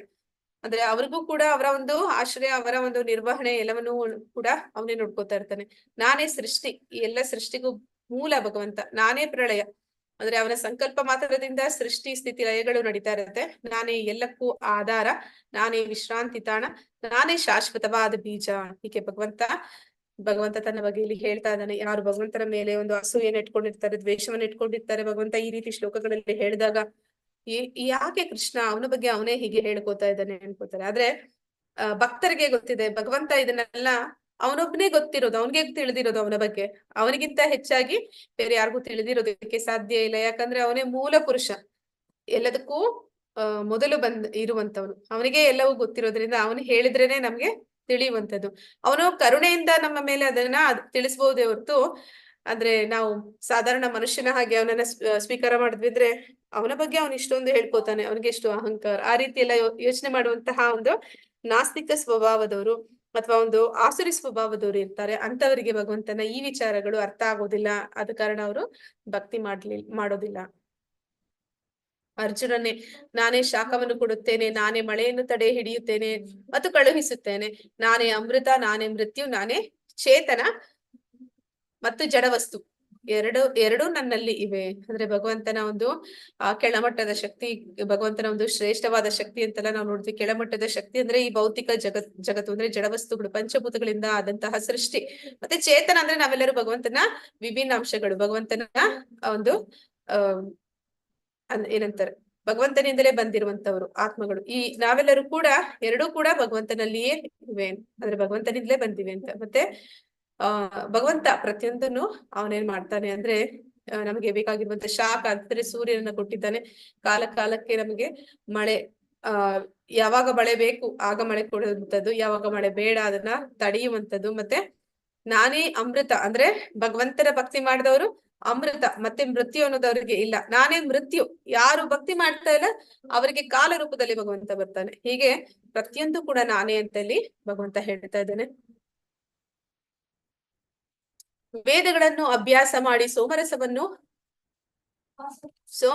ಪಾನ ಮಾಡಿ ಸ್ವರ್ಗಲೋಕಗಳನ್ನು ಅರಸುವವರು ಪರೋಕ್ಷವಾಗಿ ನನ್ನನ್ನು ಪೂಜಿಸುತ್ತಾರೆ. ಪಾಪ ಪ್ರತಿಕ್ರಿಯೆಗಳಿಂದ ಬಿಡುಗಡೆಯಾಗಿ ಪರಿಶುದ್ಧರಾಗಿ ಅವರು ಪುಣ್ಯ ಸ್ವರ್ಗ ಲೋಕಗಳಲ್ಲಿ ಹುಟ್ಟುತ್ತಾರೆ. ಅಲ್ಲಿ ಸ್ವರ್ಗ ಸುಖಗಳನ್ನು ಸವಿಯುತ್ತಾರೆ. ಅಂದ್ರೆ ಯಾರು ದೇವತೆಗಳ ಆರಾಧನೆ ಮಾಡ್ತಾರೆ ಅವರು ಪುಣ್ಯವನ್ನ ಸಂಪಾದನೆ ಮಾಡ್ತಾರೆ. ಅದು ಕರೆನ್ಸಿ ಇದ್ದಾಗೆ. ನಮ್ಮ ಹತ್ರ ಫಾರಿನ್ ಕರೆನ್ಸಿ ಇದ್ರೆ ಅದು ಖಾಲಿ ಆಗೋವರೆಗೂ ನಾವು ಫಾರಿನ್ ಕಂಟ್ರಿನಲ್ಲಿ ಇರ್ಬೋದು. ಅದು ಖಾಲಿ ಆದ್ಮೇಲೆ ನಾವು ಮತ್ತೆ ನಮ್ಮ ಮನೆಗೆ ವಾಪಸ್ ಆಗ್ಬೇಕು. ಹಾಗೆ ಯಾರು ಪುಣ್ಯ ಸಂಪಾದನೆ ಮಾಡ್ತಾರೆ ಆ ಪುಣ್ಯ ಕ್ಷೀಣೆ ಪುಣ್ಯ ಮರ್ತ್ಯ ಲೋಕ ವಿಶಂತಿ ಅದು ಮುಗಿದ ಮೇಲೆ ಅವ್ರು ಮತ್ತೆ ಈ ಭೂಮಿಗೆ ಅವರು ವಾಪಸ್ ಬರ್ಬೇಕಾಗತ್ತೆ. ಅಲ್ಲಿ ಏನ್ ಮಾಡ್ತಾರೆ ಅವರು ವೇದಗಳನ್ನ ಅಭ್ಯಾಸ ಮಾಡಿ ಸೋಮರಸವನ್ನ ಪಾನ ಮಾಡಿ. ಸೋಮರಸ ಅಂತಂದ್ರೆ ಇಲ್ಲಿ ಮದ್ಯಪಾನ ಅಂತಲ್ಲ. ಸೋಮರಸ ಅಂತಂದ್ರೆ ಅವರಿಗೆ ಒಂದು ಶಕ್ತಿವರ್ಧಕ ಪಾನೀಯ ಅಂತ ಹೇಳ್ತಾರೆ. ಸ್ವರ್ಗದ ಲೋಕದಲ್ಲಿ ಇರುವಂತವ್ರು ಸ್ವೀಕಾರ ಮಾಡುವಂತದ್ದು. ಸ್ವರ್ಗ ಲೋಕಗಳನ್ನು ಅರಸುವೊಬ್ರು ಪರೋಕ್ಷವಾಗಿ ನನ್ನನ್ನ ಪೂಜಿಸ್ತಾರೆ. ಯಾರು ದೇವತೆಗಳನ್ನ ಪೂಜೆ ಮಾಡ್ತಾರೆ ಅವರು ಅವಿಧಿ ಪೂರ್ವಕವಾಗಿ ಭಗವಂತನ ಆರಾಧನೆ ಮಾಡ್ತಾರೆ. ಅಂದ್ರೆ ಅವ್ರು ಏನೆಲ್ಲ ಬೇಡ್ತಾರೆ ದೇವತೆಗಳ ಮೂಲಕ ಅದೆಲ್ಲವನ್ನು ಕೂಡ ಸ್ವತಃ ಭಗವಂತನೇ ಆ ದೇವತೆಗಳ ಮೂಲಕ ನಮ್ಗೆ ನೀಡ್ತಿರುವಂತದ್ದು. ಅಂದ್ರೆ ಅವರು ನೇರವಾಗಿ ಪಡ್ಕೊಳ್ತಾ ಇಲ್ಲ, ಅವರು ಅವಿಧಿ ಪೂರ್ವಕವಾಗಿ ಪಡ್ಕೋತಾರೆ. ಮತ್ತೆ ಪಾಪ ಪ್ರತಿಕ್ರಿಯೆಗಳಿಂದ ಬಿಡುಗಡೆಯಾಗಿ ಪರಿಶುದ್ಧರಾಗಿ ಅವರು ಪುಣ್ಯ ಸ್ವರ್ಗ ಲೋಕಗಳಲ್ಲಿ ಹುಟ್ಟುತ್ತಾರೆ. ಅಲ್ಲಿ ಸ್ವರ್ಗ ಸುಖವನ್ನು ಸವಿಯುತ್ತಾರೆ. ಅಂದ್ರೆ ಇಲ್ಲಿ ನಾವು ನೋಡ್ತಾ ಇದ್ವಿ ಜಾಯಿಂಟ್ ವೀಲ್ ಅಂತ. ಹೇಗೆ ಅದು ಮೇಲಕ್ಕೆ ಕೆಳಕ್ಕೆ ಆಗುತ್ತೆ ಹಾಗೆ ಮೇಲೆ ಹೋದಾಗ ಊರ್ಧ್ವ ಲೋಕ, ಕೆಳಗೆ ಹೋದಾಗ ಮತ್ತೆ ಭೂಲೋಕ ಅಥವಾ ಅದೋ ಲೋಕಗಳು ಅಂತ ಹೇಳ್ತೀವಲ್ಲ, ಹಾಗೆ ಈ ಜೀವಿ ಈ ಭೌತಿಕ ಜಗತ್ತಿನಲ್ಲಿ ಮತ್ತೆ ಮತ್ತೆ ಇಲ್ಲಿಯೇ ಮೇಲೆ ಕೆಳಗೆ ಅಂತ ಸುತ್ತಾನೆ ಇರ್ತಾನೆ ಹೊರತು ಅವನು ಅದರಿಂದ ಹೊರಗಡೆ ಹೋಗೋದಿಕ್ಕೆ ಸಾಧ್ಯ ಇಲ್ಲ. ಅವನು ವೇದಗಳ ಅಭ್ಯಾಸ ಮಾಡೋದ್ರಿಂದ ಅಥವಾ ಅವನು ಪುಣ್ಯ ಕಾರ್ಯಗಳನ್ನ ಮಾಡೋದ್ರಿಂದ ಅಂತ ಇಲ್ಲಿ ಹೇಳ್ತಾ ಇದ್ದಾರೆ. ಹೀಗೆ ಅವರು ಸ್ವರ್ಗ ಲೋಕದ ಅಪಾರವಾದ ಇಂದ್ರಿಯ ಭೋಗವನ್ನು ಸವಿದು ತಮ್ಮ ಪುಣ್ಯ ಕರ್ಮಗಳು ಪರಗಳು ಕ್ಷಯಿಸಿದ ನಂತರ ಈ ಮರ್ತ್ಯ ಲೋಕಕ್ಕೆ ಹಿಂದಿರುಗುತ್ತಾರೆ, ಭೂಮಿಗೆ ಮತ್ತೆ ಬರ್ತಾರೆ. ಹೀಗೆ 3 ವೇದಗಳ ತತ್ವಗಳ ಅನುಸರಣೆಯಿಂದ ಇಂದ್ರಿಯ ಸುಖವನ್ನಷ್ಟೇ ಅರಸುವವರು ಮತ್ತೆ ಮತ್ತೆ ಹುಟ್ಟಿ ಸಾಯುವುದನ್ನಷ್ಟೇ ಸಾಧಿಸುತ್ತಾರೆ. ಅಂದ್ರೆ ಇಂದ್ರಿಯ ಸುಖ ಅಂದ್ರೆ ಅವ್ರು ಏನಕ್ಕೆ ಪುಣ್ಯವನ್ನ ಸಂಪಾದನೆ ಮಾಡ್ತಾರೆ, ಆ ಇಂದ್ರಿಯ ಸುಖವನ್ನ ಪಡಿಲಿಕ್ಕೆ. ಅಂದ್ರೆ ಇಲ್ಲಿ ಸ್ವರ್ಗ ಅನ್ನುವಂಥದ್ದು ಭೌತಿಕ ಜಗತ್ತು. ಈ ಭೂಮಿ ಮೇಲೆ ಯಾರಿದ್ದಾರೆ ಅವರು ಸ್ವರ್ಗ ಲೋಕದಲ್ಲಿ ಇರುವಂತವ್ರು 10,000 ವರ್ಷ ಬದುಕಿರ್ತಾರೆ ಅಂತ ಹೇಳ್ತಾರೆ. ಮತ್ತೆ ಅಲ್ಲಿರುವಂತವ್ರು ಇಲ್ಲಿಗಿಂತ ಹೆಚ್ಚು ಇಂದ್ರಿಯ ಭೋಗವನ್ನ ಮಾಡೋದಕ್ಕೆ ಅವರ ಇಂದ್ರಿಯಗಳು ಪ್ರಬಲವಾಗಿರುತ್ತೆ ಅಂತ ಹೇಳ್ತಾರೆ. ಆ ರೀತಿ ಅವರು ಇಂದ್ರಿಯ ಸುಖವನ್ನಷ್ಟೇ ಬಯಸುವವರು ಏನ್ ಮಾಡ್ತಾರೆ, ಮೂರ್ಖರ ಹಾಗೆ ಮತ್ತೆ ಮತ್ತೆ ಹುಟ್ಟಿ ಹುಟ್ಟಿ ಸಾಯ್ತಾರೆ ಅಂತ ಇಲ್ಲಿ ಹೇಳ್ತಾ ಇದ್ದಾನೆ. ಅನನ್ಯಾಶ್ಚಿಂತಯಂತೋ ಮಾಂ ಯೇ ಜನ ಪರ್ಯುಪಾಸತೆ ತೇಷಾಂ ನಿತ್ಯಾಭಿಯುಕ್ತಾನಾಂ ಯೋಗಕ್ಷೇಮಂ ವಹಾಮ್ಯಹಂ. ಅನ್ಯ ಚಿಂತೆ ಇಲ್ಲದೆ ಒಂದೇ ಮನಸ್ಸಿನಿಂದ ನನ್ನನ್ನು ಪೂಜಿಸುತ್ತಾ ನನ್ನ ದಿವ್ಯ ರೂಪವನ್ನು ಧ್ಯಾನಿಸುವವರು ಯಾರೋ ಅವರಿಗೆ ನಾನು ಇಲ್ಲದನ್ನು ಕೊಡುತ್ತೇನೆ ಮತ್ತು ಇರುವುದನ್ನು ಕಾಪಾಡುತ್ತೇನೆ. ಅಂದ್ರೆ ಭಗವಂತ ಹೇಳ್ತಾ ಇರುವಂತದ್ದು ಆಶ್ವಾಸನೆ ಕೊಡ್ತಾ ಇದ್ದಾನೆ. ಯಾರು ಅನ್ಯ ಚಿಂತೆ ಇಲ್ಲದೆ ಅಂತಂದ್ರೆ ಅವ್ರಿಗೆ ಅನನ್ಯ ಭಕ್ತರು ಅಂತ ಕರೀತಾರೆ. ಅಂದ್ರೆ ಅವರು ಏಕಭಕ್ತಿ ಅಂತ ಕರೀತಾರೆ. ಮತ್ತೆ ಅವರು ಬೇರೆ ಯಾವುದೇ ಒಂದು ಆಸೆ ಅನ್ನೋದಿಲ್ಲ. ಅವರಿಗೆ ಒಂದೇ ಆಸೆ ಭಗವಂತನ ಒಂದು ತೃಪ್ತಿಪಡಿಸುವಂತದ್ದು. ಅಂತಹ ಒಂದು ಅಂದ್ರೆ ಸದಾ ಕಾಲ ಭಗವಂತನ ಸ್ಮರಣೆಯಲ್ಲಿ ಇರ್ತಾರೆ, ಒಂದೇ ಮನಸ್ಸಿನಿಂದ ಭಗವಂತನನ್ನ ಪೂಜಿಸ್ತಾರೆ. ಅಂತವರು ಭಗವಂತನನ್ನ ಸದಾ ಧ್ಯಾನಿಸ್ತಾ ಇರ್ತಾರೆ. ಅವರಿಗೆ ಭಗವಂತ ಏನ್ ಮಾಡ್ತಾನೆ ಅಂದ್ರೆ ಯಾರು ದೇವತೆಗಳ ಆರಾಧನೆ ಮಾಡ್ತಾರೆ ಅವರು ಮತ್ತೆ ಮತ್ತೆ ಹುಟ್ಟಿ ಸಾಯ್ತಾರೆ. ಆದ್ರೆ ಭಗವಂತನ ಭಕ್ತಿ ಮಾಡುವಂತವ್ರು ಅವರಿಗೆ ಭಗವಂತ ಇಲ್ಲದನ್ನು ಕೊಡುತ್ತಾನೆ. ಭೌತಿಕವಾಗಿ ಆಗಿರ್ಬೋದು, ಆಧ್ಯಾತ್ಮಿಕವಾಗಿ ಆಗಿರ್ಬೋದು, ಅವರಿಗೆ ಏನೆಲ್ಲ ಅವರಲ್ಲಿ ಕೊರತೆಗಳಿದೆ ಅದನ್ನೆಲ್ಲ ಪೂರೈಸ್ತಾನೆ ಭಗವಂತ. ಅಷ್ಟು ಮಾತ್ರ ಅಲ್ಲ, ಅವರಲ್ಲಿ ಇರುವುದನ್ನ ಕಾಪಾಡ್ತಾನೆ. ಅವ್ರ ಹತ್ರ ಏನಿದೆ ಅದನ್ನ ಕಾಪಾಡುವ ಕೆಲಸವನ್ನು ಕೂಡ ಸ್ವತಃ ಭಗವಂತ ಮಾಡ್ತಾನೆ. ಇದನ್ನ ಒಂದು ಸತಿ ಒಬ್ಬ ಆಚಾರ್ಯರು ಈ ಶ್ಲೋಕಕ್ಕೆ ಒಂದು ವ್ಯಾಖ್ಯಾನವನ್ನ ಬರೀತಾ ಇರ್ತಾರೆ. ಆಗ ಅವರು ಏನಂತ ಬರೀತಾರೆ ಅಂದ್ರೆ, ಸ್ವತಃ ಕೃಷ್ಣನೇ ಬಂದು ಅವರನ್ನ ನೋಡ್ಕೊಳ್ಳೋ ಅವಶ್ಯಕತೆ ಏನಿದೆ, ಭಗವಂತ ಅವನ ಧಾಮದಲ್ಲಿ ಆನಂದವಾಗಿರ್ತಾನೆ, ಅವನ ದೇವತೆಗಳು ಮತ್ತೆ ಅವನ ಶಕ್ತಿಗಳು ಅಂತಹ ಭಕ್ತರನ್ನ ನೋಡ್ಕೊಂತಾರೆ ಅಂತ ಅವ್ರು ಬರೀತಾರೆ. ಆಗ ಕೃಷ್ಣ ಅದನ್ನ ನೋಡಿ ಅವ್ನೇನ್ ಮಾಡ್ತಾರೆ, ಅದನ್ನ ಅಂದ್ರೆ ಬರೆದಂತ ಆಚಾರ್ಯರು ಅವರಿಗೆ ತುಂಬಾ ಬಡತನ ಇರುತ್ತೆ. ಅವರ ಮನೆಯಲ್ಲಿ ತುಂಬಾ ಅಂದ್ರೆ 2-3 ದಿವಸದಿಂದ ಏನು ಅವರು ಊಟ ಮಾಡಿರೋದಿಲ್ಲ. ಆಮೇಲೆ ಏನಾಗುತ್ತೆ, ಅವರು ಹೊರಗಡೆ ಹೋಗ್ತಾರೆ. ಹೋಗಿ ಬರ್ಬೇಕಾದ್ರೆ ಅಲ್ಲಿಗೆ 2 ಹುಡುಗರು ಬರ್ತಾರೆ. ಹುಡುಗರು ಅವರ ಬೆನ್ನ ಮೇಲೆ 2 ಬರೆ ಇರುತ್ತೆ. ಮತ್ತೆ ಅವ್ರಿಗೆ ಬೇಕಾಗಿರುವಲ್ಲ ಆಹಾರ ಪದಾರ್ಥಗಳನ್ನ ತಂದಿರ್ತಾರೆ. ಅದನ್ನ ನೋಡಿ ಅವರ ಹೆಂಡತಿ ಕೇಳ್ತಾರೆ, ಇಷ್ಟು ಭಾರವಾದ ಒಂದು ಸಾಮಾನುಗಳನ್ನ ಯಾಕೆ ಅವರ ಗಂಡ ಇಷ್ಟು ಚಿಕ್ಕ ಮಕ್ಕಳ ಕೈಲಿ ಕೊಟ್ಟು ಕಳಿಸಿದ್ದಾರೆ ಅಂತ ಅವ್ರು ಯೋಚನೆ ಮಾಡ್ತಾರೆ. ಮತ್ತೆ ಕೇಳ್ತಾರೆ, ಅವರ ಬೆನ್ನ ಮೇಲೆ 2 ಬರೆ ಬೇರೆ ಇರುತ್ತೆ. ಅದನ್ನ ಕೇಳ್ತಾರೆ, ಯಾರು ಇದನ್ನ ಮಾಡಿದ್ದು ಅಂತ. ಅದಕ್ಕೆ ಅವ್ರು ಹೇಳ್ತಾರೆ, ನಿಮ್ಮ ಗಂಡನೇ ಮಾಡಿದ್ದು. ಅಂದ್ರೆ ಅವರು ಏನಂತಾರೆ ಅಂದ್ರೆ, ಅದನ್ನ ಬರೆಯುವಾಗ ವ್ಯಾಖ್ಯಾನ ಬರೆಯುವಾಗ ಒಂದು ತಾಳೆಗರಿ ಇರ್ಬೋದು, ಅದರ ಮೇಲೆ ಅವರು ಬರಿತಾ ಬರಿತಾ ಏನ್ ಮಾಡ್ತಾರೆ, ಭಗವಂತನೇ ನೋಡ್ಕೊತಾನೆ ಅಂತ ಬರೆದ್ಬಿಟ್ಟು ಆ ಭಗವಂತ ನೋಡ್ಕೋತಾನೆ ಅನ್ನೋದನ್ನ ಒಂದು 2 ಗೆರೆ ಹಾಕಿ ಅದನ್ನ ಹೊಡೆದಾಕಿರ್ತಾರೆ. ಆಮೇಲೆ ಅವನ ದೇವತೆಗಳು ಅಥವಾ ಅವನ ಜವಾಬ್ದಾರಿಯನ್ನು ವಹಿಸ್ಕೊಂಡಿರುವಂತಹ ಶಕ್ತಿಗಳು ಅದನ್ನ ನಿರ್ವಹಣೆ ಮಾಡುತ್ತೆ ಅಂತ ಬರೀತಾರೆ.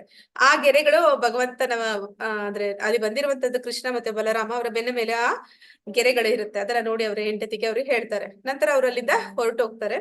ಆಮೇಲೆ ಆಚಾರ್ಯರು ಮತ್ತೆ ಬರ್ತಾರೆ, ಅಂದ್ರೆ ಅವ್ರನ್ನ ಅರ್ಜುನಾಚಾರ್ಯರು ಅಂತ ಕರೀತಾರೆ. ಅವ್ರು ಬಂದಾಗ ಅವರ ಹೆಂಡತಿ ಕೇಳ್ತಾರೆ, ಅಷ್ಟು ಪುಟ್ಟ ಮಕ್ಕಳ ಬೆನ್ನ ಮೇಲೆ ಆ ರೀತಿ ಯಾಕೆ ನೀವು ಪೆಟ್ಟನ್ನ ಕೊಟ್ಟಿದ್ದೀರಾ? ನೋಡಿದ್ರೆ ಅಷ್ಟು ಚಿಕ್ಕ ಮಕ್ಕಳ ಕೈಯಲ್ಲಿ ಇಷ್ಟೆಲ್ಲಾ ಸಾಮಾನುಗಳನ್ನ ಕೊಟ್ಟು ಕಳಿಸಿದ್ದೀರಾ ಅಂತ ಅಂದಾಗ, ಯಾರ ಕೈಯಲ್ಲಿ ನಾನು ಕೊಟ್ಟು ಕಳಿಸ್ದೆ, ಯಾರ ಹುಡುಗರು ಅಂತ ಕೇಳಿದಾಗ ಅವರ ವರ್ಣನೆ ಮಾಡ್ತಾರೆ, ಅವ್ರಿಗೆ ಹೇಗೆ ಕಾಣ್ತಿದ್ರು ಅಂತ ಅವರ ಹೆಂಡತಿ ಹೇಳ್ತಾರೆ. ಆಗ ಆ ಅರ್ಜುನಾಚಾರ್ಯರು ಹೇಳ್ತಾರೆ, ನನಗಿಂತ ನೀನ್ ತುಂಬಾ ಪುಣ್ಯ ಮಾಡಿದ್ಯಾ, ನೀನ್ ಸ್ವತಃ ಭಗವಂತನನ್ನ ಕಾಣುವಂತ ಅವಕಾಶ ಸಿಕ್ಕಿದೆ ನಿನಗೆ, ನನಗೆ ಆ ಅವಕಾಶ ಕೂಡ ಸಿಕ್ಕಿಲ್ಲ. ಅಂದ್ರೆ ಅಲ್ಲಿ ಹೋಗಿ ಒಡನೆ ಹೋಗಿ ಅವ್ರು ಏನ್ ಮಾಡ್ತಾರೆ, ಅವ್ರು ಬರ್ದದ್ದನ್ನೆಲ್ಲ ಅವರು ಸರಿಪಡಿಸಿ, ಇಲ್ಲ ಸ್ವತಃ ಕೃಷ್ಣನೇ ನೋಡ್ಕೊಂತಾನೆ, ಶುದ್ಧ ಭಕ್ತರ ಒಂದು ಭೌತಿಕ ಅಥವಾ ಆಧ್ಯಾತ್ಮಿಕ ಯಾವುದೇ ಒಂದು ಅವಶ್ಯಕತೆಗಳೇನಿದೆ ಅದನ್ನ ಸ್ವತಃ ಕೃಷ್ಣನೇ ಬಂದು ನಿರ್ವಹಣೆ ಮಾಡ್ತಾನೆ ಅಂತ ಅವರು ಬರೀತಾರೆ. ಹೀಗೆ ಭಗವಂತ ಯಾರು ಶುದ್ಧ ಭಕ್ತರಿರ್ತಾರೆ ಅವರಿಗೆ ಎಲ್ಲವನ್ನು ಕೂಡ ಅಂದ್ರೆ ಇಲ್ಲದನ್ನು ಕೊಡ್ತಾನೆ, ಮತ್ತೆ ಅವ್ರಿಗೆ ಇರೋದನ್ನು ಕಾಪಾಡ್ತಾನೆ ಅಂತ ಹೇಳಿ ಆಶ್ವಾಸನೆ ಕೊಡ್ತಾ ಇದ್ದಾನೆ. ನಾನೊಬ್ಬನೇ ಎಲ್ಲ ಯಜ್ಞಗಳ ಭೋಕ್ತಾರನು ಮತ್ತು ಯಜಮಾನನು, ಆದುದರಿಂದ ನನ್ನ ನಿಜವಾದ ದಿವ್ಯ ಸ್ವಭಾವವನ್ನು ಗುರುತಿಸದವರು ಪತನ ಹೊಂದುತ್ತಾರೆ. ಅಂದ್ರೆ ಭಗವಂತನನ್ನ ಯಾರು ನಾಸ್ತಿಕತೆಯಿಂದ, ರಾಕ್ಷಸಿ ಸ್ವಭಾವದಿಂದ, ಅಜ್ಞಾನದಿಂದ ಅವನು ಭೋಕ್ತಾರ, ಅವನು ಎಲ್ಲದರ ನಿಯಂತ್ರಕ, ಮತ್ತೆ ಈ ಎಲ್ಲಾ ದಿವ್ಯ ಸ್ವಭಾವಗಳನ್ನ ತಿಳ್ಕೊಳ್ಳೋದಿಲ್ಲ, ಯಾರು ಅದನ್ನ ಅರ್ಥ ಮಾಡ್ಕೊಳ್ಳೋದಿಲ್ಲ ಅಂತವರು ಪತನ ಹೊಂದುತ್ತಾರೆ. ಅಂತವರು ಈ ಭೌತಿಕ ಜಗತ್ತಿನಲ್ಲಿಯೇ ಸದಾ ಹುಟ್ಟಿ ಸಾಯುವ ಒಂದು ಶಿಕ್ಷೆನ ಅನುಭವಿಸ್ತಾರೆ. ಇಲ್ಲಿ ನಾವು ನೋಡ್ತಾ ಇದೀವಿ ಇನ್ನೊಂದು ಚಿತ್ರದಲ್ಲಿ ಏನ್ ಕೊಟ್ಟಿದ್ದಾರೆ ಅಂತಂದ್ರೆ, ಇಲ್ಲಿ ಇದು ಒಂದು ಗೋಕುಲದಲ್ಲಿ ನಡೆಯುವಂತಹ ಒಂದು ಲೀಲೆ. ಅಲ್ಲಿ ಹಣ್ಣು ಮಾರ್ಲಿಕ್ಕೆ ಬರ್ತಿದ್ರು, ಒಂದು ಹೆಂಗಸು ಬರ್ತಾರೆ. ಆ ಹೆಂಗಸಿಗೆ ಅಂದ್ರೆ ಕೃಷ್ಣ ಆಗ ಬಾಟಾ ಸಿಸ್ಟಮ್ ಅಂತ ಹೇಳ್ತಾರೆ, ಅಂದ್ರೆ ಹಣ್ಣು ಕೊಟ್ರೆ ಅವ್ರಿಗೆ ಧಾನ್ಯ ಕೊಡ್ತಾ ಇದ್ರು. ಹಾಗೆ ಕೃಷ್ಣ ಅವರ ಪುಟ್ಟ ಕೈಯಲ್ಲಿ ಧಾನ್ಯಗಳನ್ನ ತಂದು ಕೊಡಕ್ಕೆ ಪ್ರಯತ್ನ ಪಡ್ತಾರೆ. ಆದ್ರೆ ಅವ್ರ ಕೈಯಲ್ಲಿ ಅಂದ್ರೆ ಅವರು ಅದನ್ನ ಎತ್ಕೊಂಡ್ ಬರೋಷ್ಟ್ರಲ್ಲಿ ಅವ್ರ ಕೈಯಲ್ಲಿ ಯಾವುದೇ ಧಾನ್ಯಗಳಿರೋದಿಲ್ಲ, 1-2 ಕಾಳು ಇರುತ್ತಷ್ಟೇ. ಆದ್ರೆ ಹಣ್ಣು ಮಾರುವವಳು ಎಲ್ಲ ಹಣ್ಣನ್ನು ಕೃಷ್ಣನಿಗೆ ಕೊಡ್ತಾಳೆ. ಅಂದ್ರೆ ಅವಳಿಗೆ ಅವನು ಕೊಡುವಂತಹ ಒಂದು ಧಾನ್ಯದ ಮೇಲೆ ಆಸಕ್ತಿಗಿಂತ ಜಾಸ್ತಿ ಕೃಷ್ಣನ ಮೇಲೆ ಆಕರ್ಷಣೆ ಜಾಸ್ತಿ ಇರುತ್ತೆ. ಅವಳು ಕೃಷ್ಣನನ್ನ ತನ್ನ ಮಗುವಾಗಿ ತನ್ನ ತೊಡೆ ಮೇಲೆ ಕೂರಿಸ್ಕೊಂಡು ಪ್ರೀತಿ ಮಾಡ್ಬೇಕು ಅಂತ ಆಸೆ ಪಡ್ತಾ ಇರ್ತಾಳೆ. ಅದಕ್ಕೆ ಅವಳು ಎಲ್ಲಾ ಹಣ್ಣುಗಳನ್ನ ಕೃಷ್ಣನಿಗೆ ಕೊಟ್ಟು ಆಮೇಲೆ ಅವನು ತಂದಂತ ಧಾನ್ಯವನ್ನ ಅವಳು ಬುಟ್ಟಿಯಲ್ಲಿ ಇಡ್ತಾನೆ.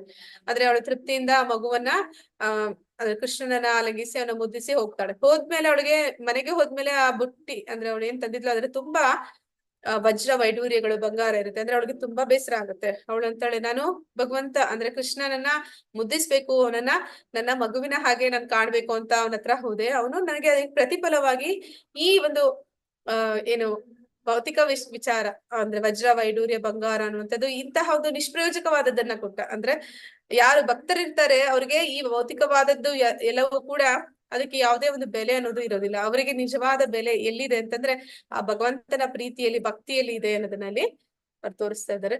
ಯಾರು ಆ ರೀತಿ ಭಕ್ತಿ ಮಾಡ್ತಾರೆ ಅಂತವರ ಒಂದು ಭಗವಂತ ಅಂದ್ರೆ ನಾವು ಸ್ವಲ್ಪ ಅವನ ಕಡೆಗೆ ಪ್ರಯತ್ನ ಪಟ್ರೆ ಅವನು ನಮ್ಗೆ ಅದಕ್ಕಿಂತ ಹೆಚ್ಚು ಪ್ರಯತ್ನ ಪಟ್ಟು ನಮ್ಮನ್ನ ಅವನ ಹತ್ರ ಕರ್ಕೊಳ್ಳೋಕ್ ಪ್ರಯತ್ನ ಮಾಡ್ತಾನೆ.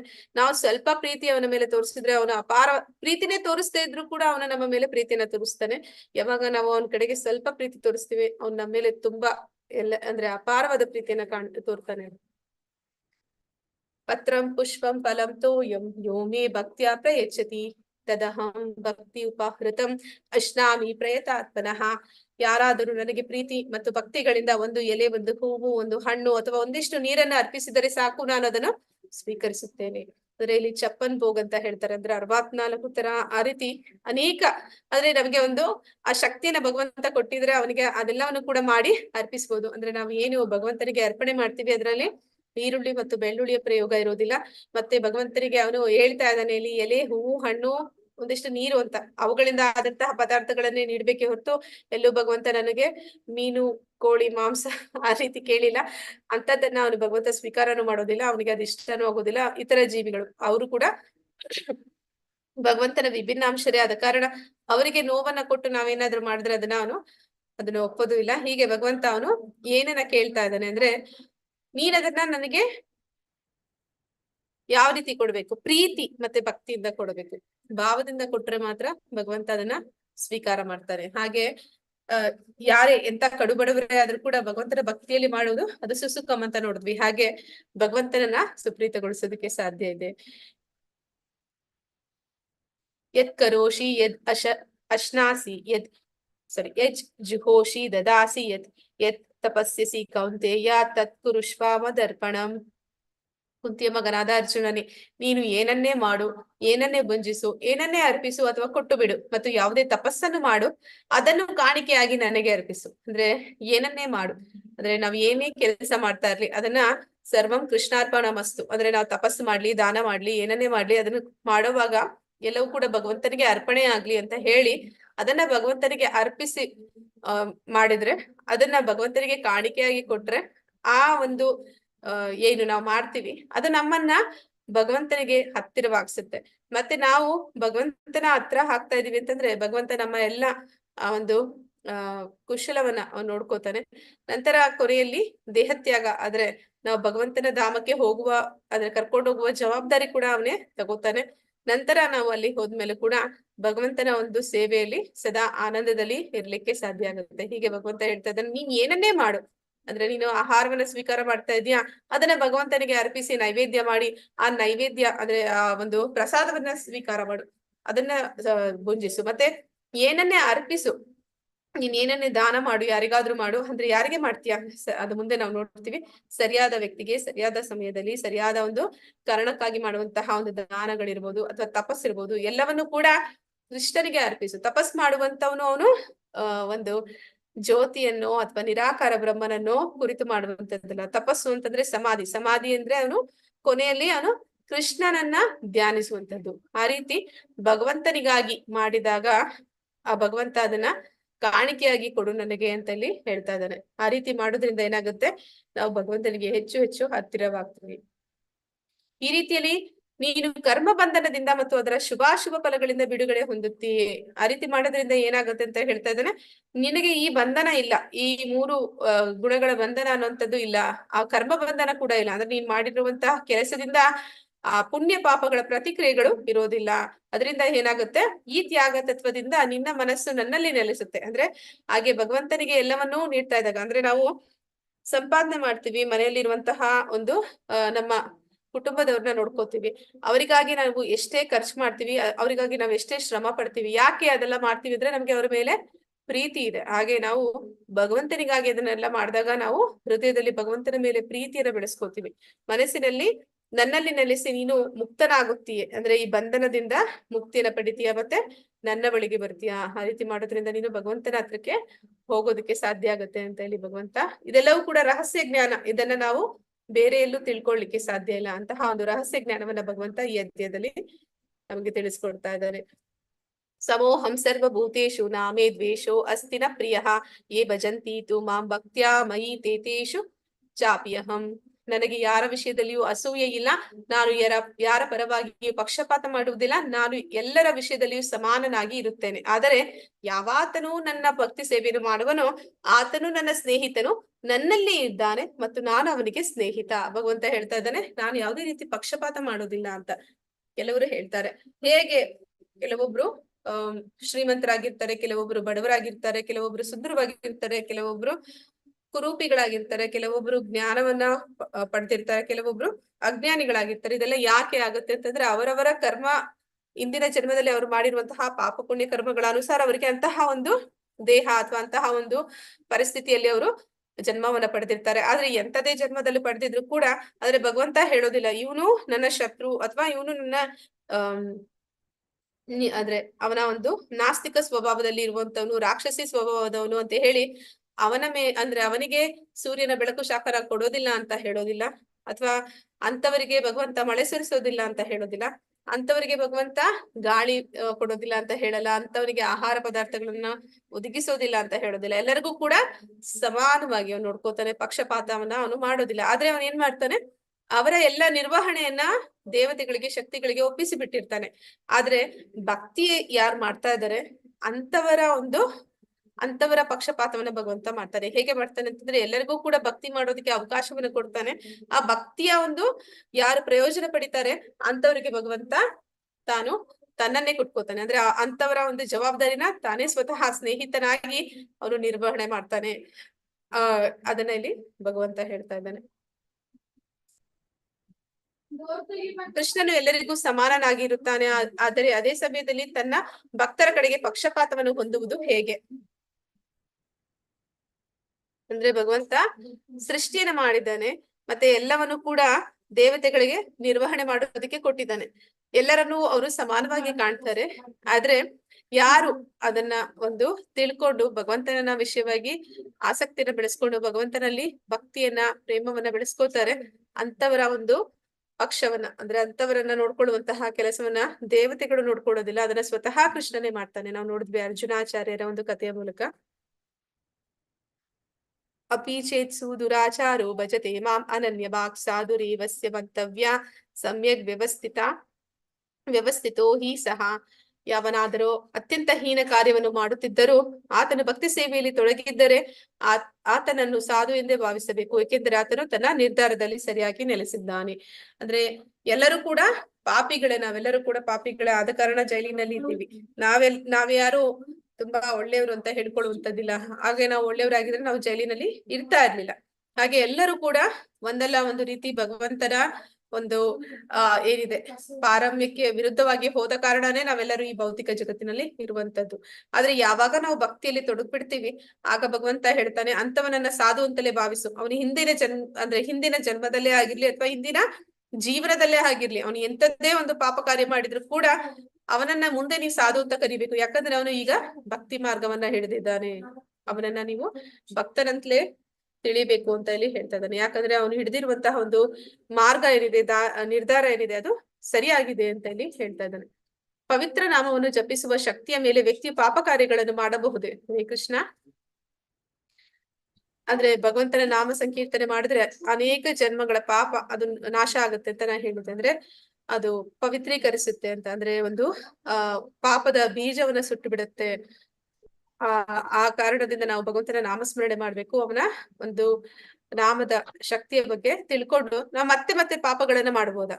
ಅಂದ್ರೆ ಈಗ ನಾನ್ ನಾಮಸ್ಮರಣೆ ಮಾಡ್ತೀನಿ, ನಾನು ಪಾಪವನ್ನು ಮಾಡ್ತಾ ಇರ್ತೀನಿ. ಯಾಕೆಂದ್ರೆ ನಾಮಸ್ಮರಣೆ ಮಾಡೋದ್ರಿಂದ ನನ್ನ ಪಾಪ ಕಾರ್ಯಗಳು ನಿರ್ನಾಮ ಆಗುತ್ತೆ ಅಂತ. ಇಲ್ಲ ಮಾತಾಜಿ, ಮಾಡಂಗಿಲ್ಲ.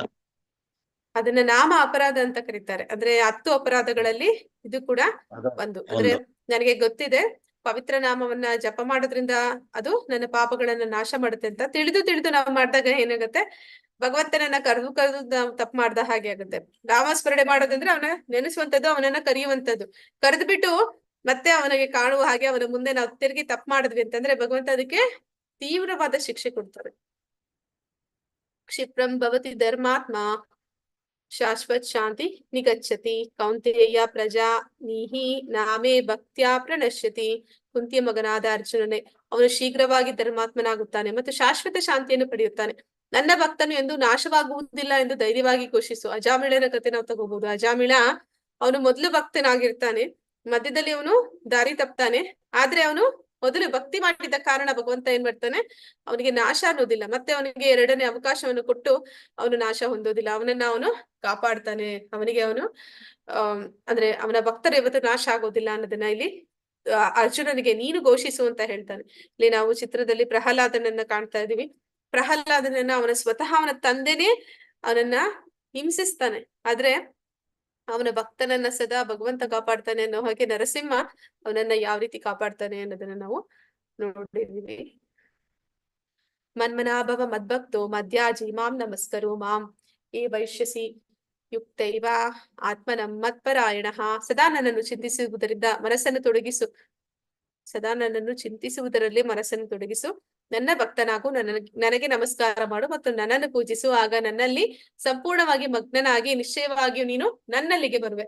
ಭಗವಂತ ಹೇಳ್ತಾ ಇದ್ದಾನೆ, ನನ್ನ ಬಗ್ಗೆ ಚಿಂತನೆ ಮಾಡು, ನಿನ್ನ ಮನಸ್ಸು ಸದಾ ನನ್ನನ್ನ ಚಿಂತಿಸುವ ಹಾಗೆ ಮಾಡು, ಮತ್ತೆ ನನ್ನ ಭಕ್ತನಾಗು, ನನಗೆ ನಮಸ್ಕಾರ ಮಾಡು, ನನ್ನನ್ನ ಪೂಜಿಸು. ಭಗವಂತ ಇದನ್ನೆಲ್ಲ ಯಾಕೆ ಹೇಳ್ತಾ ಇದ್ದಾನೆ? ನೀವು ಅವನನ್ನ ಚಿಂತನೆ ಮಾಡೋದ್ರಿಂದ, ನಿಮ್ಮ ಮನಸ್ಸನ್ನ ಅವನಲ್ಲಿ ತೊಡಗಿಸೋದ್ರಿಂದ, ಅವನ ಆಗೋದ್ರಿಂದ ಅಥವಾ ಅವನ ನಮಸ್ಕಾರವನ್ನ ಪೂಜೆಗಳನ್ನ ಮಾಡೋದ್ರಿಂದ ಭಗವಂತನಿಗೆ ಏನು ಲಾಭ ಇಲ್ಲ. ಆದ್ರೆ ಲಾಭ ಯಾರಿಗೆ? ನಮಗೆ ಲಾಭ. ಆಗ ನನ್ನಲ್ಲಿ ಸಂಪೂರ್ಣವಾಗಿ ಮಗ್ನನಾಗಿ ನಿಶ್ಚಯವಾಗಿಯೂ ನೀನು ನನ್ನಲ್ಲಿಗೆ ಬರುವೆ, ನಮಗೆ ಲಾಭ, ನಾವು ಭಗವಂತನ ಧಾಮಕ್ಕೆ ಹೋಗೋದಕ್ಕೆ ಸಾಧ್ಯ ಆಗುತ್ತೆ. ಅದಕ್ಕೆ ಅವನು ಭಗವಂತ ಮಾರ್ಗದರ್ಶನ ಮಾಡ್ತಾ ಇದ್ದಾರೆ, ಹೇಗೆ ಅವನನ್ನ ನಾವು ಪಡೆಯುವಂತದ್ದು ಅನ್ನೋದನ್ನ. ಇಲ್ಲಿಗೆ ಇವತ್ತಿನ ಅಧ್ಯಾಯ ಮುಗಿದಿದೆ.